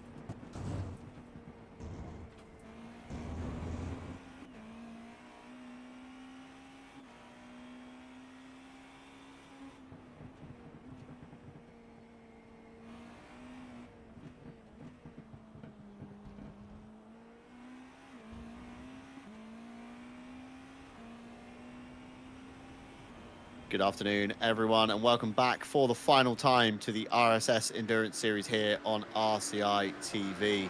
After a season of fierce battles across some of the world's greatest circuits, it all comes down to this. My name is John Dalton. Joining me behind the cameras is Ted Edwards. Alongside me, Callum Kerrigan on this one. And we've had a bit of drama while we have been away, mainly involving your overall leader, Adrian Galeo, for the Team Oni Razor car. Something's happened which has caused them to drop quite a lot of time. They've been in the pits twice, and the highlight reel has picked up whatever we're about to witness coming out of 10A and 10B, going towards the inside line. The very late decision to the pit lane. That's what's caused it, and I'm not sure if that would be a penalty or an X, I guess, in the world of iRacing, but a very late decision to bring the car down the pit lane, almost like he had enough for one more but didn't quite have enough. So a late decision was made there, Callum, and he's dropped a few laps to the ROM Racing car. Yeah, interestingly, we've seen Adrian Galeo and the Team Oni Razor car absolutely dominate in this race. We've seen pace of up to 2 seconds quicker in some of these stints. That's per lap, by the way. And yeah, it just shows that you can be the fastest man on this circuit quite comfortably, but everyone is prone to a mistake here and there. And not saying that what happened there was a mistake, but clearly something a little bit askew. Diving into the pits twice, we said at about the 2.5 hour mark, John, when we were saying everything is here to play for, and that is a clear indication of that. We're 4 hours into a race. And things can very much still happen that will turn this race completely on its head. Yeah, absolutely. Nothing's kind of set in stone at this current point in time. And we've had news as well we saw earlier on before we went to the break, ROM Racing parked sideways at the exit of turn 5. We've had news from Jamie Hopper in the YouTube chat. For some unknown reason, 45 FPS at the start of his stint. And each lap it continued to drop until 19 FPS.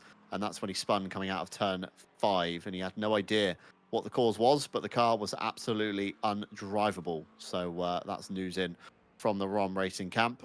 Tom Bryan, as well, while we've been away, has very nicely given us a provisional standings. He's done the comms box maths that we've been doing all along, and we were right. Team Oni need ROM to drop to 3rd.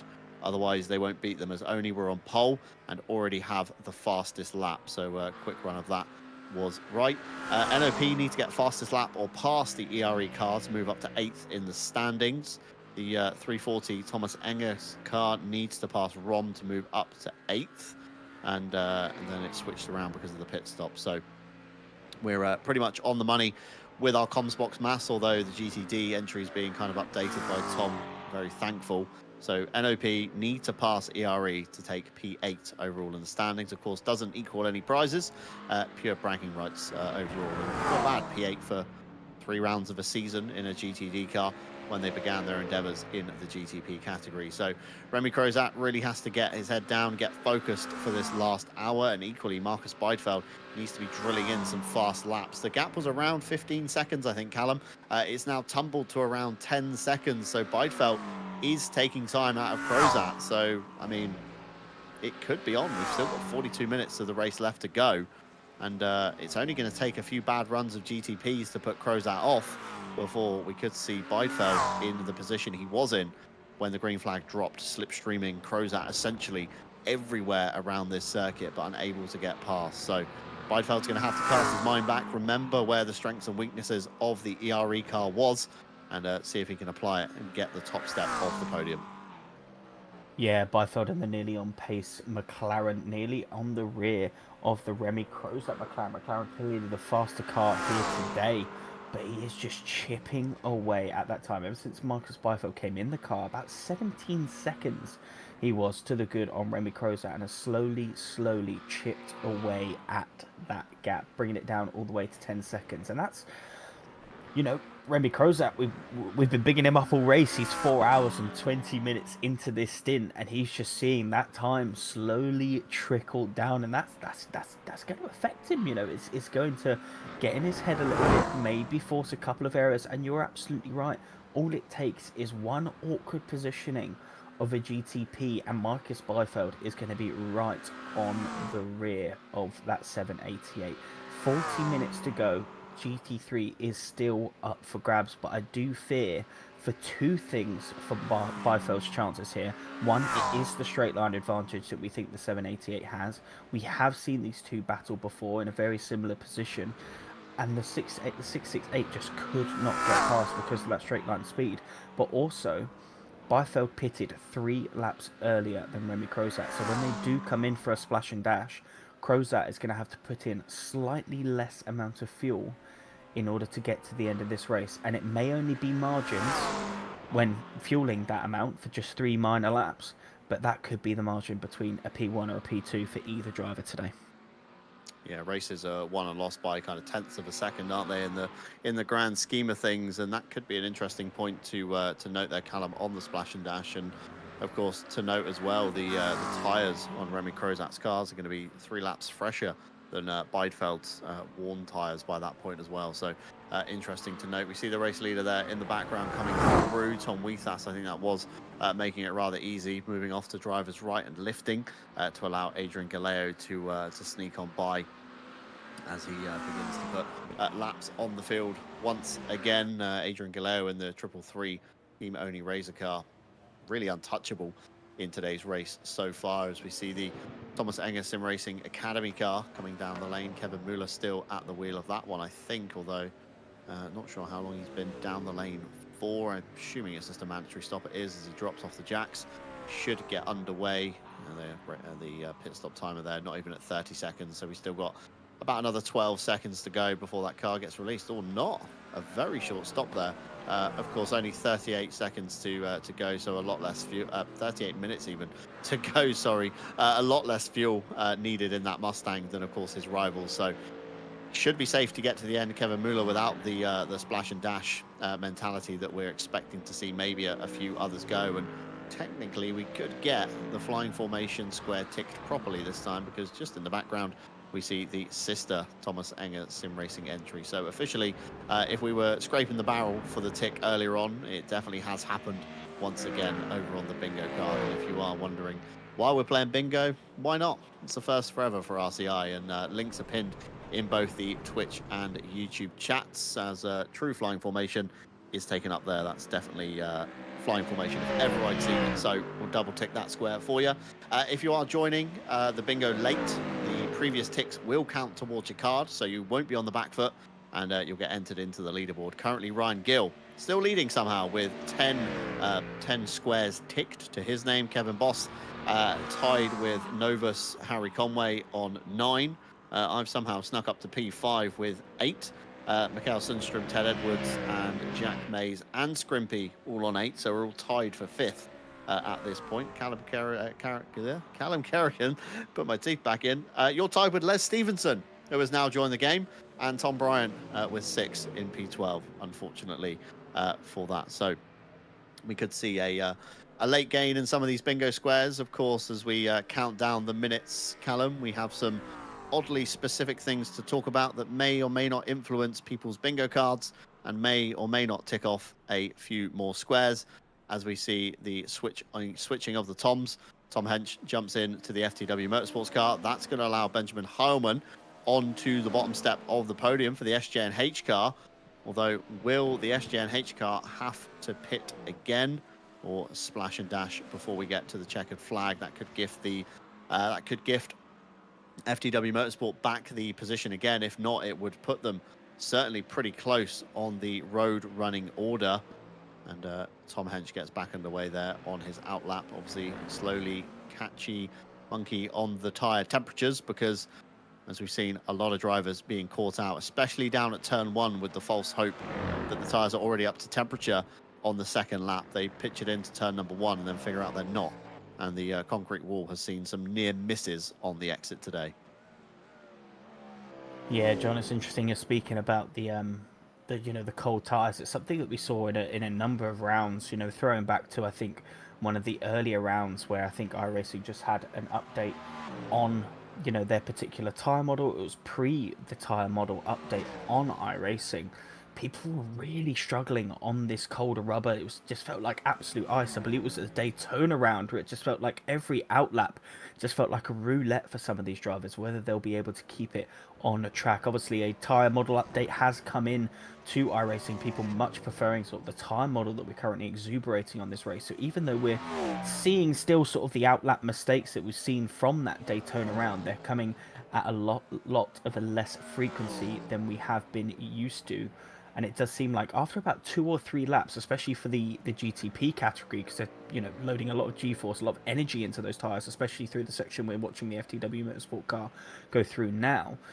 After about 2 or 3 laps, it does seem like the tyres are then in the window and they can start chasing down for whatever position. In Tom Hench's case, he's got 14 seconds to Benjamin Harmon in the 396 to try and claim that podium back.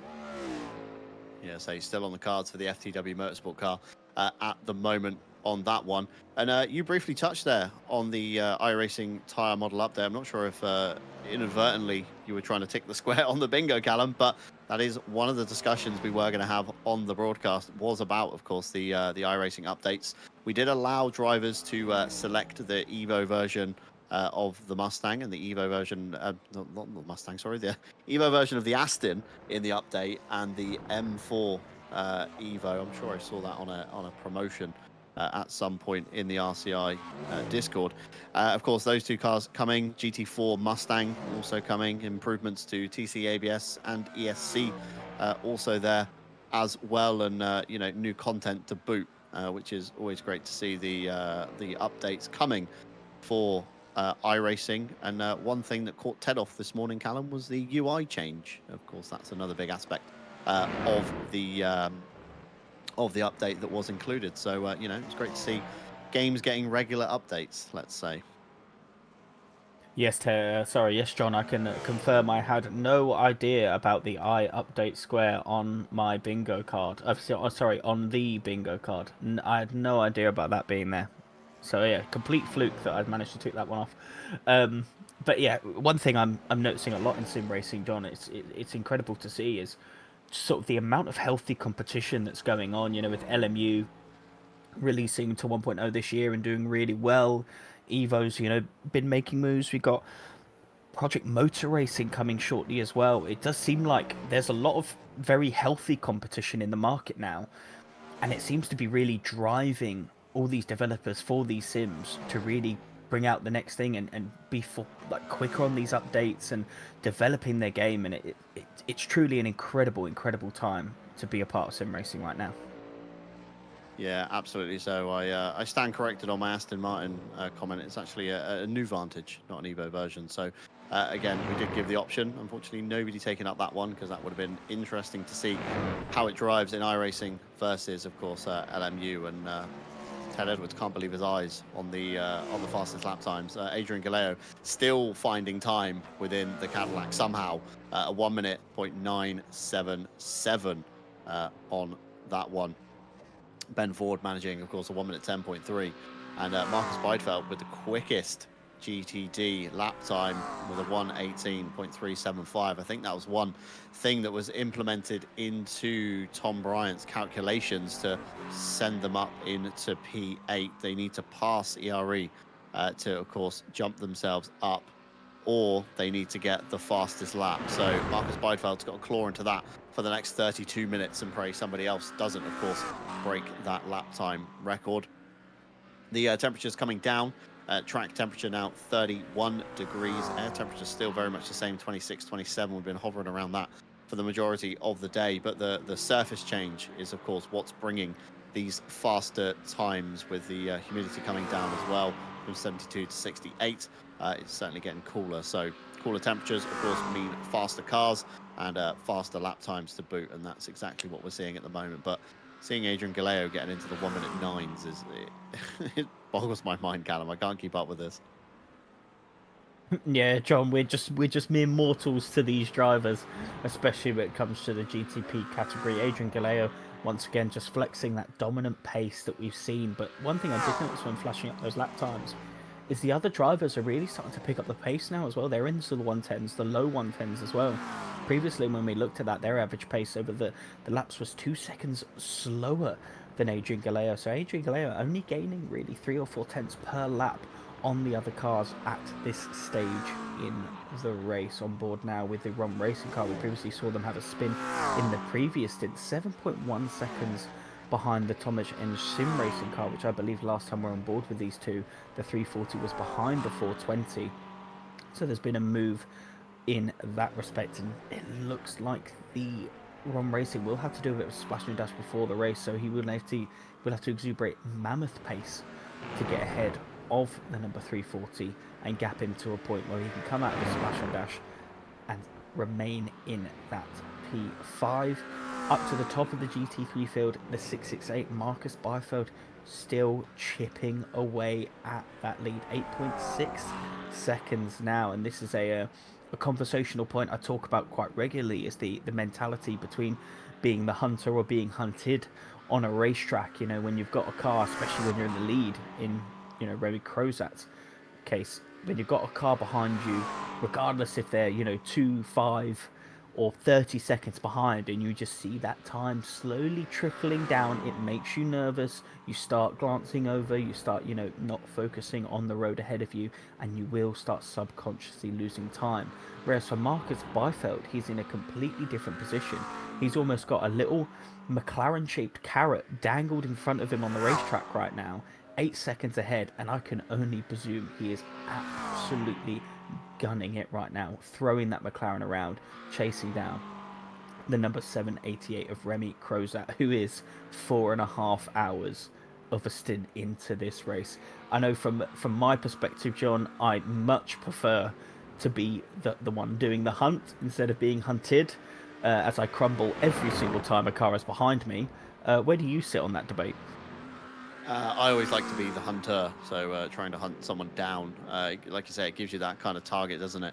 Ahead of you to gauge your progress, to how fast you're, of course, catching up to them, versus, of course, constantly glancing in your mirror, looking at the MFD, seeing how much time you're bleeding away to the guy that is, of course, behind you. So, yeah, certainly doing the hunting is more preferred for myself. And yeah, I'd like to see Marcus Beidfeld. He's really got the hammer down at the moment. Inside note, I won't say the word that Mikhail's put, but Marcus is flying, however, is what he said.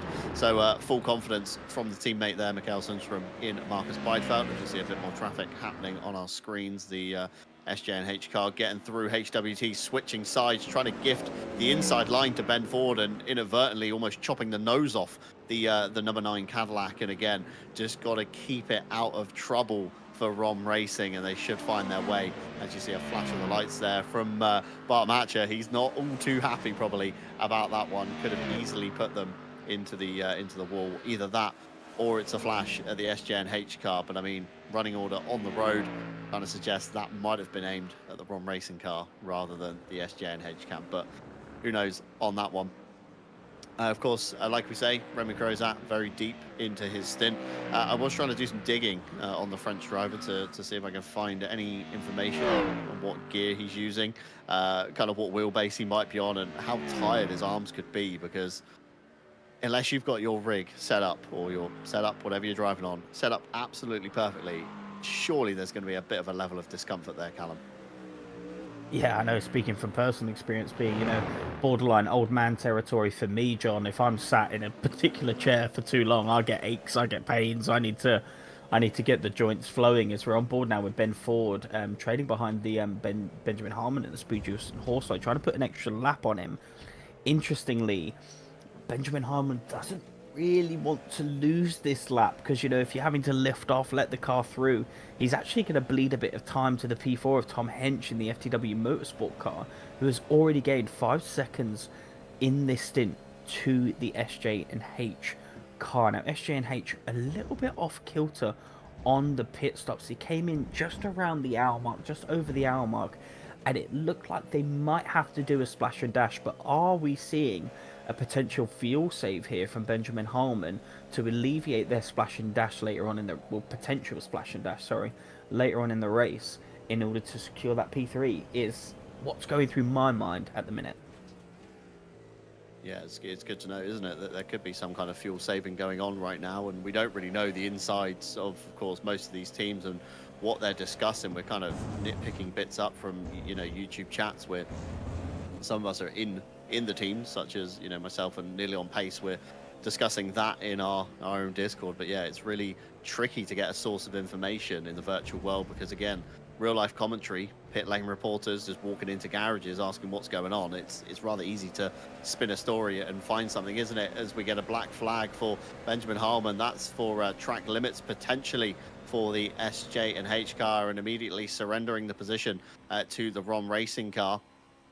As we pull up and have a quick look here at the board, it's number 35, and 35 X's is your first penalty. So they have done well. It's going to be every 8 after that. So you've got to be careful. 25 minutes. That's around about.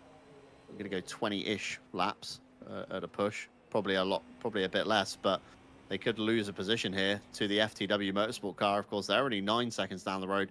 Tom Henchman hunting his way towards the back of the SJNH car, and unfortunately the podium dream might not be what we were hoping on that one. But to alleviate the pain and discomfort of the SJNH crew for losing their podium, I'm going to speak about the Evo Mustang that was rumored to be coming to the real world at the beginning of 2026. Of course, you think the Mustang in the world of GT3 is a relatively new platform. It hasn't been around too long, and of course, sorting all the niggles, finding the problems with it. If you remember in the early days of Daytona, detachable boot lids, they were a thing.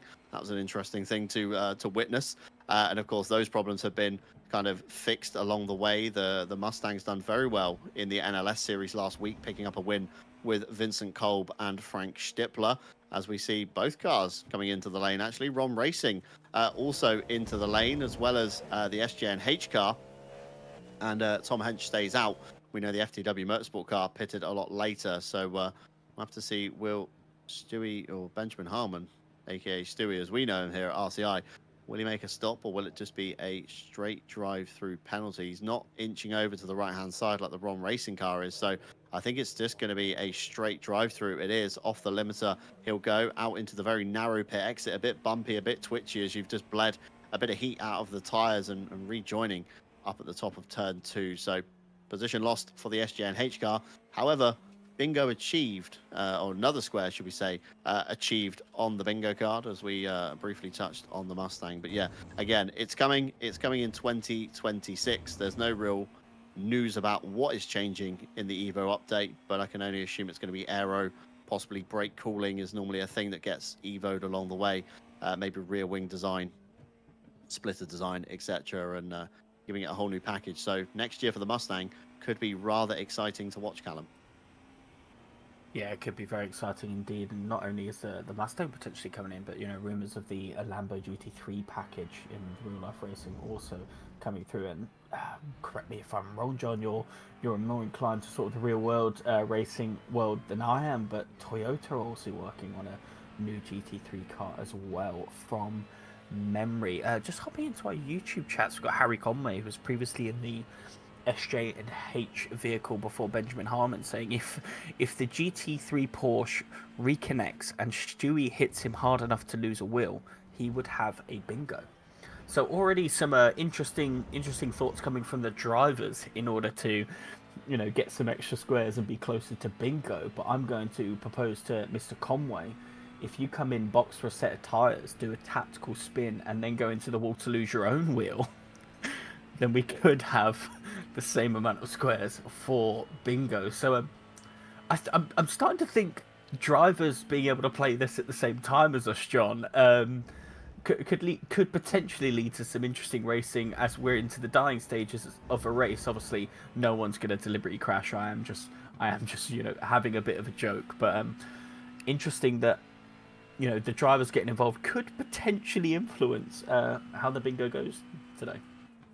So I've got an SJNH theory craft right now. Harry Conway's in the chat. We know he is. So, like you say, pits for a set of tires, comes out, cold tires, spins it.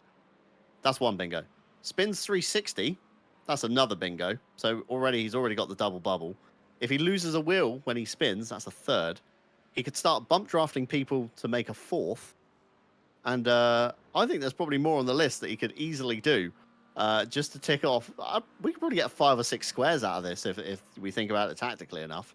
I mean, it could disconnect and reconnect. That's another square. That's 5. And then if you retire in the last hour of the race, that makes 6. I mean, we got plenty to go on here. We could pass on the grass. That would make it a 7th one. You know, we could take a lot of squares here. That's all I'm saying right now. But it has been a relatively calm bingo compared to what I was expecting. Obviously, we were building this maybe on a bit of a bigger grid. Maybe a bit more chaos was going to happen. Of course, people ploughing into an incident, but a lot of the incidents have been single cars or double cars. We haven't really had that kind of traffic effect where there's suddenly a big pack of cars coming into a yellow zone. So that's written off a few of them. Of course, the FTW for the wins square has been for the win square. So FTW needs to win GTP because the GTD entry isn't here. And again, we've missed out on the Ferrari square because no Ferrari teams turned up for this one. We've also somehow ticked off the one for the motorcycle escape road, which is down here at turn 3. Somebody used that earlier to rejoin. I think it was Josh Wood in the ROM Racing GT3. So that one got ticked off. But yeah, we've built this kind of table, let's say, on a larger grid than what we've received. So we've managed to tick some squares. I think it's been a very valiant effort. And someone has got a bingo on the board. If you look at the leaderboard, somebody's number is green. That means they have a complete bingo, either across, up, wherever it is on their card. Rigged. They've completed it. And the guy that's got it is the guy that wrote the website and has completely created this from scratch. So Scrimpy, congratulations. You are the first RCI bingo winner so far on the broadcast. So fingers crossed we can take a few more squares off as we get towards the end of the race. But the creator of the bingo has won the bingo. And it's not Ryan Gill. Ryan Gill has slipped to 4th. Of course, tied with Kevin Boss, Novus, and Harry Conway. Me and Jack Mays are now tied for P6.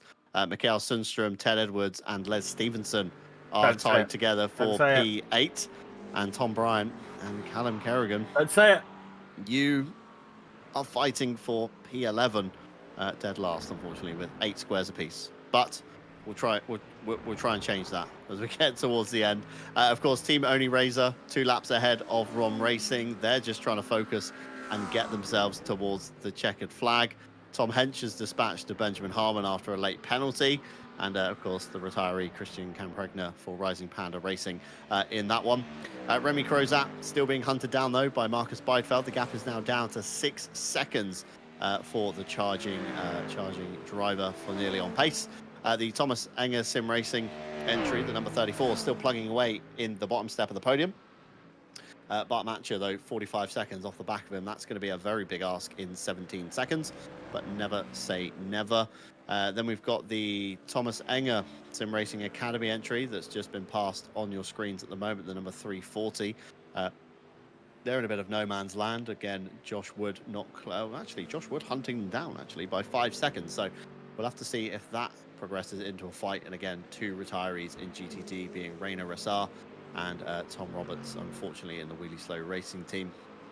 Early stages on that one. But that's been a relatively calm race, given the start was, so chill. No accidents, no incidents. And then everybody started having their own moments, unaided. A few were aided, of course, across the early stages of the race. But we're doing well, I think, Callum, to get this far. Yeah, really good and clean sort of race to sort of see out what has been an incredible season here on iRacing here at RCI. The first of what will be many events that we're running. Obviously, we've already teased that our event organizer. There we go. There's the word, John. For this event has got more brewing up, and we have rumours of potentially 1, 2, or 3 iRacing one-offs happening before the end of the year, and there will be a voting system in our Discord to vote on those particular races. I may even have to give iRacing an install to have a go on some of those one-ups, because I remember, John, we ran a MX5 season on a Wednesday, probably about a year ago now, and oh my god, that was some of the best racing I think I've ever seen the MX5s and sort of the iRacing community go absolutely at it. I remember the bump drafting at Daytona was absolutely absurd. I would love to see that come back. Ted Edwards now just telling me now that he actually pushed John Bryant and bump drafted him over the line to win in that particular race. I remember the MX5s were a pretty popular choice, weren't they, on Wednesdays? I remember tuning in occasionally to the odd broadcast to see everybody bumper to bumper pushing each other essentially around the circuit. So yeah, it's going to be a good combination. If it does come back, a big lock up there. I think that's Tom Hench just ahead, putting a lap on Remy Crozat in the McLaren, and the bottleneck becomes in the S's a little bit, as Adrian Galeo has to be patient to get past the race leader of GTD. And he does so, waits till turn 5 before he gets it done down the left side again, allowing Crozat to pull back onto the racing line by the time they hit turn 6. So yeah, plenty of iRacing events to come between now and the end of the year. Rumoured to be potentially 3, but guaranteed to be at least 1. Apparently Harry Conway has been on the team radio to Benjamin Harmon. He's given him his orders for bingo. And I'm wondering if any of it will happen. There's some quite wild suggestions of bump drafting, passing on the grass as a Kevin Estra-esque move on that one. If nearly on pace, finish in 2nd or 3rd, could be another square ticked. Again, we're going to have to go through the master list and cross off any that won't happen by the time the checkered flag goes. And then we can work out truly who has bingo and who doesn't, as we head to Adrian Galeo. Ted Edwards very confused at how somebody has 20 squares. It's a point system, so when you get 1 square, it's 1 point, and I think when you complete a row, it's another set of points on top of that. So it looks like 20 squares, but it's in fact it's a row of points with some bingos. And Ted Edwards says, nope, I'm out. He's given up on bingo. He's rage quit bingo, screwed up a sheet, and out of the comms box he goes. But yeah, it's good to have a bit of fun. Of course, big thank you to Scrimpy at GT Hub for allowing us to use his website and his self-written bingo game in order to get bingo going virtual. It just so happens that he's also won his own bingo somehow. Even he's confused. Rigged. When I've called him out in the GT Hub chat, I've called him out saying rigged, and he's just as confused and puts the old Spanish man laughing emoji. So even Scrimpy doesn't know what he's done to get it, but somehow it's happened. If you do want to check out GT Hub, Discord emblem in the top right hand side of the bingo website will take you to their server, and it's a great bunch of guys all interested in real life racing, and even some virtual channels in there as well. You know, if you're interested, of course, in racing games or sim racing mods, that's also a channel in there. Pin links for the bingo are in both the chats. This will probably be the last time I say it in the dying stages of this race. If you do want to claim a card, claim it now. You will still get the ticks that we've all received up until this point, so nobody will lose out. And I wonder if Stewie's completed any of the team orders that Harry Conway's passed him, Callum. Yeah, I hope so. I believe if he did and we didn't catch it on the broadcast, you'll have Harry in our YouTube chats being like, no, go back to this lap, this corner, this happened, you know, trying his best to get himself on, well, higher than Skimpy on the bingo timetable. Needing on pace in the box for that splash and dash. This is now an absolute crucial part in the race. He got that gap down to 4 seconds prior to the pit stop, but it will be at least another 3 laps before Remy Crozat comes in to the box. Only a 12-second pit stop for Marcus Byfeld. That could be the difference in this race. Also, Rum Racing, Josh Wood catching Kevin Muller in the Mustang. He is 3.4 seconds behind. Last time we checked that gap, it was 7 seconds, so he's halved that in the dying stages of this race. Still plenty of action on circuit that could be had 12 minutes to go, but from a championship perspective, it does seem like it's locked up in both GTD and GTP. Yeah, it does seem pretty set in stone, but never say never. In the world of endurance racing, we've seen so many things, you know, last dying stages, classic one, Toyota at Le Mans that year, stopping in the dying stages of the race due to mechanical failure. Of course, no mechanical failures simulated in iRacing. However, we do have real-life hardware failures to contest with And that's normally the undoing for a lot of drivers, whether it be hardware they're racing on, internet hardware, or simply their PC going down. It's something we don't want to see, but it does happen, unfortunately, and that's the comparison we make to the real world that is similar to a mechanical failure on that one. I think I've touched on a lot of things that I've noted down today that I did want to speak about. Just the last mention, of course, to the RCI calendar. Next week begins the Audi Academy. That's on Monday, the 29th of September. Sign-ups are still open for this one with a reduced race length of 40 minutes, 40. Round 1 takes place at the Nürburgring GP, and it's designed to be a bit of a progression, if you like, into the world of Audi. So we start you off in a GT4 for 2 rounds, progress you to a GT2 for 2 rounds before rounding out in a GT3 for the final 2 rounds. So as you kind of would in the real world, essentially, if you kind of took a GT step career, that's kind of what you'd go through if you had very deep pockets, let's say, in the real world, because GT racing definitely not cheap, which is why we kind of get to simulate it on games these days, which is very wonderful indeed. Next Friday, Multi-Sprint Series Season 3, something Callum is competing in himself. That's in Le Mans Ultimate. That continues at the Temple of Speed, aka Monza. Turn 1 Monza, Callum. How are you feeling going down into that? Break early and hope for the best. Break early and pray everybody else has done the same thing behind you. And come out upside down on the exit of the second part, I guess. I'm more fearful of Parabolica in the Porsche than I am T1 Monza. Yeah, true. A slight lift through there, you're probably coming out backwards. But time will tell on that one. Of course, we'll endeavour to bring you a broadcast, as always, on RCI TV, so keep your eyes peeled for that one. Sign-ups are still open, but you will be put on a reserve list, so no guarantee of you actually making the circuit. All depends on sign-outs closer to the time, whether we're allowed to let you in due to server capacity.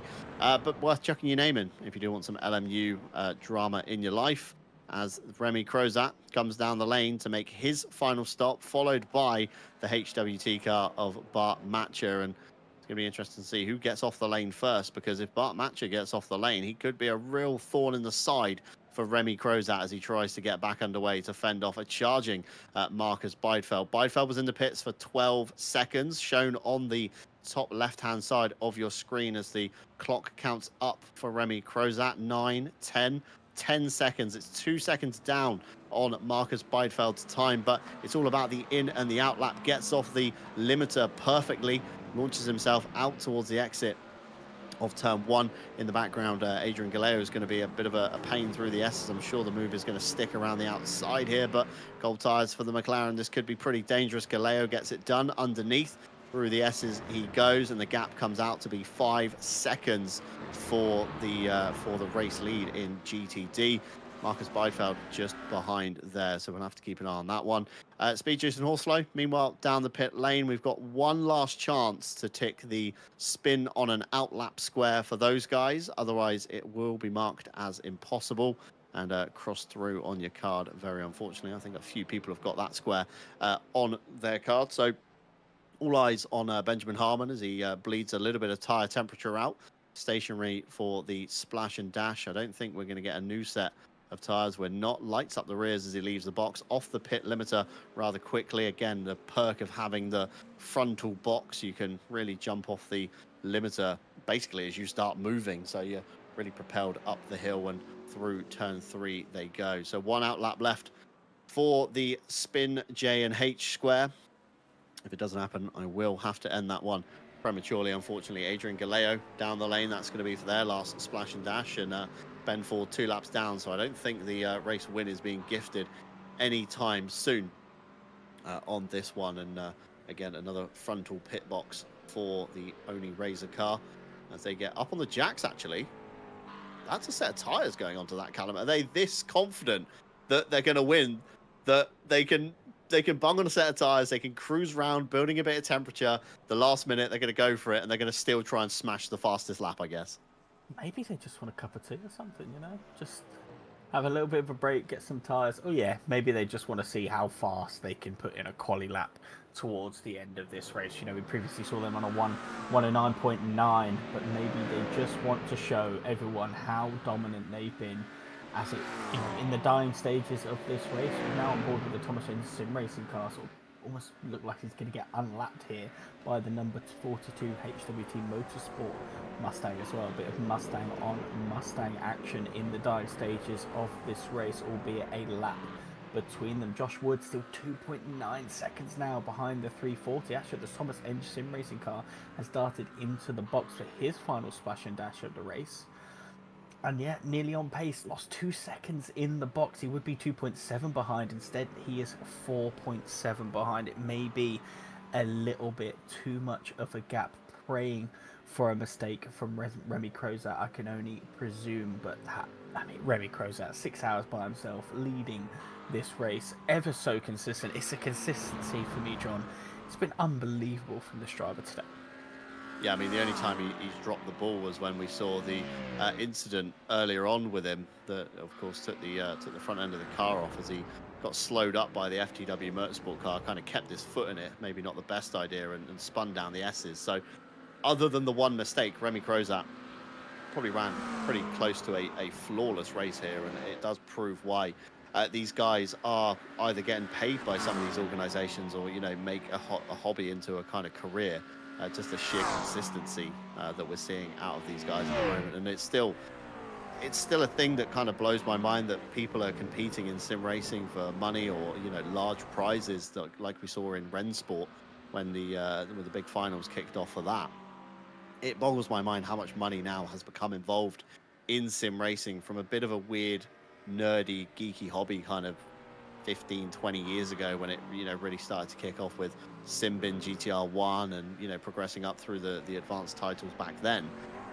To come to where we are now, where we have, real life brands getting involved, we have sometimes real life teams converting themselves from esports to real world or real world to esports, and, big names. Remember the Jean Alesi esports team that he put his name to? It boggles my mind how kind of open this whole universe is, I guess, in a sense, and to explain it to anybody outside of sim racing, it's very odd. I don't know if you've ever had a chat with your co-workers about sim racing and what it is and how much money's involved in it these days, but people can't, like normal people can't fathom what's going on in these events. Yeah, I completely agree. I mean, obviously we're quite invested in the scene, John, and watch a lot of sim racing events, but just seeing sort of the growth, especially in the past couple of years, has just been absolutely incredible. And something I absolutely love to see is sort of people who see the talent that some of these sim racers have. It's clearly a very transferable skill, because once they get these opportunities in real cars, they absolutely shine. Chris Lullam, as you just said, just won a Nordschleife race today. One of the first ones that I remember was James Baldwin in his incredible British GT run. And these people who are getting these opportunities to go from the sim into the real cars, just showcasing their ability and their talent, is truly, truly incredible to see. Yeah, absolutely so. And like you say, with James Baldwin being the kind of the kind of first one, should we say, out the world of ACC, as Adrian Galeo is getting maybe a little bit too close for comfort there on the back of one of the Thomas Engel Sim Racing cars. He's really gunning for it, trying to beat the fastest lap, but he keeps coming across traffic, believe it or not, in this very empty circuit that we see. Track map top right hand side, he's still got Ben Ford ahead of him. He's then got a train of 3 GTD cars before he finally gets his clear run, and I don't think he's going to hit that clear air at all, so we might not see the lap beaten, but certainly so much faster than everybody else. 109.966. Ben Ford's answer, a 111.391. As Ted's going to bring up the fastest laps for us. So the fastest one is a 109.844. Last time by at 109.966. I'm very surprised we haven't seen Galeo slow down to try and build a gap. He's just still absolutely planting the throttle through kind of every corner and just pulls around like a rocket ship as a late black flag for Gixry in the Thomas Engel Sim Racing, and that last time by a 109.359. Galeo just cementing himself even more in what is going on right now. As we see a bit of traffic ahead, he's going to have to back out and bail this lap. He might get one more stab at it after he clears those guys, and it's going to be a drive-through penalty for this car. That could actually bring the HWT car into it. 23 seconds behind. I'm not sure the exact timing from in to out, but this could be a late podium coming up from the HWT Motorsport car. They're in a bit of a sandwich at the moment, although it's all GTPs, so again, it should be easily dispatched off for them. And then they can set their sights onto some clear air ahead. Of course, race leader just ahead, HWT nearly on pace, 4.2 seconds there, just in the back of shot as well. I don't think HWT will hold up NOP nearly as much as we think. And the drive-through time roughly is about 15-ish seconds, maybe 20. Because I thought he was stopping then. I almost thought he was coming to a stop. It's about 20 seconds from in to out. That brings the gap down to 6.5 seconds. Of course, tire temperature has bled out a little bit from the number 34, and this will be the potentially the last lap of the race. And I think it's going to be too much to ask for HWT. It's going to be far too much to ask for Marcus Beidfeld. 4 seconds he's managed to get that gap down to, and nearly on pace once again. I think will live up to their name that they were nearly on the pace at the top step of the podium. But let's see this one out to the end before we start wildly ticking. Bingo squares off and ends up having to revert them. Apparently, Ted, you're teasing us. Apparently there's a replay, something involving Benjamin Heilman. This could potentially affect some bingo square somewhere. Let's have a look. What have we got here? As coming out of turn 8, down towards the back straight, essentially through turn 8, the kink coming up on one of the McLarens, and the Kevin Estra. I'm going with it. I'm ticking it. It's happened. It was an Estra-esque pass, albeit wasn't as dramatic. And Adrian Galeo across the line. It was the team only racer entry to take the top step of the podium. Ben Ford for ROM Racing comes through in second. We've got Remy Crozat in pole position, and the top step of the podium for the ERE Race Esport team. Nearly on pace, not enough to take away that top step. And FTW Motorsport somehow come through in third place. And the rest of them coming through here, the Thomas Enger, Kevin Mueller entry, P5, and Josh Wood in P6, and everybody making it to the finish. But it is this man here, Adrian Galeo, with an absolute dominant drive, brilliant laps being put in from himself and his teammate, and a very, very good effort, I would say, Callum, all afternoon. I'm going to say a perfect race for Adrian Galeo. Didn't even spot the ball being dropped by that crew at all. Yeah, I completely agree. Other than I think I saw them go wide at turn 5 once, and that weird double pit stop that we saw, it has been a absolutely flawless performance, and a testament to sort of the pace that they have shown all season long. Pure dominance. I mean, 2 laps ahead, 3 laps ahead at some point in this race to their closest competitor, who are also incredibly rapid, and ultimately, you know, the GTP champions this season. They have just been absolutely incredible, and well deserved are these celebratory donuts that we're seeing on screen. I'm going with 360 no scope. I'm ticking it. The car is spinning 360 degrees. It's being ticked. A very valiant effort indeed from the 333. Just scrolling down the bingo list, just trying to kind of think about any of the squares that we might have seen. And there's your race winner in GTD. A 5-hour effort, probably close to a 6-hour effort once you chuck in practice, qualifying, and the race. It was Remy Crozat to take the top step of GTD on that one. Jamie Hopper mistakenly used an outdated setup, hence the lack of pace in the ROM racing car. And that's very, very unfortunate. However, I think pending, of course, any stewards' inquiries, something we need to obviously make a note of on the broadcast. This could change, subject to any reports that are received and determined later on. But ROM Racing could be your RSS Endurance Series champions as we stand, Callum. Yeah, and an absolutely incredible run. It does just seem them and the 333 only razor car. I've said it multiple times on this broadcast. Have just been the absolute class of the field, and ultimately, you know, Ben Ford and Jamie Hopper have been able to do it through sheer consistency, always being there or thereabouts in the top positions, more than likely P1 or P2 in these races, and ultimately have taken home the first ever RCI trophy.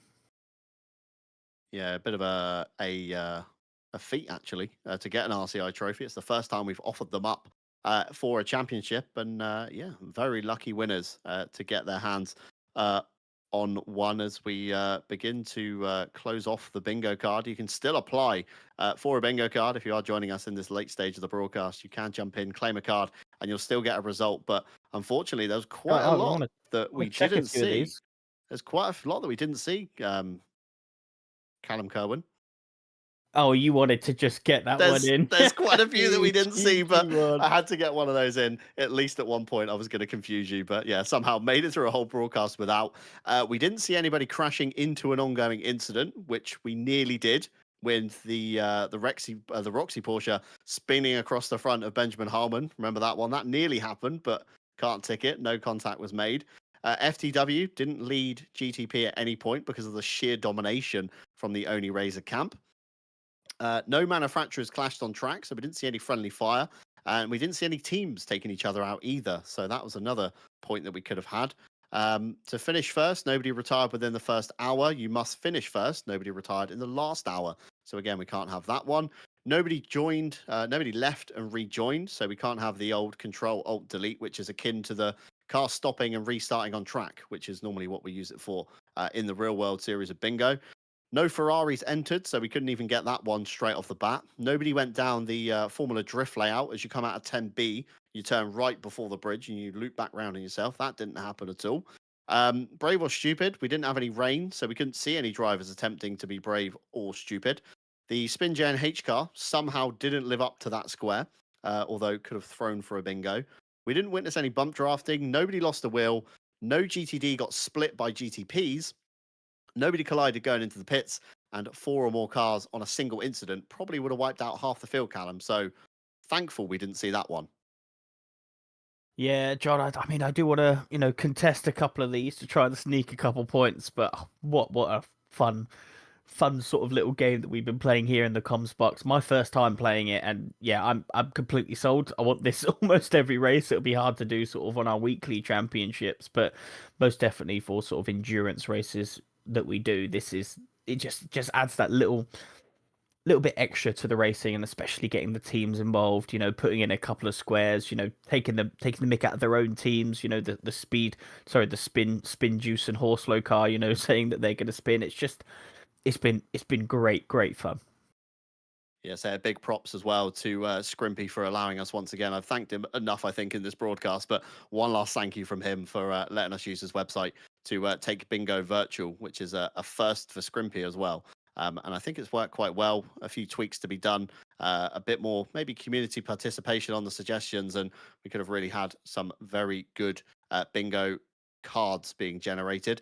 We did manage to get 4 bingos in total once we've closed off the game. Kevin Boss managed to neck one. Novus got one. Harry Conway tactically got a bingo by influencing Benjamin Harmon to put a Kevin Estre move around the outside of a lap car. And Scrimpy somehow got the first bingo of the game, even though he made the website. So definite rigged. We're all saying it in the box. But yeah, Kevin Boss with a double bingo, apparently. So not 1, but 2. Got very lucky indeed. So although we didn't see the wheelie slow racing car finish, Kevin Boss got a double bingo nevertheless. So very positive stuff here. We do have the provisional championship results queued up in the wings. So this is how it stands, pending any further inquiries. Of course, drivers and teams are free to submit anything they might be upset with, but I'm going to say it was a pretty calm race from everyone today. So I'm not too sure we'll see any, but we could be wrong. And it is ROM Racing in the GTP entry, car number 9, that takes the top step of the championship, 421 points. Despite everything that the Team Oni Razor car threw at it today, fast laps, pole positions, pure flat-out driving at times, carving through traffic, 417 points was all they could amass. FTW Motorsport, very unfortunate. Not the result they maybe wanted today, given the pace across the season, but still 347 points to their name. And the first just finishing outside of the prizes, Speed Juice and Horseflow on 270. Weapons mandatory. They had a great start to the season, but alas went missing in the latter half. What could have been maybe for those guys some rotten luck. I think Watkins Glen was the real downfall for those guys. The Thomas Enger Sim Racing GTP entry, again, Watkins Glen wasn't the one for them. Racing Nublets #1 managed 98 points. Rom Racing Blue 85. Nearly on pace with their first half of the season, 81 points for the GTP entry. And eSim Racing WNB managed 80 points. And that's how your top 10 finishes. Of course, pending any further inquiries in GTP. I'm hoping Ted also has the GTD standings waiting in the wings to bring them up as well. And we'll go through those very briefly here. The FTW Motorsport Red entry, the Ford Mustang, an absolute dominant season. Kind of unraveled though at Indianapolis. Not great qualifying and not a great finishing position from memory, but still did enough to fend off the number 34 Thomas Enger Sim Racing entry, 336 points to 304. ERE Race Esport team managed to finish in third with 288 points. HWT just outside the prizes with 206. Clarity Racing, they had a fantastic start with the Garage 991 camp, but unfortunately went missing the second half of the season. 183 and 177 points for those. Bron Racing GT3 saw it out to the end. They beat the Thomas Enger Sim Racing Academy car in points, 166 to 161. 1 point separated the Thomas Enger Academy car from the nearly on pace camp, trying to get their way up into P8. They had to finish ahead of the ERE Race Esport team to net P8. And lastly, but no means least, the VGTR Esport Mustang P10 with 158 points. They were fantastic guys getting involved with us up here in the broadcast as well. So big props to those. And big props to everybody that made an attempt, I would say, Callum, at this calendar, because it was a bit of a slog. Starting, as we alluded to earlier, all the way back in March when we headed to Sebring for 6 hours. 4 hours of Daytona, 2 hours 40 at Laguna, 6 hours at Watkins, 2 hours 40 at Road America, 3 hours at Indianapolis, before rounding out today with 5 hours at Road Atlanta. What a sloggy season that would be if you attempted it in a one or a two-man team, even as we've seen here today. Yeah, it's been an absolute mammoth of a season, and really nice to sort of see sort of a fully fledged season over the course of, half a year and the 7 rounds. It just has that feeling of a really complete and incredible season that it has been, and that's been reflected in the racing and the performances from the drivers, dedicating the effort and the time to practice for these rounds, put in this setup work. We've seen, 5 hours of these guys driving around Road Atlanta in the incredible way, minimal mistakes, but the hours that go into it prior to that is truly just a testament to these guys' skill and commitment and sort of, I guess, love and enjoyment that we all have for sim racing. So a massive well done to everyone that's competed in the series, whether you're here for 1 round or the full 7 rounds. It's been an absolute pleasure to have everyone on board.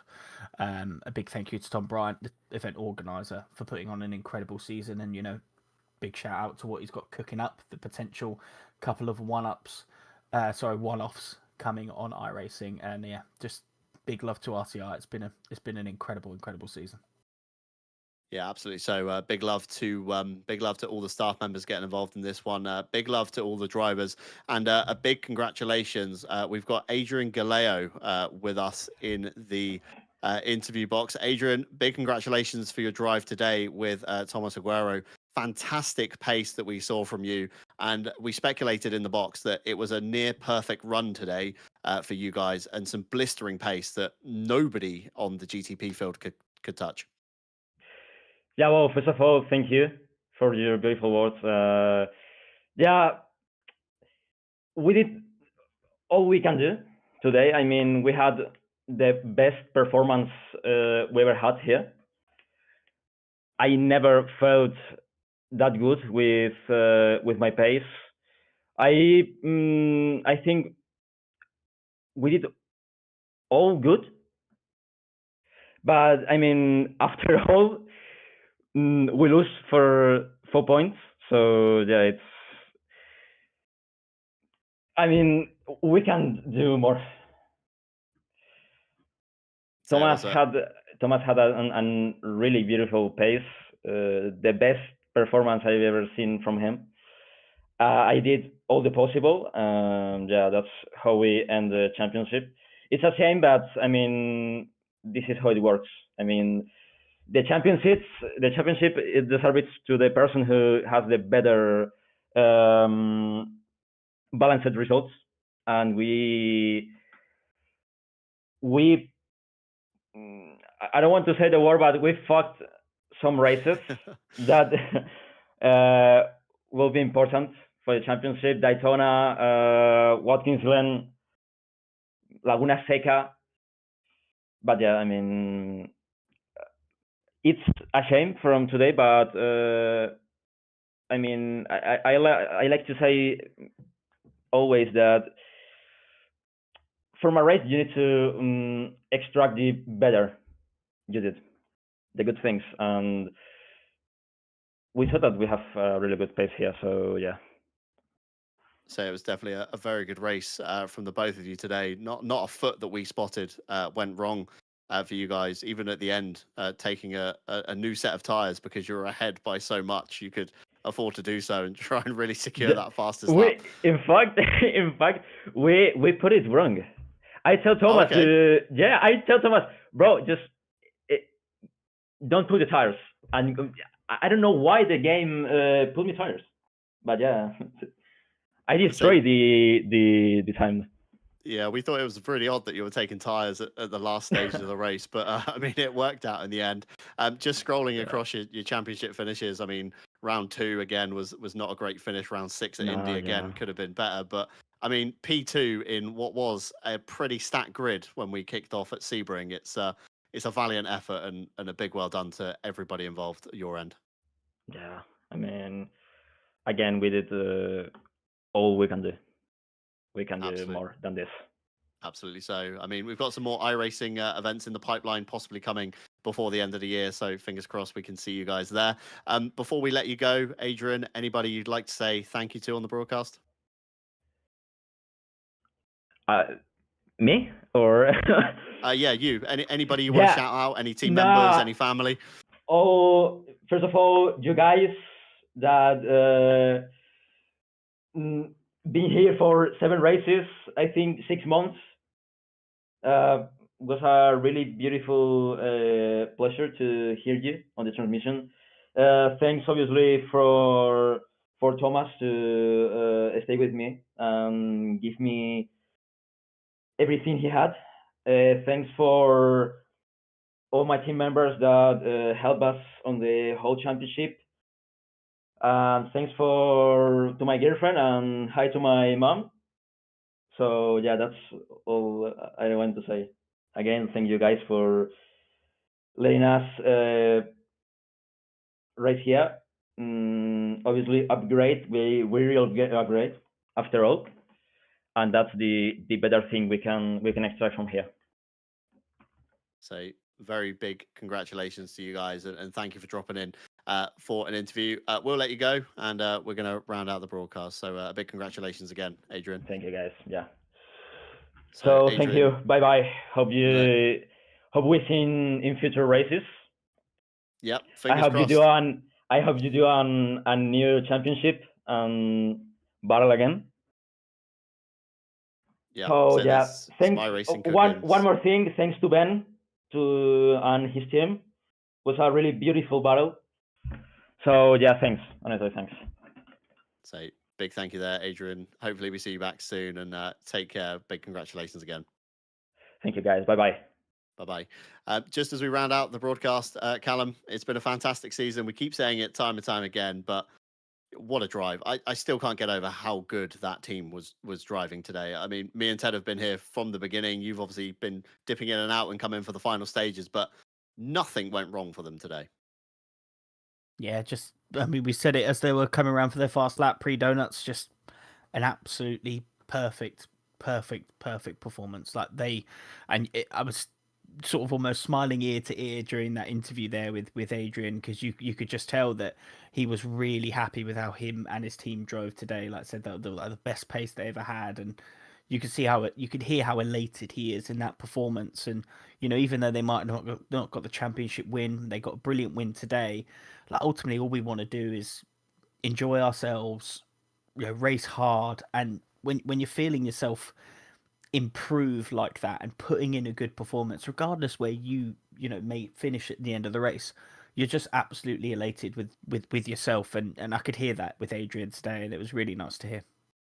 Yeah, you could hear the elation, couldn't you? You could also hear a little bit of dejection that it just still wasn't quite enough to take the championship away from Rom Racing. But nevertheless, it was an honoured and a valiant fight. I think he took great pride in the team's performance over the season, and of course wanting to come back for more RCI events. So fingers crossed, we'll see another big one from us here. There's there's a few things in the pipeline coming up. So keep your eye over on the social media and the Discord channel. All of our links down below for that stuff.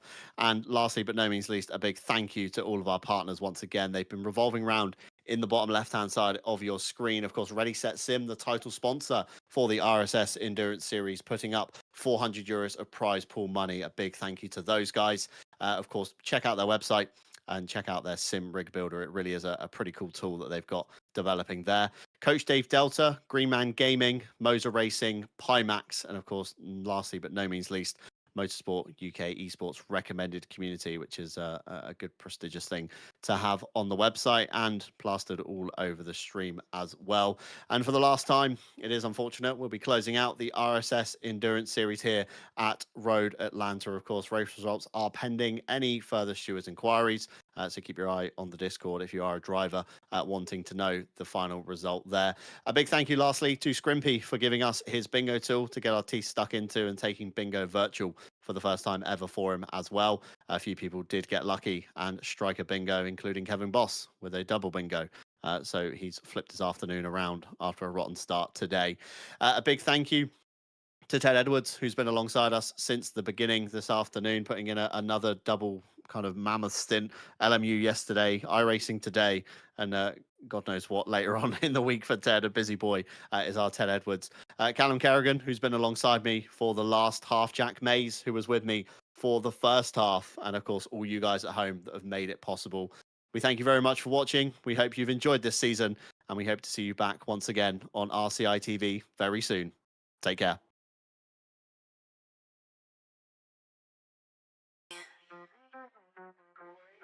3, 2, 1, go. Get behind the wheel, let's go. Grip the road, feel the flow. Thunder roaring, still alive. Live this dream and drive.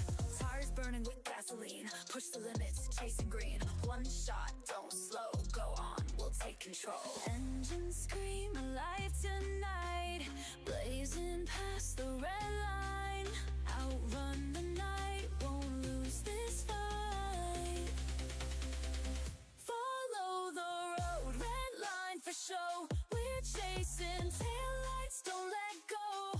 Under the stars, we'll go so far. This is who we are. Chasing taillights. Chasing taillights. Chasing taillights. We're chasing taillights. The miles they fade, but they don't die. Faster now, the hours fly by. Sweat and gears, hearts in sync. On the edge, on the brink. Clock ticks down, stakes are high. One mistake, we kiss us goodbye. Don't slow down, we're not done. Finish line for the strong ones. Engines scream alive tonight. Blazing past the red line.